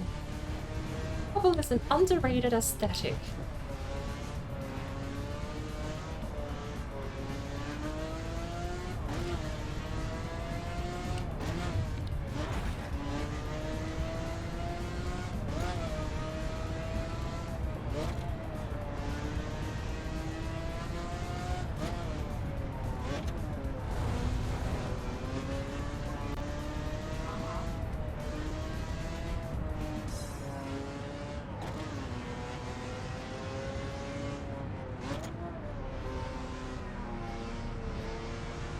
So many Crown Victorias. Not an actual officer in sight. I remember when I was super young, I actually thought owning a Crown Victoria would be a genuinely fine idea. The mentality of like, if I look like the police, then no one will do anything crazy on the road around me.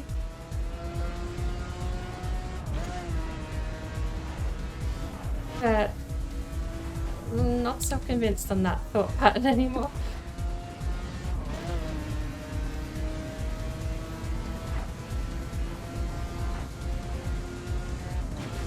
When I was super young, it was just no one would mess with the police, you'd get arrested. Now I realize not everyone is... well...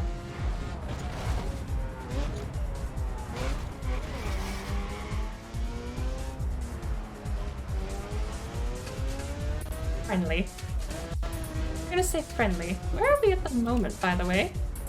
We're in the West Coast Bay Area. We just passed through a town that apparently has no name.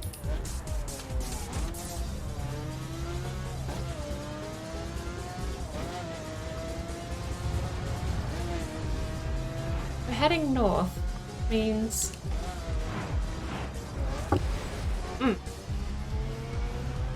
if we're heading north, is that Seattle? Or is that San Fran?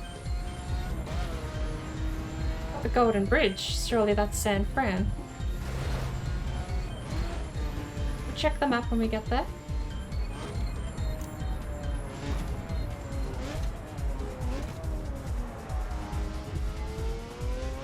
I think there's a cut here, but I forget what it is.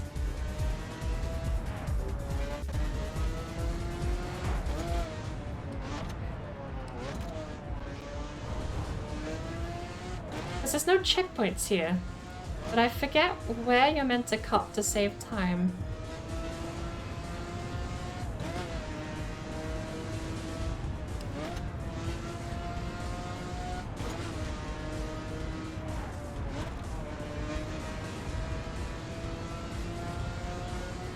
So the next checkpoint must be east of whatever city we're driving to.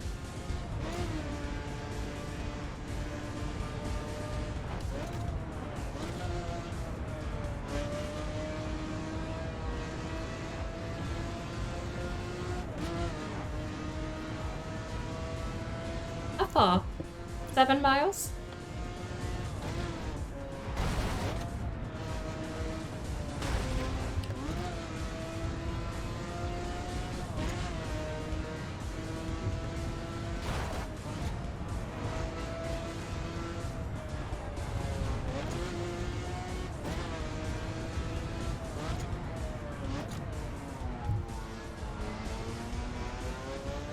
That slight bit of extra rotation needed with 620 degree on the wheel is fascinating in cars where I don't expect it.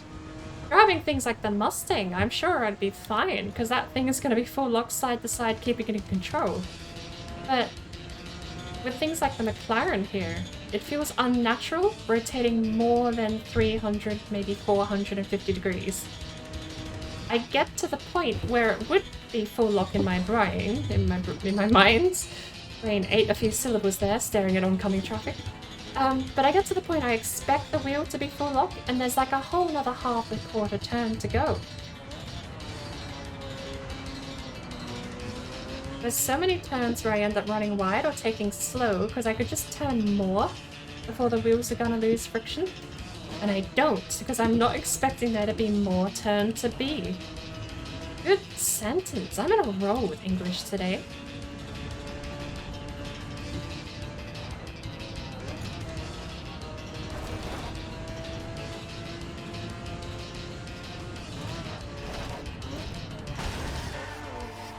So glad that I'm not actually terminally crashing the car. If I was cutscene crashing, I would be in a lot of trouble at the moment.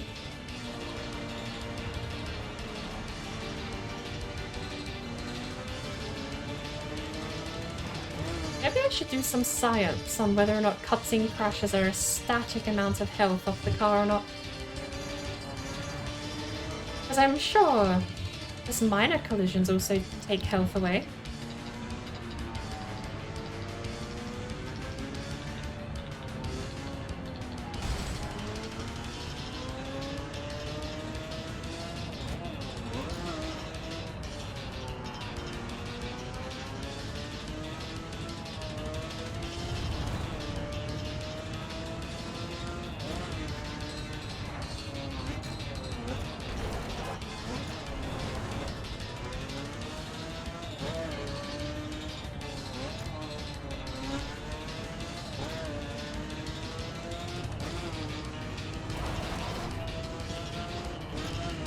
Did we skip the whole city? Did we skip San Fran? It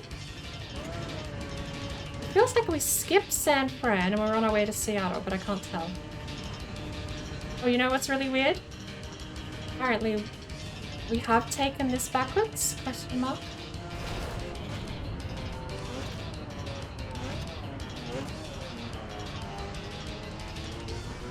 Question mark? Do we have to do a U-turn? No? 43 miles to the next checkpoint. Alright. Good Lord knows if we're meant to do a U-turn here or not. This could be where we genuinely lose the race, if this is the wrong way. But I just have to trust the GPS knows what it's doing, because I kinda sure don't. The last leg of the race is my least learned. I know my way around the first half of this track. But when it comes to the last half of the route, I'm honestly super less... I'm not anywhere near as confident with this part.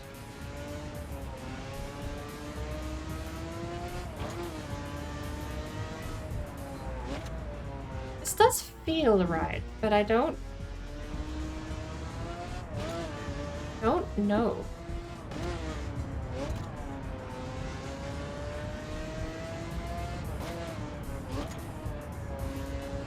That also means I'm a little confused, because that was the checkpoint you meant to take backwards and do a 180 on. I thought I had taken it backwards and did need to do a 180, but apparently not. I thing that's confusing me is that I don't know where the turnoff was that I was seeing. I remember being north of a city and there being a turnoff to get there quicker, which I thought was following the coastline.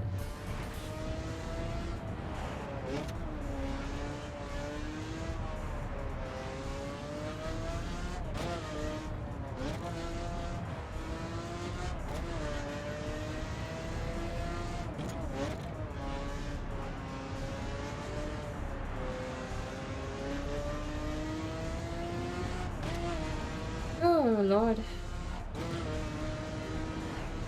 Ah! Yeah. Don't text and drive. You gonna go to school? Because I take a school bus. Miss the bus entirely. Oh, I'm sorry to hear that.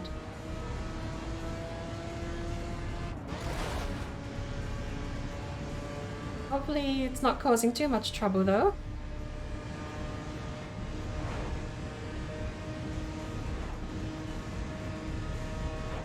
You could have said. I actually wouldn't have minded. Even if you joined for a little bit, that would have been cool.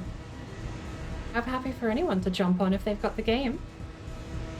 Even if it is only for a short period. Because I know I'm signing up for a 2.5-hour race here, so I'm very well aware not everyone's going to have the stamina or the time to just sit here for 3 hours driving from Chicago all the way to Miami across the southern coast.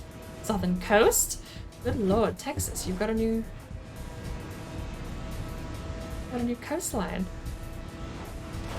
Oh, almost took me out.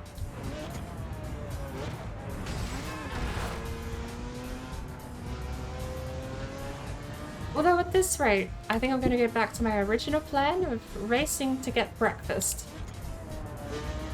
This whole, the story of today is I got in a car over in Chicago, and I'm racing all the way around America, back to Chicago, because I need to cook myself breakfast. And I'm hungry. Which is true in real life, but it doesn't make sense in the context of the game. There you go. That's why I'm driving so fast and breaking all these road rules, because I want breakfast. And I'm very confused about where Chicago is. That's the story I'm running with. That's what I'll tell the police if they pull me over. How do I get to Chicago? Sir. Ma'am, you're, I'm trying to get to Chicago. Ma'am, you're in Los Angeles.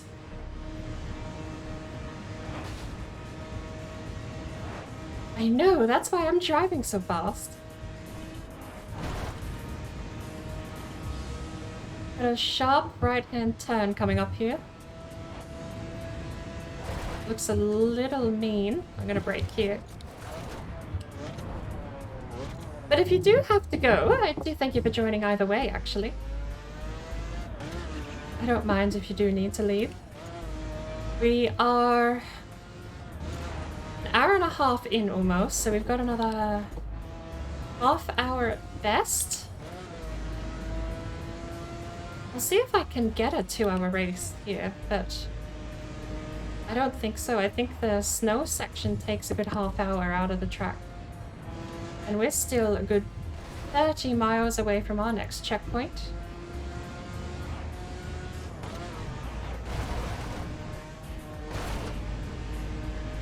Ah! Don't text and drive. Don't read and drive.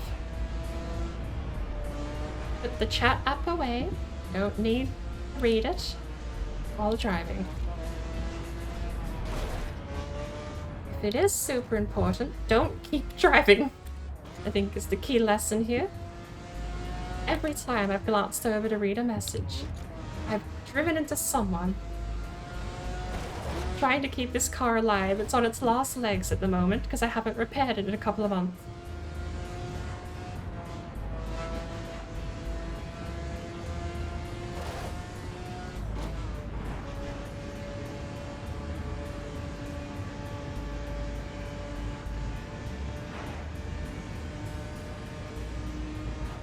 So long as it's not going to cause you any grief, though.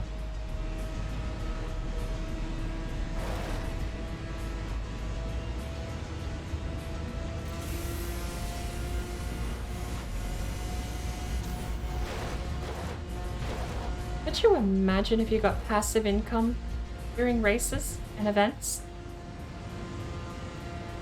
You would get paid, like, the route here pays out 169,000. I think? Pretty sure, 169,000. I need to do a couple of races to save up for a Lamborghini, I'm pretty sure was my next budget. But imagine if all the oncoming traffic and all the overtakes and all the drifts and jumps and airtime and everything tallied up while you were racing. You'd get close to 200,000 by the time you're done. A nice payday.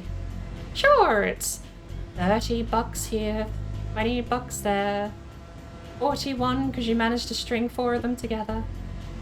But if you ever actually got a good payday and just the length of the routes in general, you would actually end up with a fairly solid payday, passively, if you're allowed to gain. But they disable it.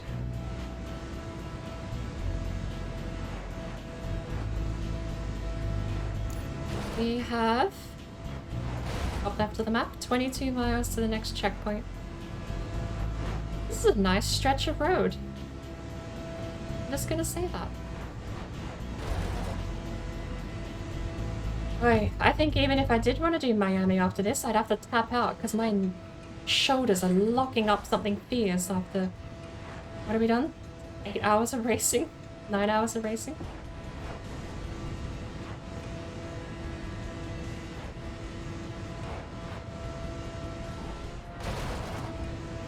Oh, scraped the van, took his paint job with us.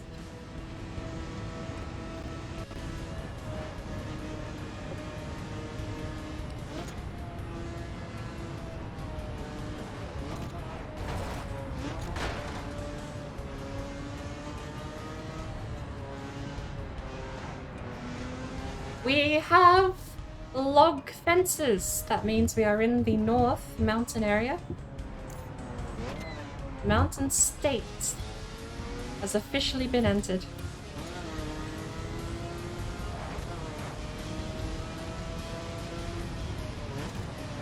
We have 2 checkpoints left. And I don't know if one of them is the finish line. It's 18 miles to one of them. And I know there's a turn off to the left. It's, I forget where. It's not far from a city, though. That would be checkpoint 29. And then whether or not there's a checkpoint 30 or it is just the finish line is what we're going to find out when we cross over. Because it won't say check, it'll say finish.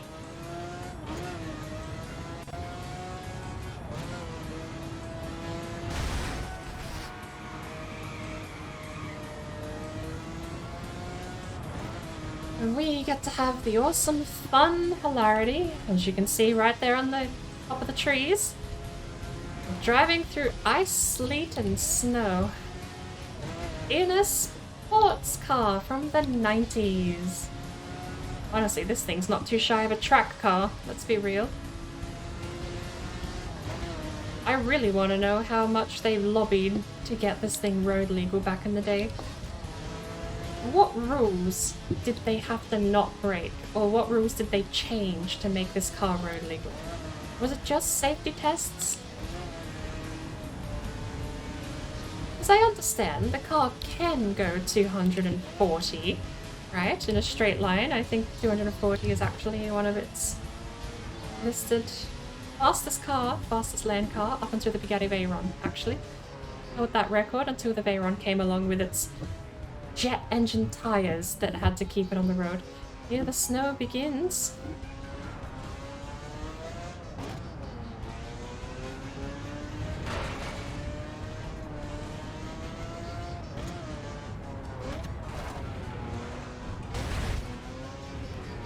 But it is road legal.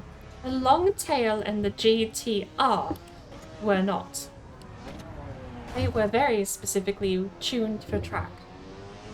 But the F1, with its BMW, I think it was a V12, gold-plated engine bay, that was road legal, so to people who drove it on the road.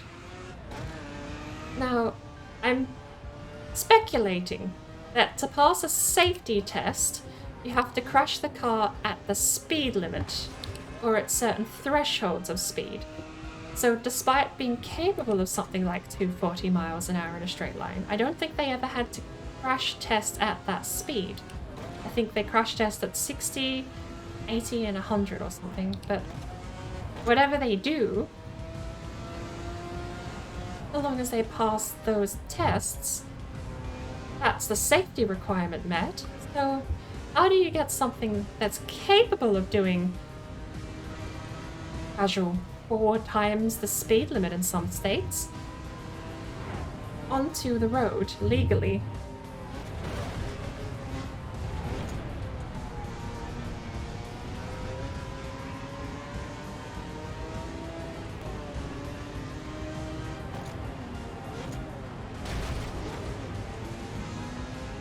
Giving up on the race? Still in the race and hungry, so I'm gonna go make some breakfast. I am in the exact same boat. I am racing for payday and breakfast right now because the moment this race is over, I am 100% going to get something to eat, and I planned myself a couple of pieces of toast, 2 British crumpets, 2 eggs, no bacon, no sausage. I know, I'm letting myself down there. But I'm out of, I ran out of frozen meat. What I might do instead of bacon or sausage, I've got this plan. What I'm planning to do is cook up some ground beef. There's a recipe my parents used to make all the time for ground beef, which turns it into what we ended up calling as a family, savory mince. This savory mince pack that we used to make is basically ground beef with a bit of beef gravy powder, and the oil from the beef dilutes the gravy and waters it down. So you don't add water, the gravy becomes the gravy from the mince itself. You usually use about an 80% lean, 20% fat mix. And you would let the gravy mix into the meat itself and absorb all the fats. No oils, nothing like that, just natural ground beef cooked. A little bit of olive, if you're fancy, I suppose, but I usually don't. Then you would add just whatever herbs and spices you would take your fancy, in this case for breakfast. It's going to be a breakfast mince, and it's going to go on the toast. And it's one of the most gorgeous ways to round out a full breakfast dish is with this beef gravy ground beef mix that my parents used to make all the time. We actually, the original use was for potato jackets. So we'd make up this ground beef gravy mix with all these herbs and spices and peppers and tiny bits of dried herbs and everything all mixed in, right? Originally it would go on a soggy old potato jacket as the meat content.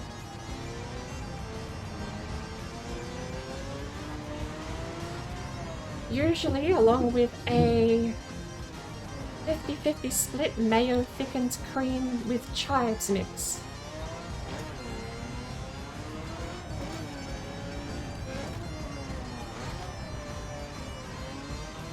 Cheese, sometimes baked beans, coleslaw. The AI's caught up, I don't like that. Juliana's actually cheating, but the moment she overtakes me, she drops back to 140 miles an hour. It's baffling. I want to know how she got to New York so fast. Part of the street, part of the crew, part of the street, part of the crew. Is that from this game? No, that's a quote. Hang on. I know it, because I'm pretty sure that's Fast and the Furious, isn't it? No?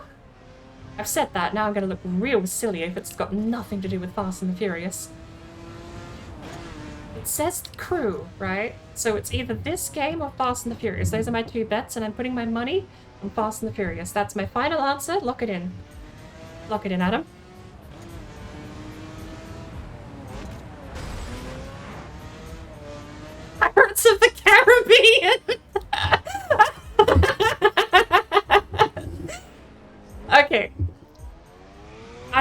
familiar, but you threw me for a left hook there. Part of the ship, part of the crew. There you go. Brain, good job.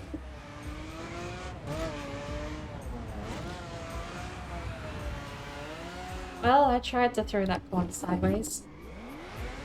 Technically, I did. Very sideways. How are you going, Chris, though? Tea time? It will be shortly. I'll have a lovely mug of tea set with my breakfast shortly. We've only got another 40 minutes of the race left at this point. 28 out of 30 checkpoints. How far through the race do you think we are? That's right, 2/3. No, I won't explain. It's only 4 miles to the next checkpoint, though. The last checkpoint, actually, to that credit, was all the way over in Seattle somewhere. 40 miles ago.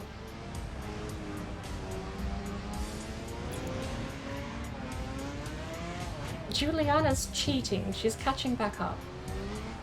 She jumped 4 miles ahead to New York when we were starting out in Chicago, and I don't know how.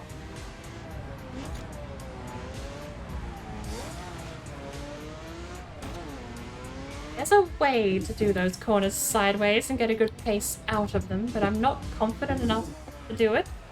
And when I try and be confident, I am so confident on the entry that I overcook it. Also, did you know, weird update, and I never found out why. Those 2 signposts on the side of the road here used to have the EU flag, and I have no idea why the game patched in EU flags on the Canadian border of all things. Like, it's not even the Canadian flag, it was the EU flag on the Canadian border. That baffled me for the whole time I played this game until they changed them back to actual cars, which, you know, that's a little bit more sensible in a car game. The EU flag on the Canadian border was absolutely baffling to me, though. If I said that backwards, pretend I didn't. There you go. I solved the problem.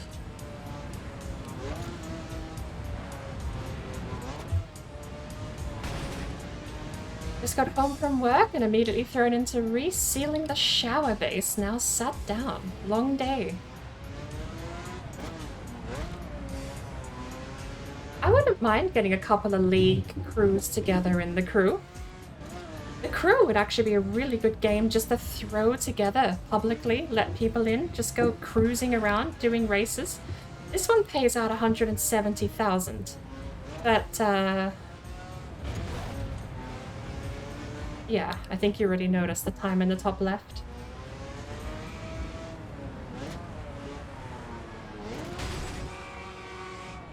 And I gotta be careful, because I actually have no idea how much health my car has left. This is basically one of the only races I do in this game anymore. If I boot up the crew, you know I'm touring the States and getting paid for it. And the only part that's admittedly fun, but a bit miserable, is here in the mountains.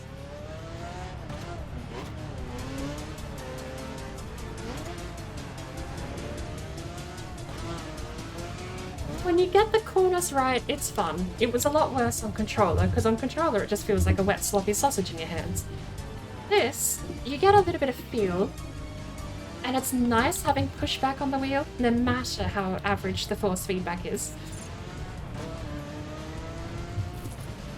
You want to know how I know Juliana cheats?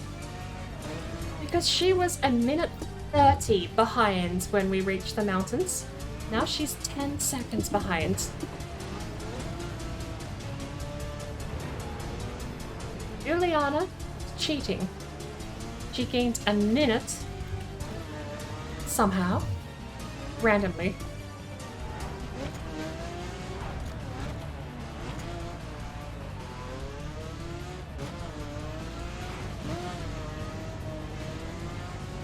Really, the Quebecans trying to regain France. Quebecois. Is that an affectionate term, or is that actually how you refer to people from Quebec? Why am I second guessing? I'm second guessing how I pronounce things, because let's be real, I pronounce things like trash most days. No, go inside. Don't go on the inside of that railing, please.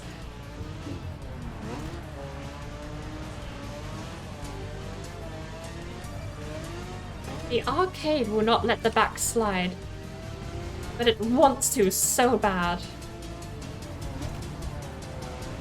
Right, so number 30 is the finish. So if there's a quicker way halfway through this to get to the finish, or a quicker way to get to 29, I would love to know. That's going to be my absolute project if I ever figure out this route and how to map it.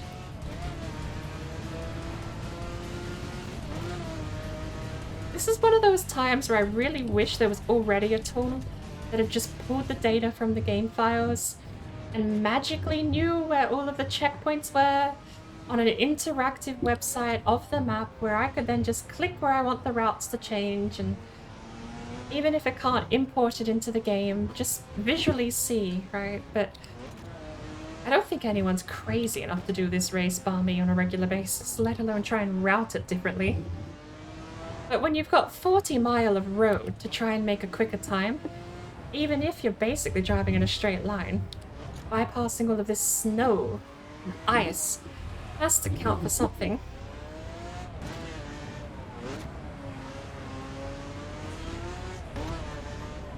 Not familiar with sloppy sausage in your hands? Well, at least if you ever play this track on controller, you'll have a good reference point.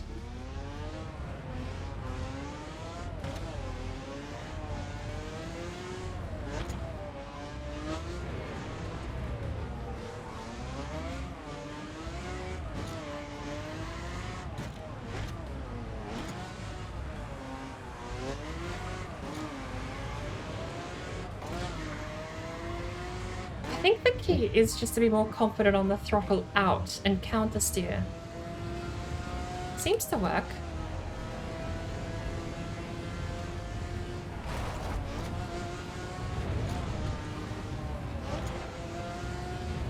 Little sharp there.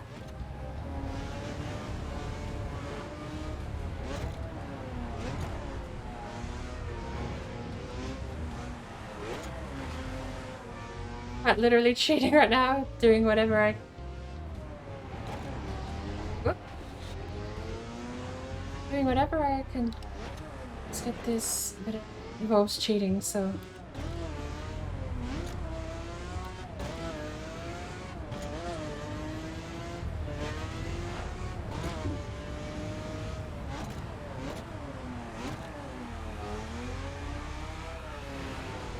It's a little sharp.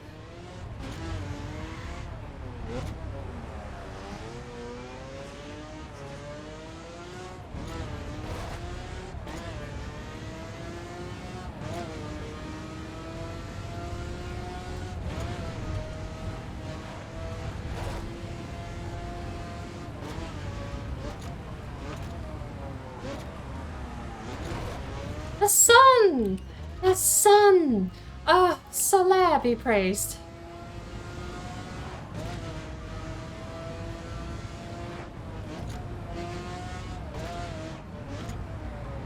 We're not out of the terrible road conditions, but we are out of the dark.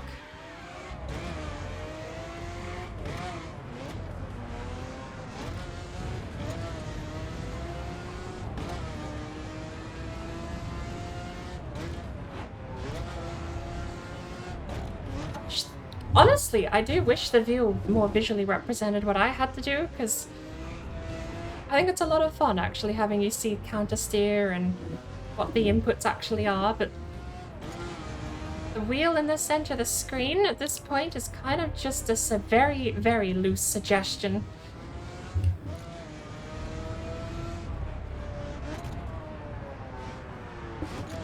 Braking makes you go wide. Should commit to the bit and just go wide.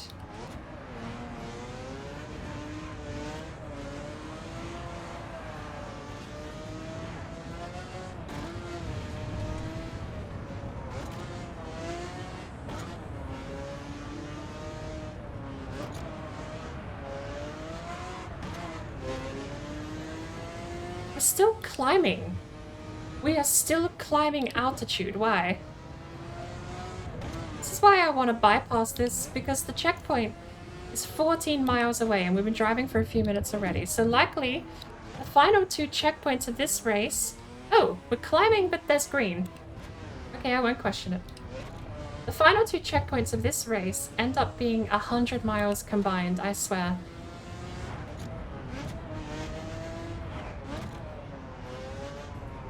There's no more snow! I don't have to drift anymore. I can just take a corner normally. Oh, look at that. Juliana gets screwed. You can't keep up for absolute shit in the dry. Why Juliana has to keep cheating. She teleported to New York and somehow got every checkpoint along the way. She dropped a minute while behind me before we got to the snow.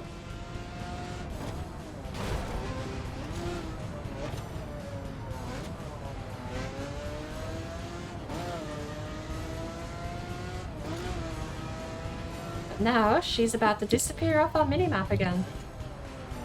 If I could remember to brake properly. I'm not in the snow anymore, I actually can brake properly.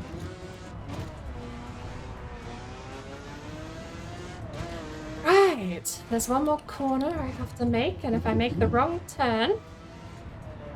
I remember one time I did this route, and the GPS actually died on me. Like, gave up, died.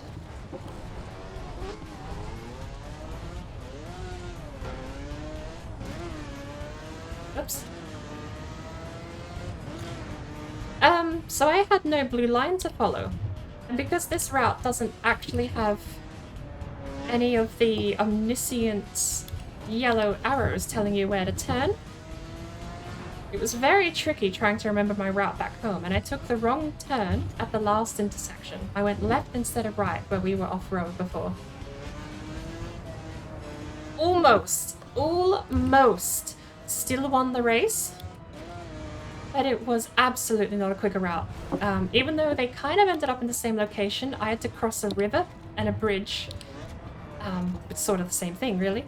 But to get to the finish line, I had to go past the finish line, cross a bridge, and then backtrack to it. Which is fine. We only lost, in the end, by a couple of seconds, I think.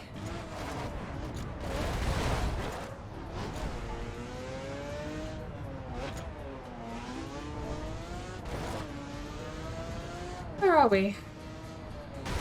God, that gets me every time, that wall. We are nowhere. There is no map data here. Wouldn't it be miserable if right now we ended up crashing and dying because I ran out of health? GPS doesn't actually know where we are. This highway is in the middle of nowhere. The Midwest Dakota grasslands.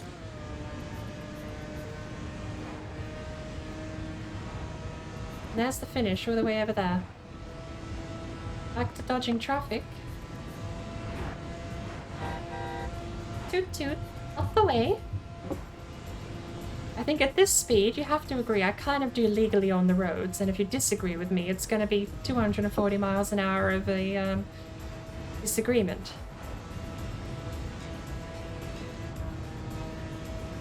Right? Ah! I got twisted! Hit maneuvered by myself. Wait. No, there's no way that's a turn-off. We're still on a highway. Excuse me? That's a turn-off.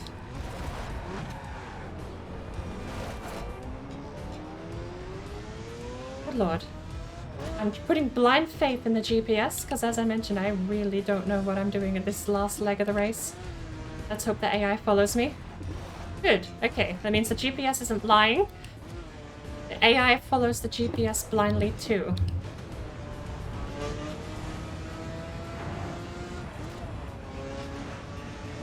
So if the AI follows you, you know you're good. Or at least not going the wrong way.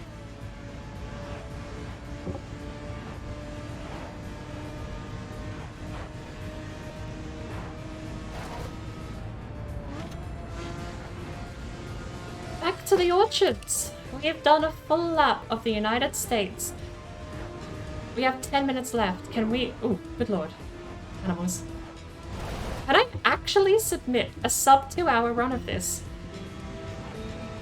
We didn't have a lot of incidents. How far?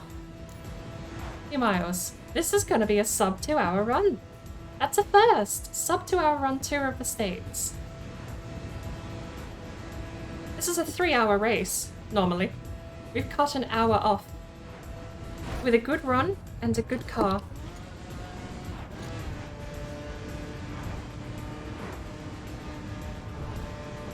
This car used to be able to do it in 2.5, but I normally crash a lot more than this. This has been quite chill, besides my shoulders locking up and killing me.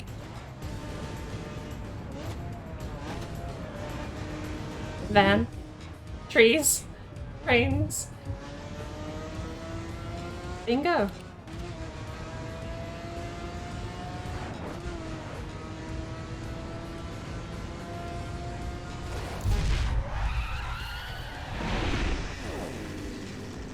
Two-hour race with a 30-second overtime.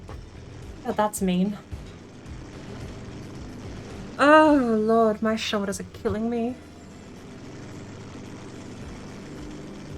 Oh, Jonathan says hello, Fracture Chris.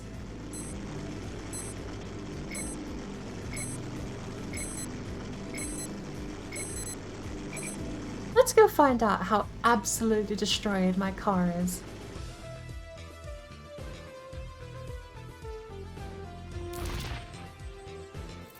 Holy cow. Oh, we got a piece. Level 59 differential part. Nice. In platinum. Nice. It gives us 3 points. There you go, a sub 2 hour run. Does that say the time? There, 111 minutes and 9 seconds. Screenshot? No? Oh, there it is, just took a minute. I pressed the X button. It says retry. I wonder if that erases all of my income, $178,000. God, that would absolutely suck. Pressing retry and losing the income after finishing the race? Oof. Alright. I thank you a lot for the race, though. I apologize. I'm just gonna say, King Jeff. JMW fans is what you've got on Twitch. Do you have a preference?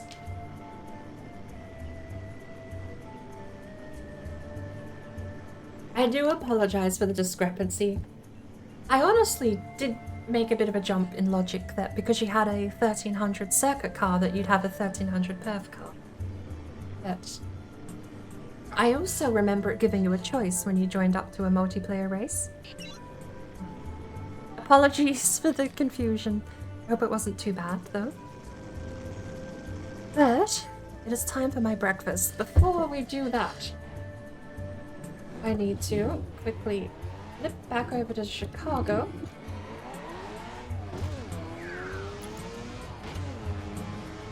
I don't like that the game audibly revs the engine even if you're changing up a gear. Down a gear, blipping the throttle makes sense, but watch, I'm gonna change up a gear and my feet are not going to touch the throttle. Off the throttle. Why does it blip? I don't get why it blips.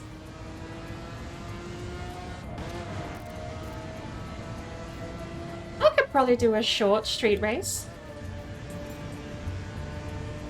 I'll change over once we get to the carport. I've got a couple of street cars that are about 600, but I don't have a lot of super high level street cars. And I'm sure there's something over in Chicago that'd be fairly entry level for street stuff. I haven't done a lot of faction races in street, actually. I know there's a street race down in Miami for a faction.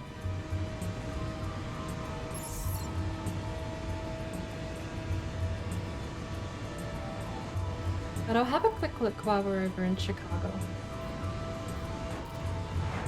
I know I've got... My first car was the Nissan 370Z. And I think after that I ended up with the Mustang. I don't know if I can get the Fair Lady tuned in street, or if that's factory and perf.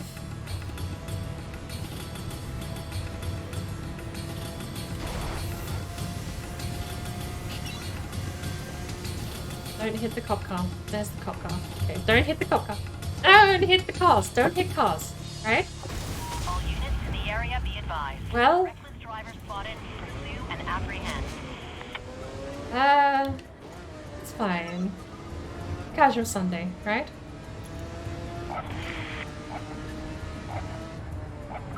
We've spotted him on his tail. All units be advised, we have a wanted felon entering our jurisdiction. BCB, I say again, visual contact. Well, at least that didn't terminal damage me. But I can't see where the carport is anymore. We've lost some control. Oh, never mind. I'll find out where the carport is soon.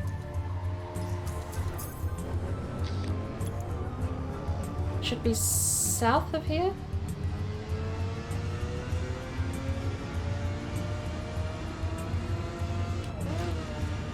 There it is. I don't know I want to be on the freeway, but...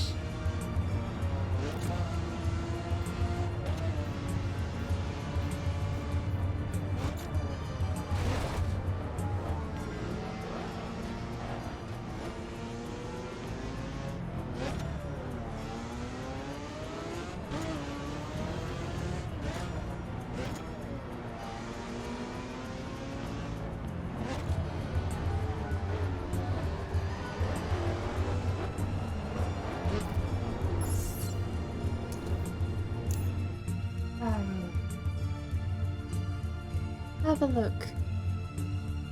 Wow, my neck. Sparks flying off the car as you drive in. How much damage did we do? Especially with that crash at the end. Let's have a look. It honestly looks really good. Okay. I'm confused. Everyone sees the health bar there, right? That says health. When I left, that was 22. Now it says 70. Vehicle doesn't need any repairs, so it's not a visual bug. Is there no punishment whatsoever for running out of health? Why is the health stat there then? All green. Still all green. All green. At this point, we're just tweaking perfection with this thing. All green all the way. 57 to a 59 isn't bad. Is there anything here that brakes need 59? Motor core needs 59. Air system and exhaust.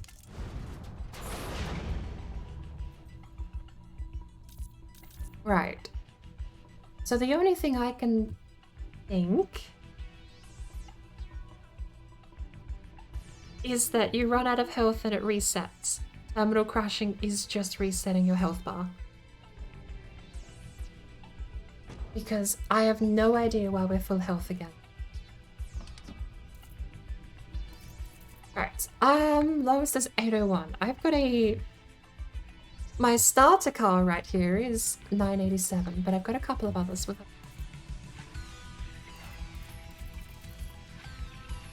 Oof. Is that hot rod at 200?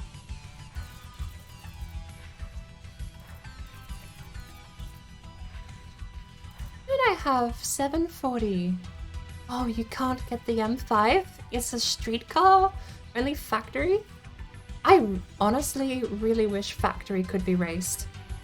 Factory would be my most race class if I could take factory cars on the street. Right, so we have the street edition. I like how there's two versions of the Z4, and they're both from 2011. This one just says street edition. Okay. We've got 400 for the Cadillac. We have to make at least 700. The Impala Sports Sedan. It's got a gaudy paint job with nice rims. Why would I ruin it with a gaudy paint? You have to change that. We're going back to your official paint job and that's it. That's all you get That's your only job you deserve. And now, I'll buy you some more later.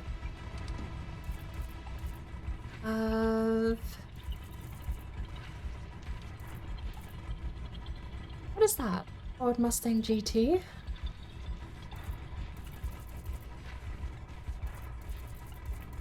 I don't really want to take the Nissan out. We could take the Shelby GT 500. The closest thing I'm gonna see in this game to a 69 Mustang Boss.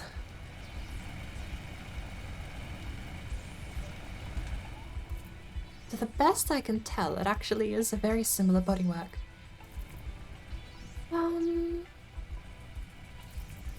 But I think that's it. We're up to things I don't own now. I think I'd like to save up for is, honestly a Porsche at some point.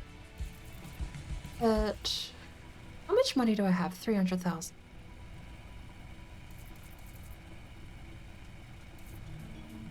Lamborghini Miura. I don't know how to say it, but that's on my grab list at some point. There! The Ferrari F40. That's the one I want, and I need to do another race in a bit. One more race. Actually, no, one more race won't even let me afford it. I would need to do 2 more. Possibly, maybe even another short race afterward. And the Gallardo is there too. Gallardo will only need another 100k. I warmed up to the Gallardo over time. I remember not liking it back in the day, because I was Countach and Diablo back in the day. But the Gallardo, it's warmed up on me because I saw what they had planned for the future. Right, so we are taking this thing out. 785 spec should be fine to keep up. And it looks gorgeous like it is. We don't need to do anything. Is this street spec? Yes. So we'll do one more. We'll do a street spec. The highest I have is about 900, but I'll be fine against 800. I say that, but it's a Mustang. It could drive a bit trash. Do we have anything here in Chicago?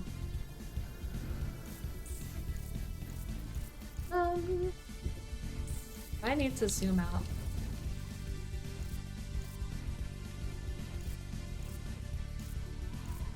Two tabs in. It needs to be 1 tab in. And I need my mouse to be over here. Why did that not zoom in? Game? Because it's not on the map. Zoom in. There we go. There's the race we just did, Frontier Tour, Earth. There is Street, hour long, the long road to duty. I think that's all the way down to Miami. Fleeing the country, 10 to 60 minutes. I think fleeing the country will be Street spec. 31,000.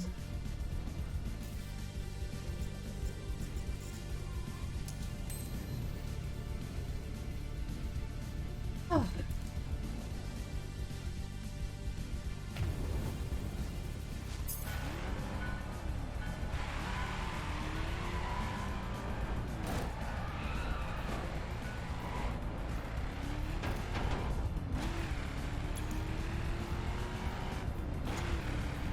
This is one of the cars where I would love the full 900-degree rotation. There's a handful of cars where working the wheel is actually a good thing. Like, it's rewarding. It's all like, oh, I can't see, the sun's in my eyes. But there are a handful of cars, and this is one of them, where working the wheel is super rewarding. Having all that movement is kind of part of the package.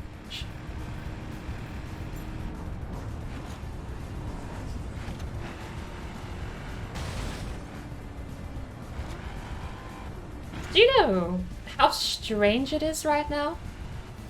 You're driving a 67 Mustang that feels like it has power steering.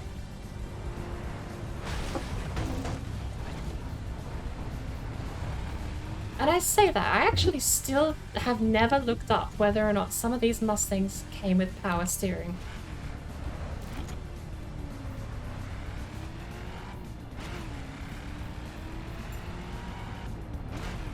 I don't like the fact that it looks like the event's locked, but I don't know if that's something else. It could be a police mission I haven't got yet. Oh, it might actually be the police version of what we're about to start. Because this mission is called Fleeing the Country. Right. Through co-op.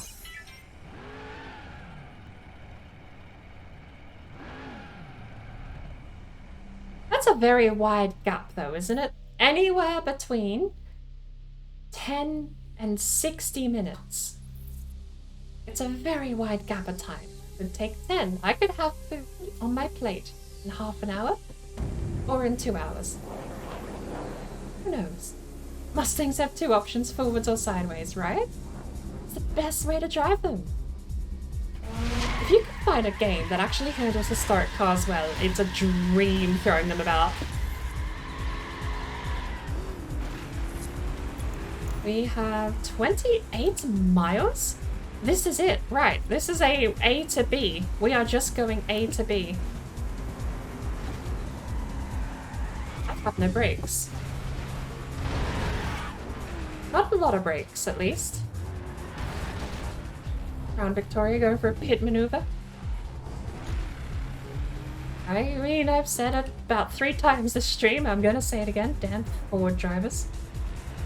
What am I no, I'm driving a Shelby, I'll have you know. Not a Ford, a Shelby.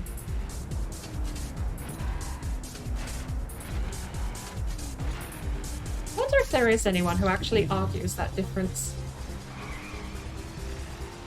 So this is A to B. My car has health.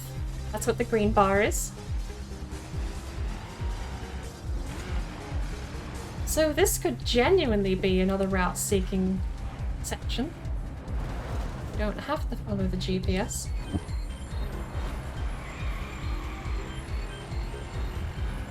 I do have to be careful in the cities though. Drive to the docks.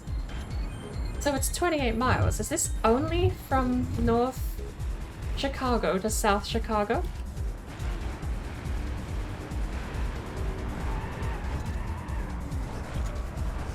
House, house, house. That took a lot of health, wow. I would have expected sideswiping a building was detrimental to driving. Wiggly lion throwing me off.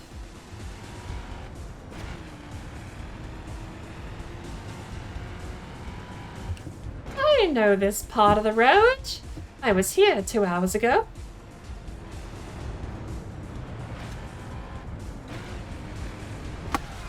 The slippery oversteer of the Mustang. I love it, but it's not so great in traffic. Playing in traffic with slippery oversteer? Yeah. It's a fine art if you're gonna try and pull that off.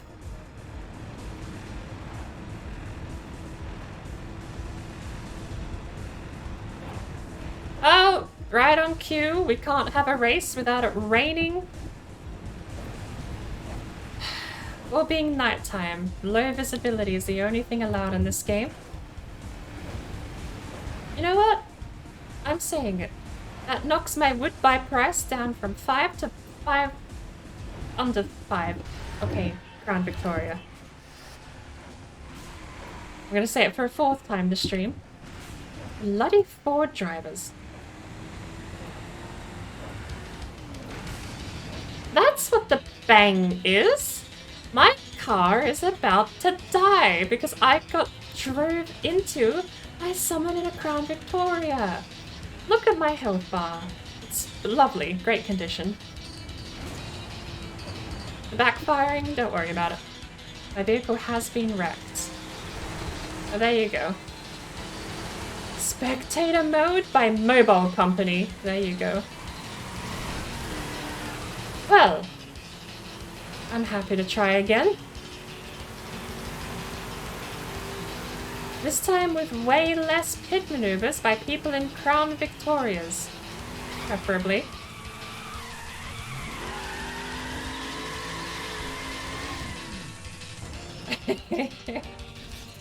What an absolute miserable time. Unironically, Crown Victoria just changed lanes in front of a Mustang doing 100 on the freeway. Took all of my health. Okay. Let's practice. It was warm-up. Now we know how these muscle cars handle. So, we're gonna treat them with a little bit more respect.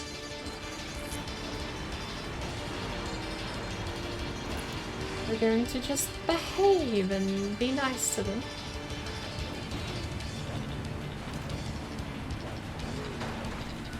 God, that corner is so sharp. Apparently just hitting random signposts damages your car. Good lord.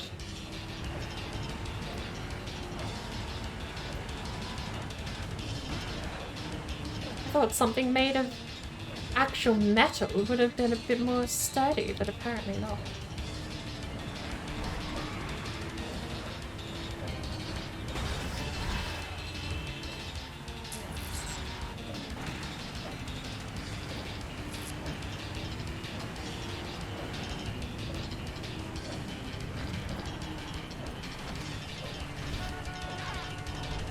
Our turn.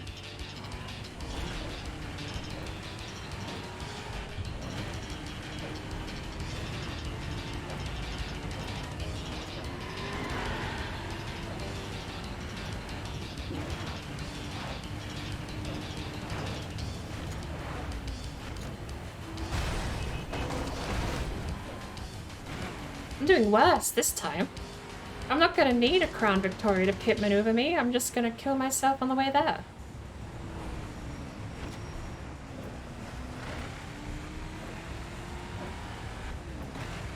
$20 miles. This is actually way more of a challenge than I thought it would be. And these things also hurt.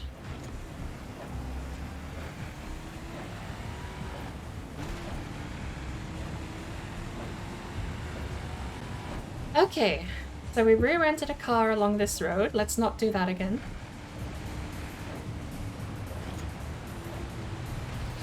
We'll just scrape along it and take a nice chunk of our health off, shall we? Okay. 24 miles, and we're not even out of the city. Okay. This is actually... This is a war of attrition. This isn't about getting there fast. This is about getting there at all.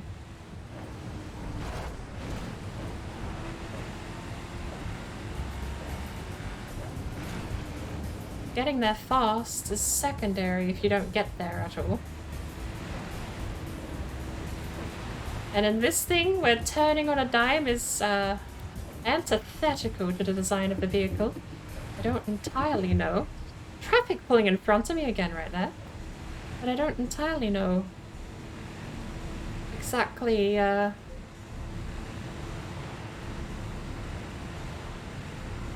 well I can do it with this car track combo.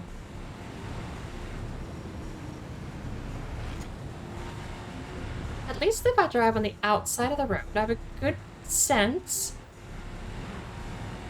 that they're not going to try and cross lanes into the barrier, hopefully. We're out of the city, though. That's going to be the big thing, I think, is getting out of the city in one piece. Once you're on the countryside, maybe it's not so bad. How wide is my car, by the way? Good lord. I'm making myself nerve-wrecked. Sharp left coming up.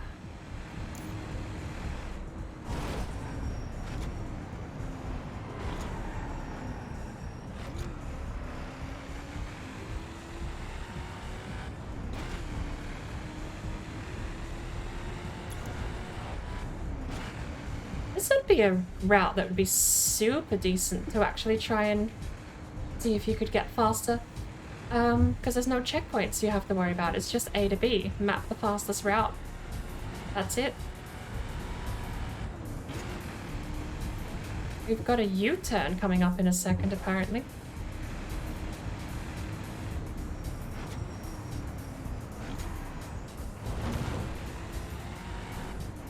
Left before the barn. Although I realise with delay, probably no point announcing corners. But yeah, we've got... Never mind, it's the river that goes left. We're across the bridge to the right.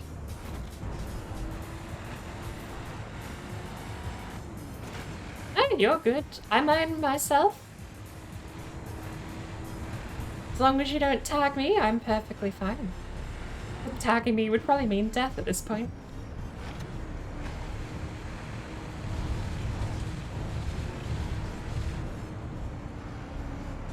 But the oversteer, I can't. I gotta be very careful oversteering because even signs and fences chip away at your health in this game. Maybe that bar in the top left there is what's known as health.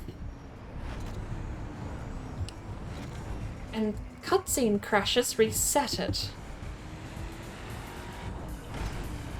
I don't know. Because getting back with a perfectly healthy car, maybe races reset it, I don't know, but that was really surprising and not a pleasant one. I was hoping to see like 5-10 health and maybe go out, and the end of the stream would have likely been what happens when I kill my McLaren. Do I have to buy a new one? But if this game mode has anything to go on, it looks like it's just going to be effectively maybe like a game over, fade to black, reset like it normally is. Maybe that's why you end up getting the sus cutscenes that feel like they shouldn't have happened. Maybe when you tap someone super lightly and get a cutscene death, maybe that's your health running out. There are times where I scrape basically side on with someone. Not a collision in the slightest. But, cutscene crash. So maybe health does have an effect and the only result is cutscene crashing. I don't know. But we started the day with that McLaren at 22 health. I wanted to know what happened after 3 hours on the road, possibly risking terminal damage.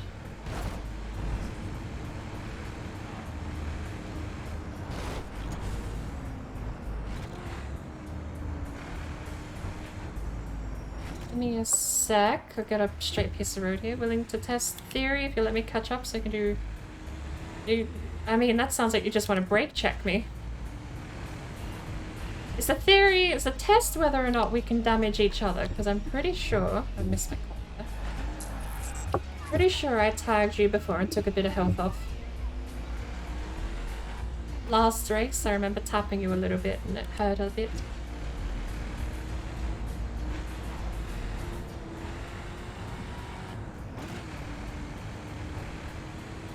I do wonder though. I mean, it might be worth testing. Maybe we'll restart after this and give it another go. But, just to test, right?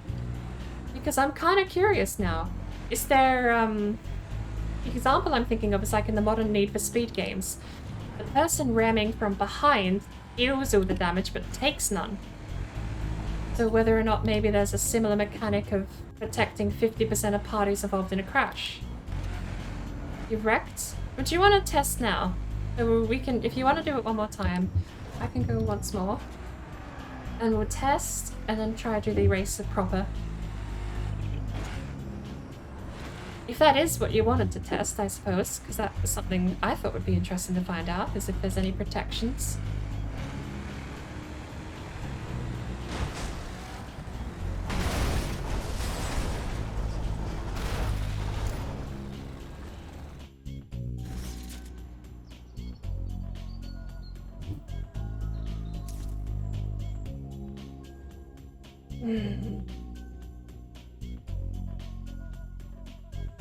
Oh, my shoulders.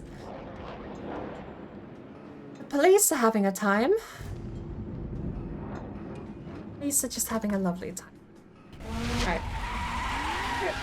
They're actually in the terrain. Alright. So, are we doing the proper race, or did you want to test the thing? I'm happy to tail you for a little bit. Just figure out what you need to test.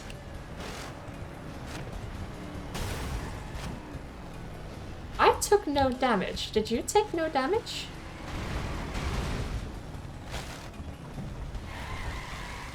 I took no damage.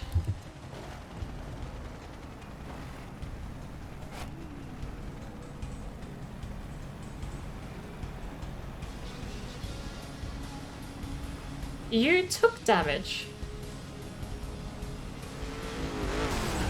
I took damage. But not as much as I thought, actually. Did you take damage that time? Actually interesting. They do protect 50% of parties involved. And it looks like it's basically the same mechanic straight out of the police chase sequence where it protects the offender. Oh, good lord. Yeah, traffic hurts way more than player collisions.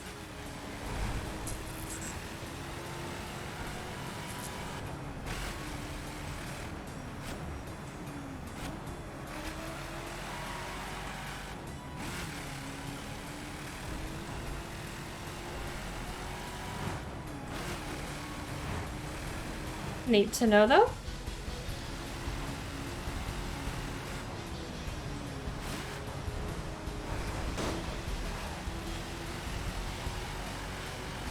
We did kind of throw away a bit of health, so let me know if you do want to restart again. Or if you want to change cars, because you did say you had a different one in mind.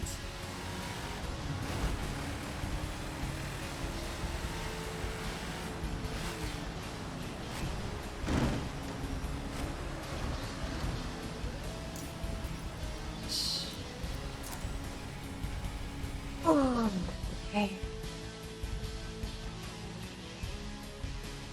Oh. Looking at the little bird dance in the bonnet instead. Alright, let me know when you've switched over and I'll start the lobby up again. And if anyone else does want to join, now would be the time to do it.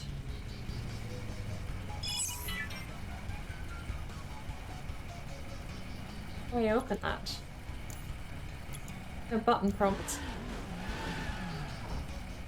Y? No, that's camera. X?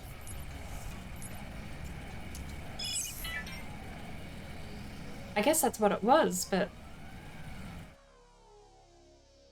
Curious, I have no button prompt for opening the menu.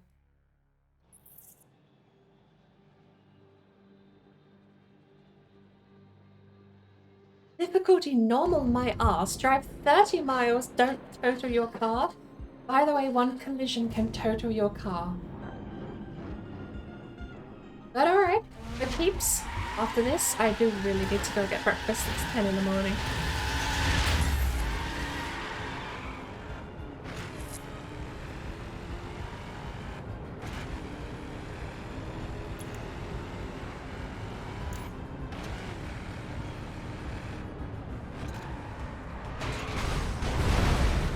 Right, okay. Good start.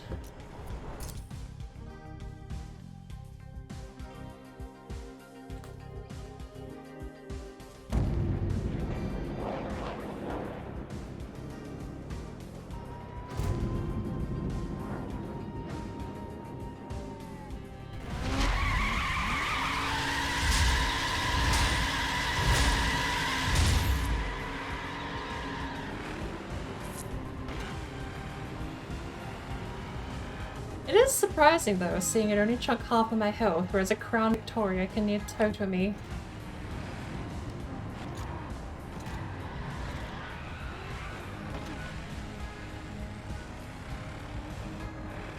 I wonder if the speed, like a higher performance car, is worse for this race? Or whether or not the speed scales, or the damage scales with the speed.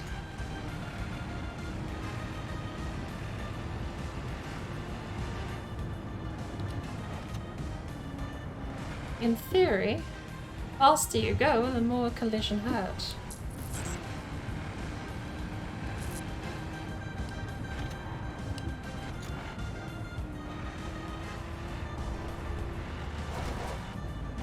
Any scrape?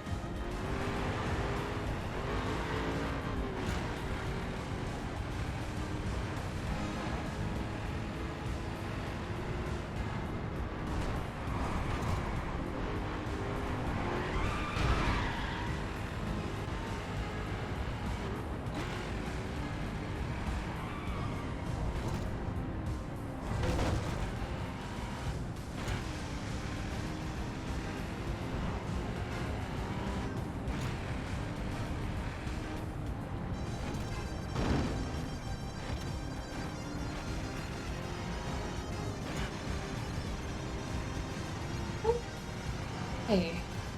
If I can keep this health getting to outs of the city, I might actually... Okay. Never mind. Okay, okay. Grazed, bruised, but not hurt. Too bad.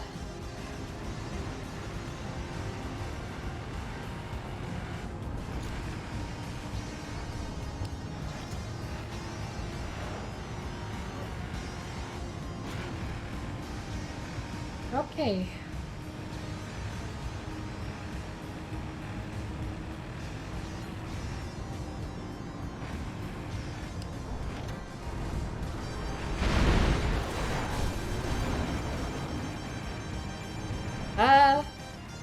That didn't look like you were okay.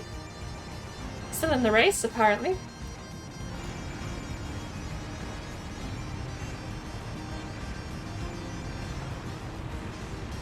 Does a higher performance car actually have more health? That would be a way to balance it, actually.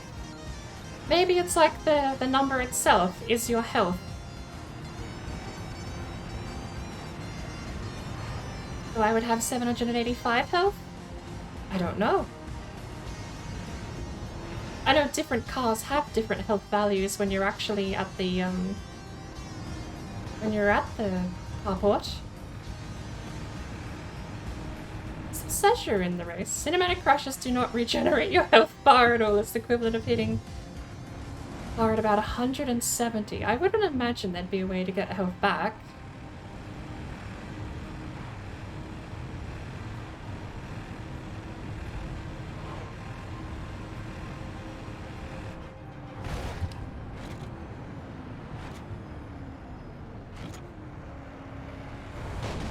But I don't know I've got too many more restarts in me.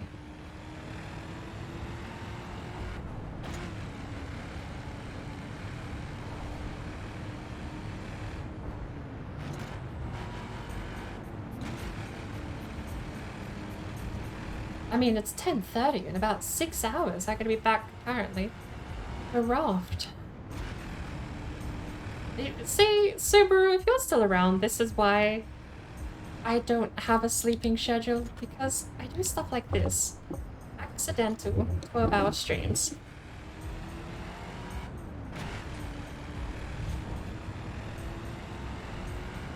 And then realize I don't have very long to actually plan and prep and get ready and eat and sleep and all that other fun stuff before I'm due back for more shenanigans.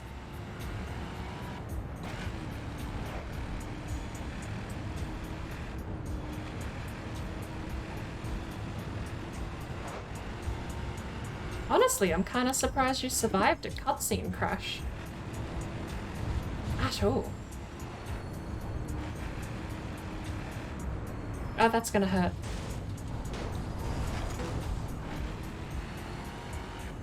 Just a little, just a little. Fences and signs hurt less than cars do. So this is just one of those checks and you dodge traffic. You can hit a couple of lampposts, just dodge traffic, that's all it's asking.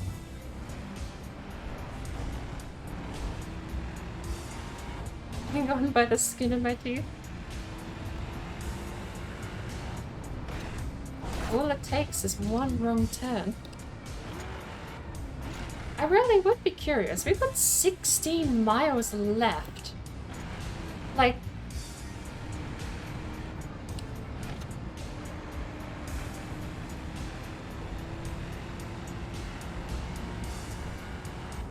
has to be a quicker way. Where do we end up? So we're in the East Coast coast state at the moment. Maybe even if I can't find the map itself, I can just get an interactive map of this game up. I mean, hell. A week or two of coding, I could probably make my own. I've got enough screenshots of the map with no icons on it. Made one years and years ago and put all funny references to different states. Like, haha, this is the state that has Grand Theft Auto 4 in it. So there's a picture of Niko Bellic. I was a very, very cool kid. I made lots of friends. But I do have a map of the game that's got no icons on it. Point being, I made it years ago. If I could turn that into my own interactive map, it wouldn't be so bad. Normally I would cut here. I mean, today is definitely going to be a more sane day. Okay, we're cutting a little bit. Cutting a lot of it.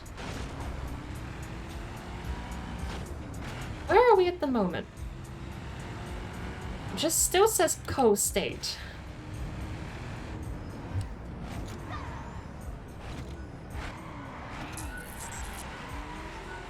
I love that even while holding the handbrake and downshifting in a U-turn, it still blips the throttle automatically.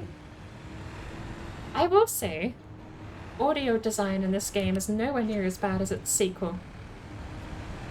I picked up an MX-5 that sounded like a V8 and backfired every time I changed gears.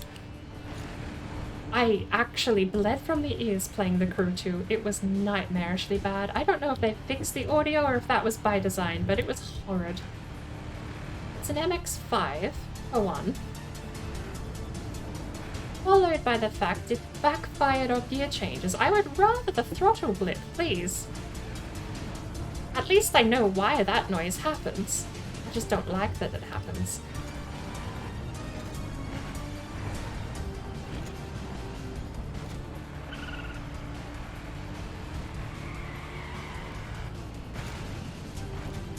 And it's not so bad downshifting, it's only while shifting up that it really annoys me.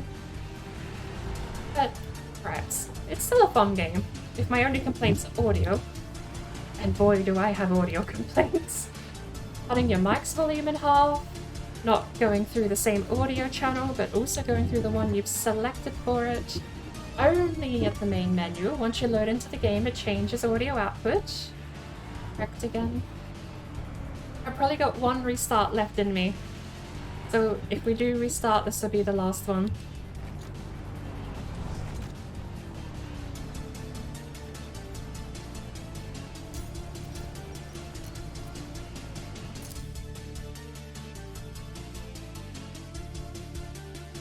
Oh, Lord.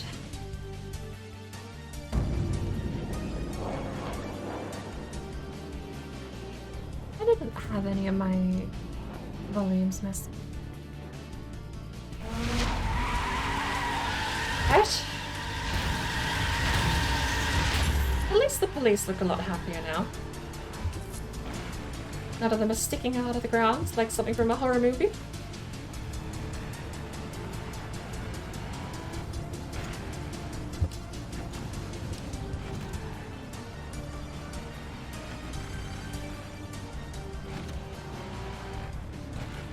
$620 of rotation still feels like an awkward amount too much. I think it's got to do more with the handling model of the car than the car itself, but at the same time, honestly, the fact I can feel this thing oversteer and understeer, there's credit due for this game's wheel support, honestly. It didn't have to do anything, and it's gone kind of above and beyond for something that doesn't have a physics engine.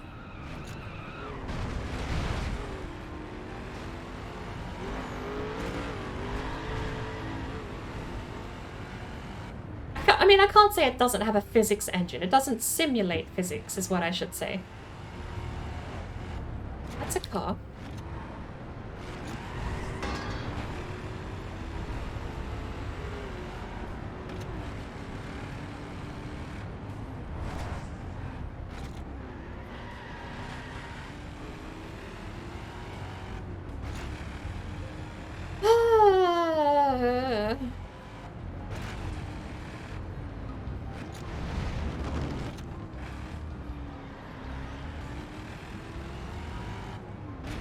smoke flickering across the power lines. Power lines being so transparent that they just look like the sky.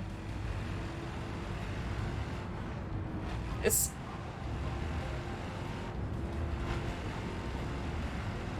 the oversteer, but you need it to get the car around.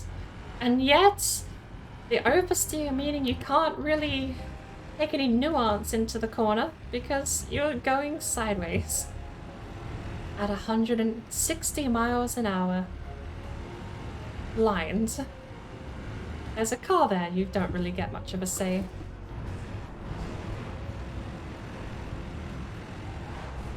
Okay. Watch out for traffic. We've got a van coming up here, 2 vans. He's wobbling. He's wobbling. Okay. Did not handle that well. Saw a wobbly car and just panicked. Right. In a straight line, you've clearly got me made here, but...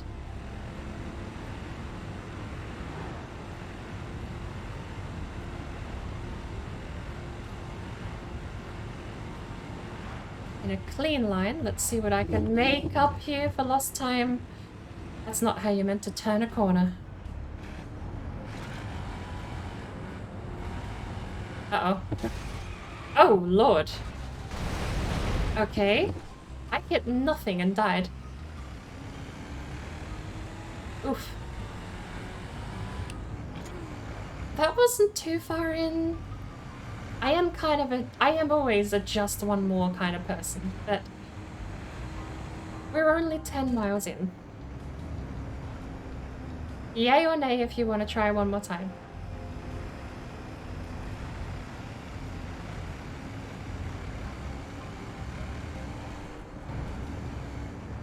You know what I actually think I hit? I think I hit the invisible body of your old car as it disappeared. I think I still crashed into it. Because it was in the same spot. Either that or traffic just phased in out of nowhere.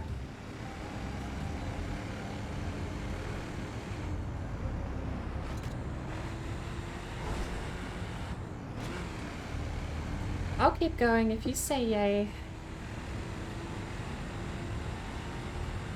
I suppose I do have a little bit of stream delay on my phone. I don't know if I'm super far behind on your guys' end or not, but I will wait a little while. I've got enough health to finish the race though.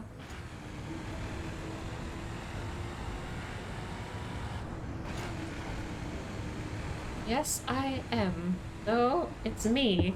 I've already forgotten what I am. I am something. A little bit delayed is what I'm gonna run with.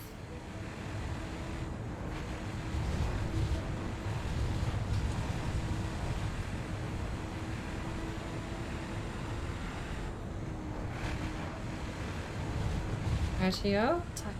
On a here. This one got me last time, but you just need to oversteer around it and you're fine. Same here. Not like that. Not like that.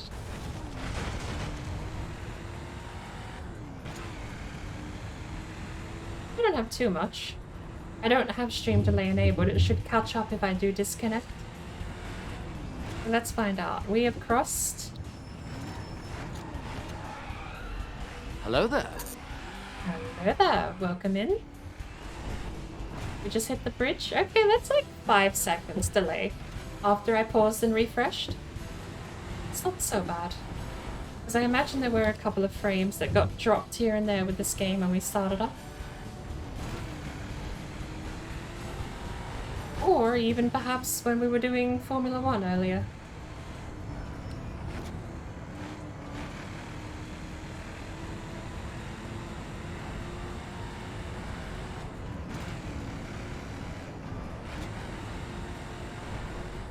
Not good for balance. Thankfully, we're playing an arcade. What would normally have just killed me is just kind of a cool little bump. We did the equivalent of a cool jump.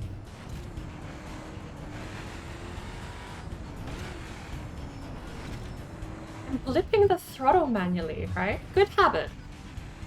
But unnecessary here. Alright, let's get our 35,000.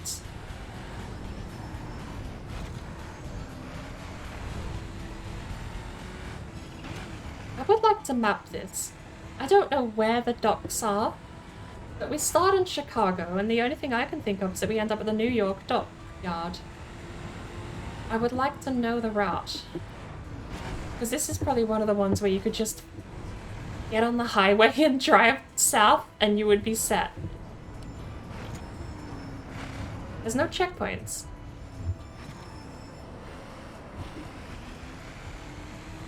So long as you take the fastest road to the destination, it doesn't matter how you get there. We just have 14 miles to drive, and if I end up, I've done that twice now, almost missed this corner.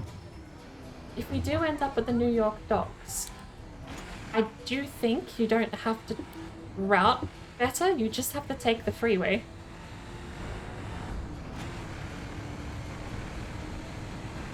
Oh lord, I can hear the turbo whining. That's what's making that horrid noise.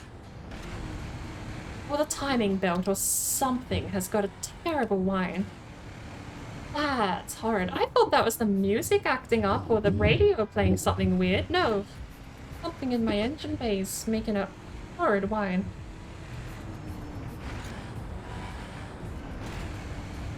It's only while I'm throttle on. I don't know if this thing has a turbo, but I've got enough stuff on the dash to make me think there might be a turbo here somewhere. I don't know. Superchargers were a thing in the 70s, right? Turbo might not have been. Superchargers have a whine like turbo do? Because this doesn't sound like it has a turbo, but I don't know if the 70s turbos are a thing, what they sound like. Because something is horridly whining at the moment. And I think the only conclusion I have left to draw, we're backfiring now. If it ain't a turbo or a supercharger, I don't think the Shelby 500 has a supercharger, does it? Gotta be the timing belt then.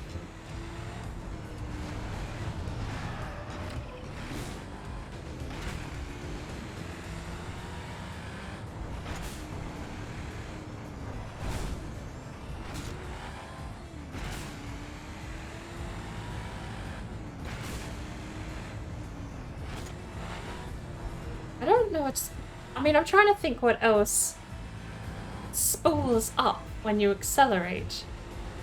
No way it's the drivetrain, because that would be based on speed.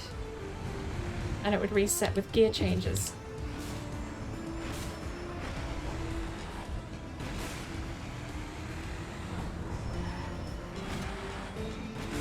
There's a jump! Hey, that would be great to take in this game mode.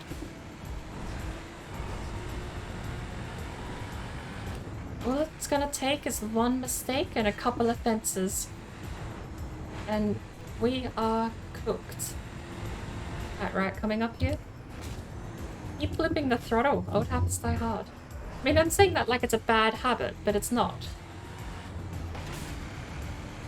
I just don't need to do it. No throttle control in this game. No. Throttle blipping, clutch management, nothing. Honestly, I wonder what clutch management is like in this, but I don't use H-shifter in this. It's too arcadey to bother with manual shifting like that. But I'd be curious to know if I turn clutch to manual and set up the H-shifter, manual with clutch. Really would be curious whether the audio blip that I get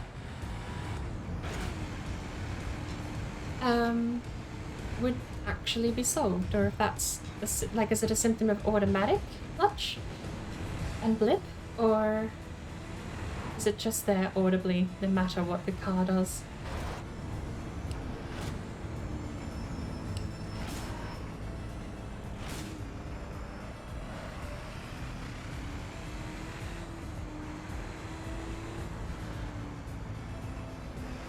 Hearing the suspension groan is definitely something I'm not used to. We have, I don't need to check the map, I've got a giant number in the top left, 7 miles left. And we are on the freeway, back in traffic again, so let's try and behave here. Apparently barriers hurt just as much as traffic. straight line. No turn-offs, no off-ramps.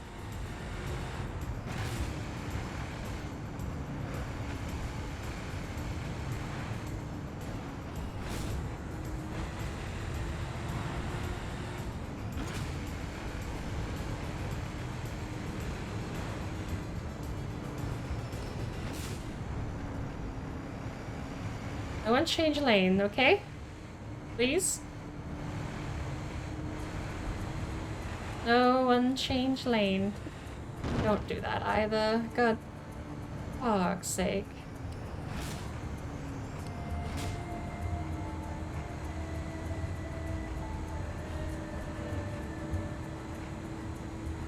Just the car tapping me right now would kill me.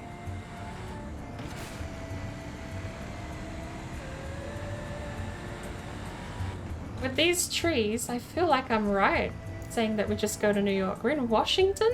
Okay, take it back. The docks. Where are we going from Chicago to the docks?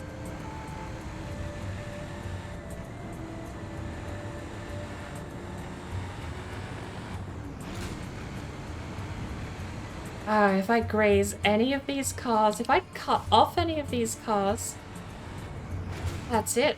Toast. Gotta make sure that I don't cut them off when they have an off-ramp coming up. Gotta make sure I don't scrape the wall. Good lord. 3 miles! Come on! Nerve-wracking as this is, there's an off-ramp here.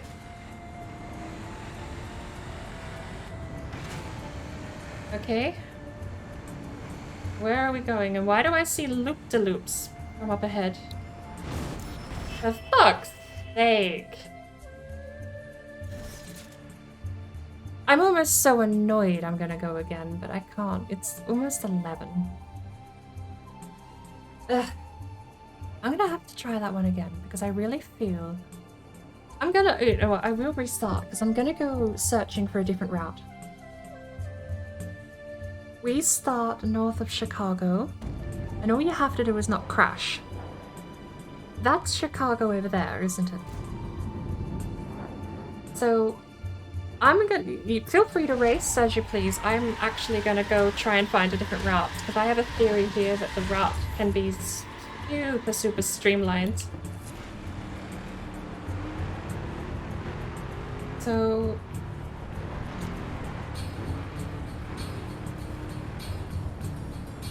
You're probably best going ahead, because I'm going to be taking nonsense turns.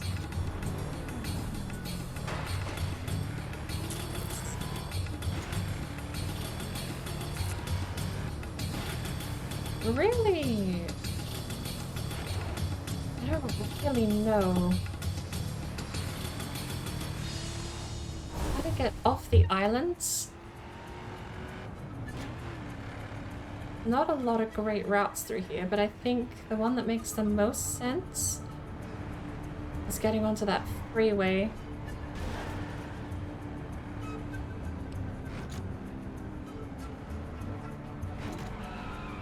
Once you break the GPS once, though, I wonder if it does do shortest route. I mean, that would make sense, but... So, where are these on-ramps? We've got... Let's just head back over here. Because we drive... Is that a tunnel? Oh, I think I see how to get in the tunnel. Right, so... You would take the shortest route. You would go straight line east. And then you've got the roundabout there on the map as a reference point. You want to be on this road here. This is the first road you have to hit on my route. After that, you would go to the tunnel. That's what the GPS just picked up. And then my theory is once you get on the freeway, you're basically set just to follow the freeway. Not even a tunnel. So, I don't know where the finish is, right? It tells us to turn here. I am not going to turn here.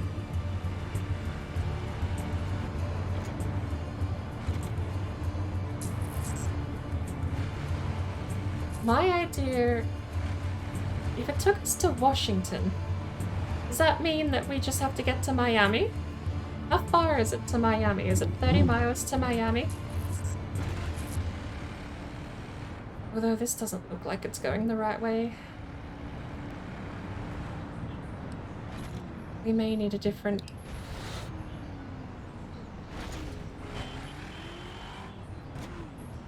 Kinda might be going the right way. I mean, we're heading south, which is fine. We're in Chicago. We do need to either head south or southeast-ish as best we can. So we've got a couple of complex things to navigate here. Once you get onto the highway, freeway, do you need to make that turn? I'm gonna assume yes. Is it? No. No, you don't need to make that turn. What you need to do is get onto that other highway, which we will have to figure out later. Although, all of this just to end up back where the road takes you via GPS. Okay. So if there's no quicker way to get onto that highway, or safer way, let's say. Safer, quicker, combined. What should we call that? What's the combination of safer and quicker? Best. There's no best way.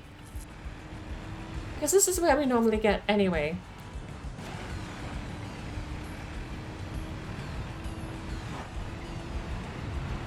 We end up right here, following the regular GPS.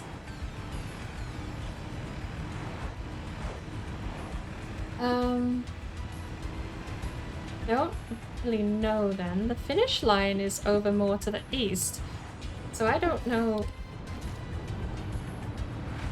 if there is a reason to go through New York.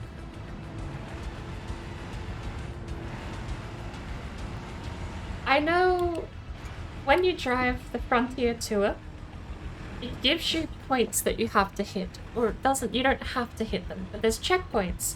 And then there's also GPS set in stone points that the GPS tries to navigate you towards. Those are the ones that take you through the park in New York for no reason when you can just drive around the park. And it's fun to follow the GPS, the AI will, but you don't have to drive through the park in New York. You can drive around it, it's fine. Okay. So I wonder if this is the same thing, or if the different GPS we've got up here in the sky is actually giving us shortest route already. There is a case to be made after we explored that maybe it already is following shortest route. But this turn up here is where I'm a little confused. Because if we are just heading to New York, surely there would be a Chicago to New York bridge. Something simple we could take, but this road right here, there's no way to show my map, is there? Nope, map's disabled. So if we have to head east, surely you would just head you would head north of Chicago, not south of Chicago, and head to New York and take the freeway on New York. We need to figure out where the destination is, though, because we end up in Washington.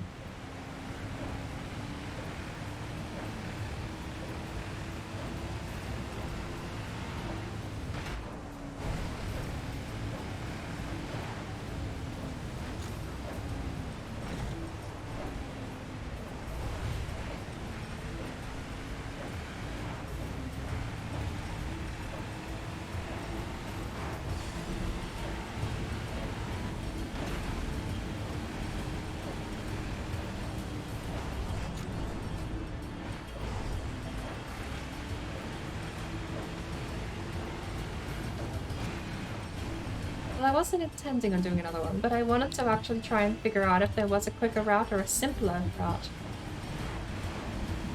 So far, no cigar, but I think north of Chicago might be the route to try. Get out from the island, turn east, and then head north. See if you can find a bridge over to New York, and then take some kind of freeway/highway from New York down to Miami, and look for any turn-offs anywhere along the way that looks like it might take you close to the finish line. Find out where the finish line is. That's going to be the best way to know how to get from A to B, is knowing where B is.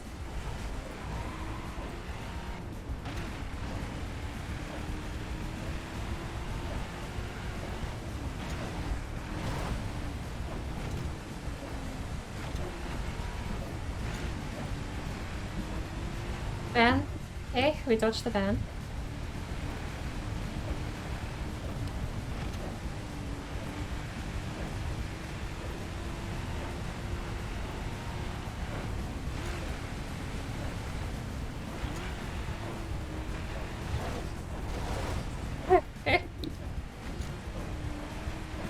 I'm playing too many Simcade games lately. I'm so used to Project Cars 1 actually punishing you for doing stuff like that.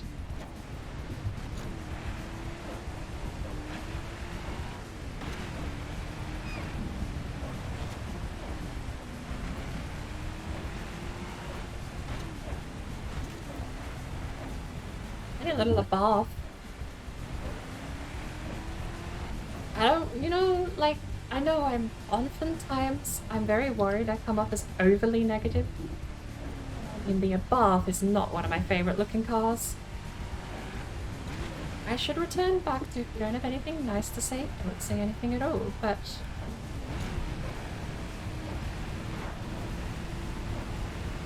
I can't help it.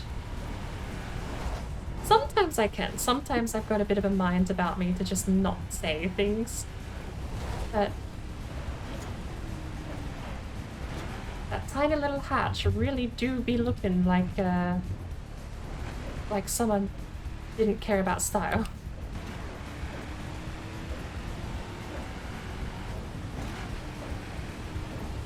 Hurry up! Okay, so I'll explain my bias a little bit though, right? I do have a bias for how cars look. They have to have a nice arse. The Abarth has no arse at all. Of course, it kinda doesn't fit with my idea of what a good-looking car is. Oh, you crashed out. Actually didn't see where.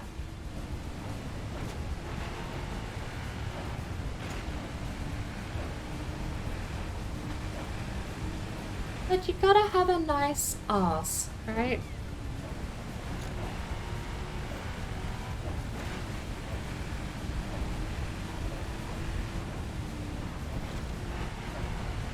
This thing? Gorgeous ass.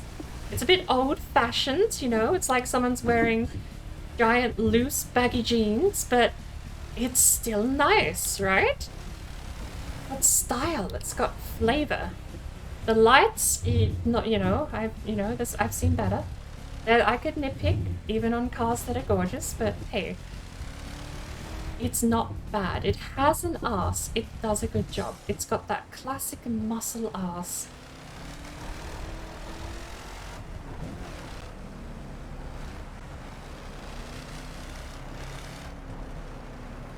I had an absolute fit. I read that message that just popped up as Finowin has escaped. And I gotta lie, I gotta say, I can't lie. That was not what I was expecting to read from a Pokemon game.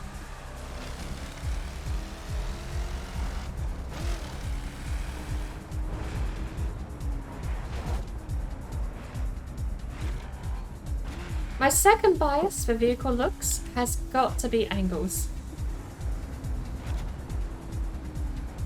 You gotta have some nice angles. They don't have to be angular.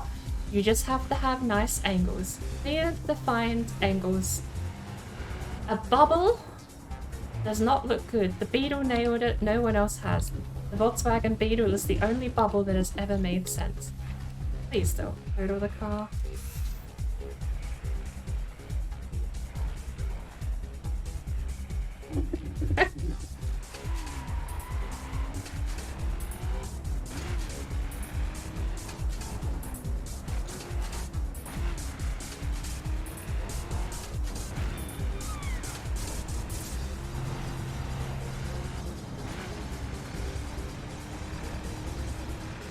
Besides that, you know, like, I think the Mitsubishi Lancer is probably one of my favorite examples of a car that does look nice, but it's not angular, it's not stylized, it just looks nice. Got a good ass. Can't deny that. Every model of the Lancer has a good ass, especially the Evo series. It's got a good front, it's got a good portion to it. Nice, defiant angles. Even the curve over the backlights. Honestly, a nice car. It doesn't look like they hired a millionaire to design it. Doesn't look like they hired an artist to design it. It looks practically nice.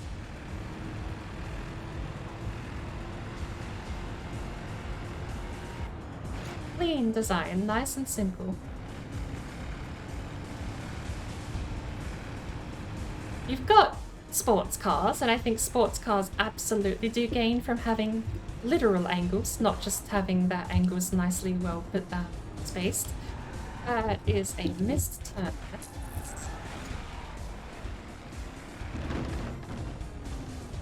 Which Evo? The whole lot.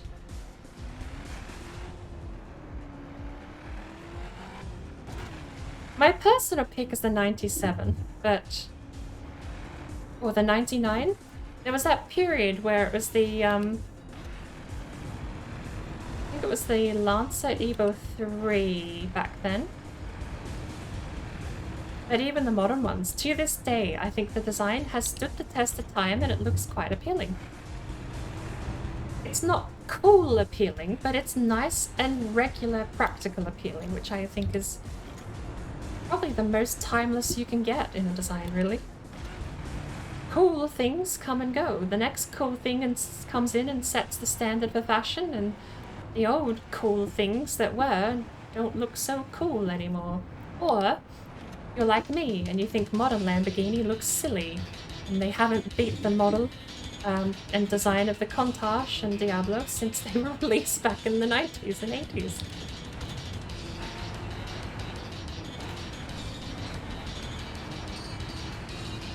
You either change with the styles and you think the old ones fade away, or you don't, and you don't like the new stuff. There's no in between.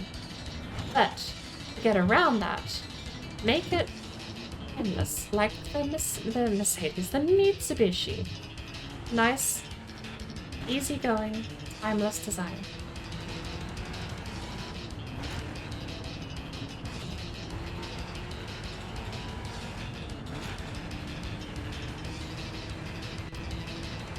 And as far as the Mustang here goes, I do prefer the 302 Boss, Ford Mustang 302 Boss.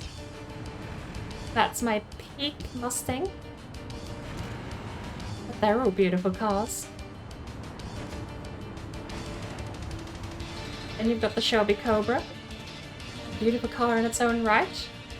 And I think the closest I'll ever get to admitting that another car pulled off the bubble look like the Volkswagen Beetle did.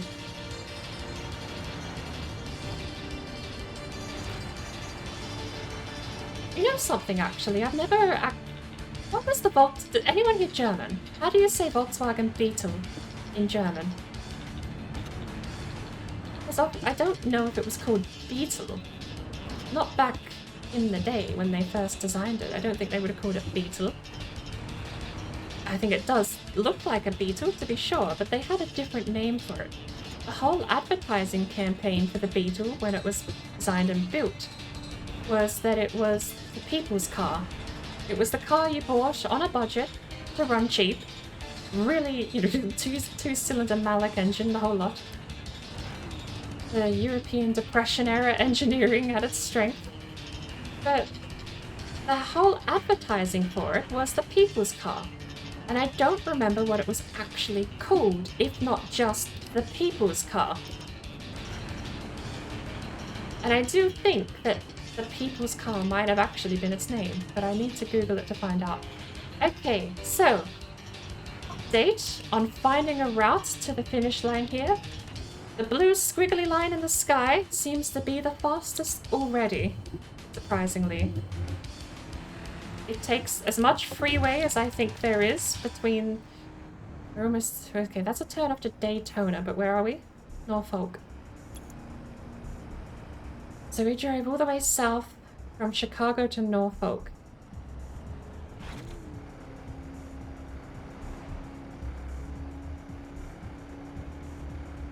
I'll have a look at the map and see what I can find, but I really don't think you're gonna beat anything. Maybe it's more flat out if you go to New York and take a freeway south, but... Okay, come on game, that's a bit exaggerated. I was barely going that speed, come on. I was cruising.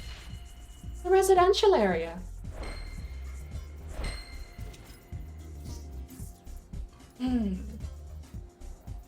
This isn't even apparently a Mustang. It's just the Shelby GT 500. Got a pretty nice upgrade there, actually. Oh, my neck and shoulders. Right. That is gonna be where I have to cool it, though. Where are we? Okay, so... my GPS marker is still there. And I gotta be honest. Besides changing a couple of turns, this doesn't change much at all. We go here and then... oh, we do go there. Where do we go down here?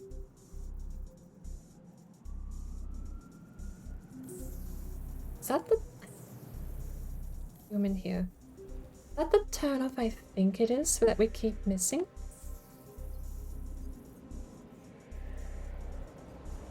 Why does it turn off there? And go down that road.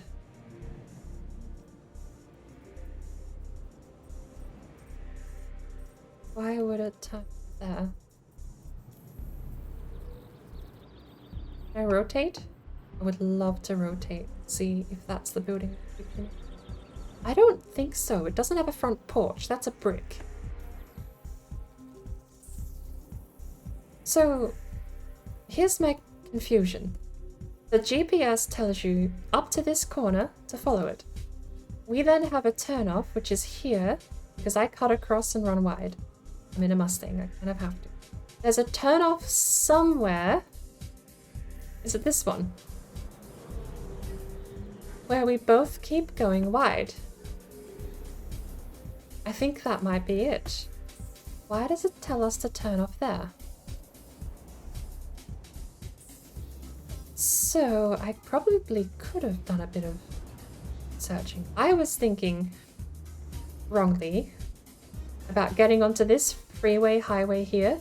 The problem was, I got onto the wrong freeway. I got onto this freeway up here, came down south and along this one, and over here, and over here. And I think I actually took an off-ramp and came past Delray. If I get... so let's say, here's the roundabout I was talking about. If we take the roundabout onto the bridge and take the first off-ramp onto this freeway, we do end up in basically the same spot. Because this bit right here is where the GPS normally takes us. And I'm still trying to figure out why it takes us along here when there's really no downside to following the route around town. Going through town is just a hazard. I feel like that is it, right? Oh. Oh no. Houses from the top will look the same. There's a residential house somewhere. We keep overshooting on this road. I think it is this one. Because you do get a fair bit of runway. There's a fair bit of grass. And if that's the case... I don't know where it takes us next. But fastest route to finish, I think, would be following GPS until you get to that run wide corner. Keep going until you get to the turn off. And then this is where we normally go through that intersection. Now you recognize that. And through here. That's the turnoff I was confused about that sends us east. Right. So that's the turnoff where I noticed that if you kept following, you would head west. Hey, Little Eagle speed drums in here. So, there is no bridge to New York. I'd remembered that entirely wrong.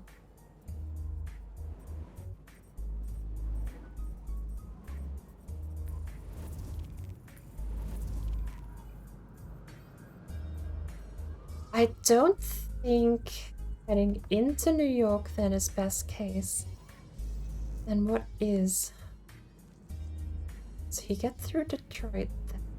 I feel like passing by that intersection is still good. Heading onto that highway takes you east and then you would head down. You gain no benefit from breaking off. Maybe you gain benefit from coming down here. Following this road here. Let's say you go into town, you come along here, come along the coast, you basically have to find your own way. Once you get into town, you are free to do as you wish. Stating. So,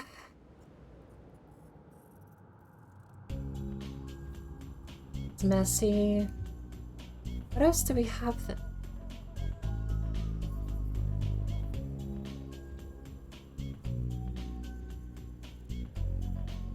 New York seems bad. So, bar the one discrepancy of turning off down one of these roads for some reason, which I don't know why, but head straight, don't turn, and you hit the T-junction in which you would turn onto the freeway. Follow the GPS as normal. Follow the GPS as normal. And then you get over here, there's that bridge we take. There's the squiggly bits through the mountain ranges. You get to what I was finding on the mini map was Coal State. Got more squiggles here.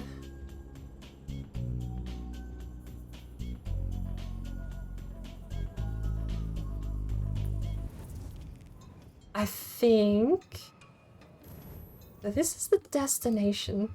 Let's backtrack. Because I think you would want to go out here.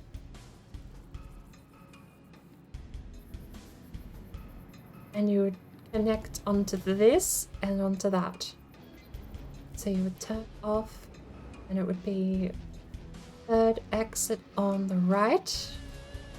All the way down until you reach Norfolk. I don't actually know which way we came. That might have been the route. Because we spent a fair amount of it on the freeway. But both directions of freeway. So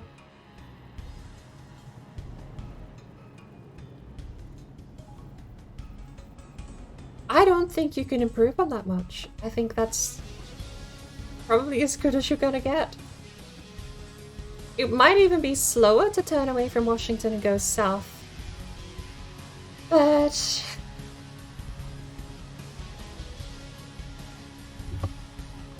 you're not exactly on a time limit.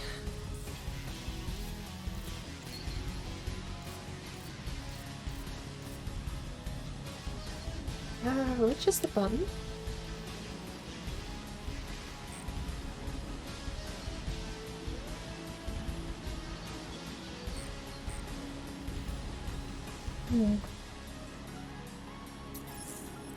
Or just click it.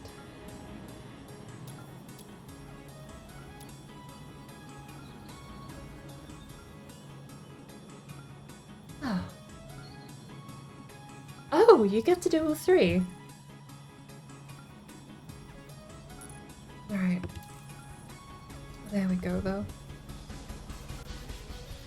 Ah, I'm losing my voice too. It's 11.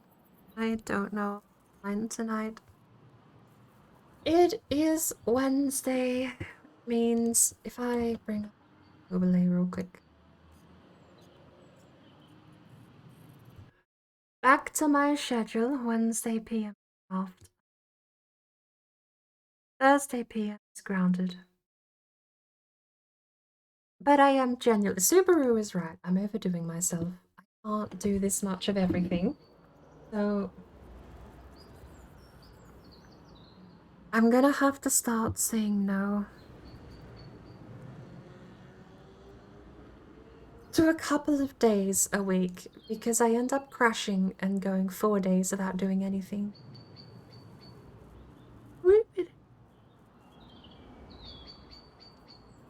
Oh, we've been in here for 5.5 hours. What were we doing before this? Oh, that's right, we did One Finger Death Punch. Oh, I can't wait to find out that VODs are muted because of One Finger Death Punch. Tidbits is on, Tone Dust is on, Science Chan is on, Tazzarello is on.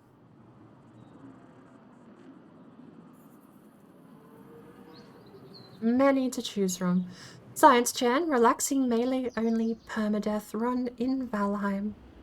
Tone Dust is Beyond the Clouds in Isle of Siptar and Conan Exiles.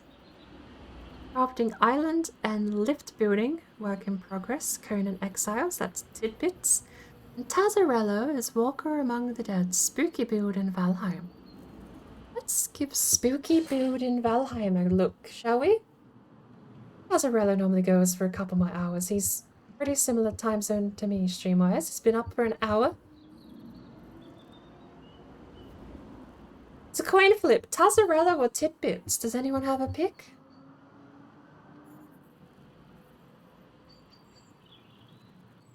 Tazzarello looks like he's just switched to motor. Oh, Tazzarello just switched to bone mass power. So he's probably gonna go fight something. How long's Tidbits been on? Let's pick whoever's been on the least. Tazzarello's got an hour under his belt. Tidbits has been on for 2. Third pick? Why not? Let's find out. How long has Tone been online? I'll prep the raid for Tazzarello, shall we? If you like global emotes, we have global emotes. If you like the fancy animated ones, we have those too. Hey, you know what? Give me that. Give me that. Give me that. I've got a new emote. And I know what's going in that. Love to have that.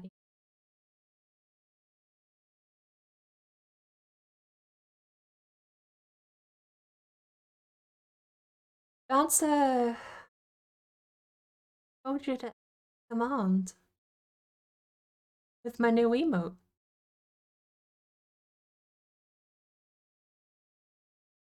Bouncer?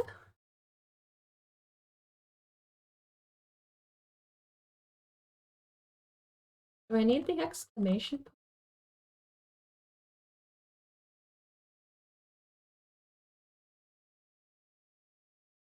Oh, I'll also have to do my thing adding it to enter. Bouncer is being lazy. Why is Bouncer being lazy? Paid is still the other. Okay, Bouncer. It's command.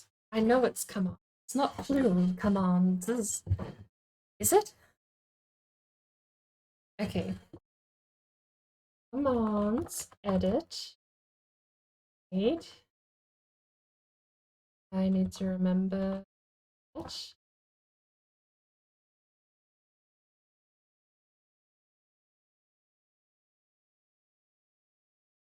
That with an S? That's being okay. No, that's annoying.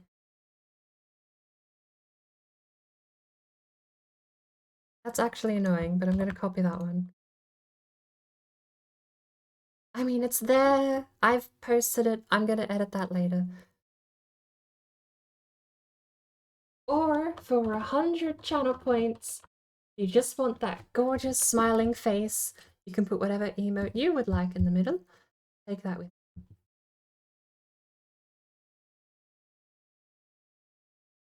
We're gonna go say hello to Tazarello Gaming, and I'm gonna go beat up Bouncer and tell him to fix my command. It's commands without an S. I just don't know why it's not working. It's not like I disabled commands with... Why would I disable a broadcaster only command?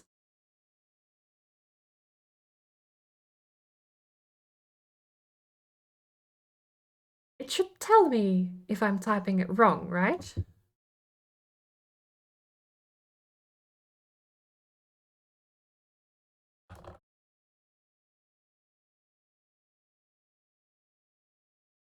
No, Bouncer's fired. He's fired. Absolutely. Get him out of here.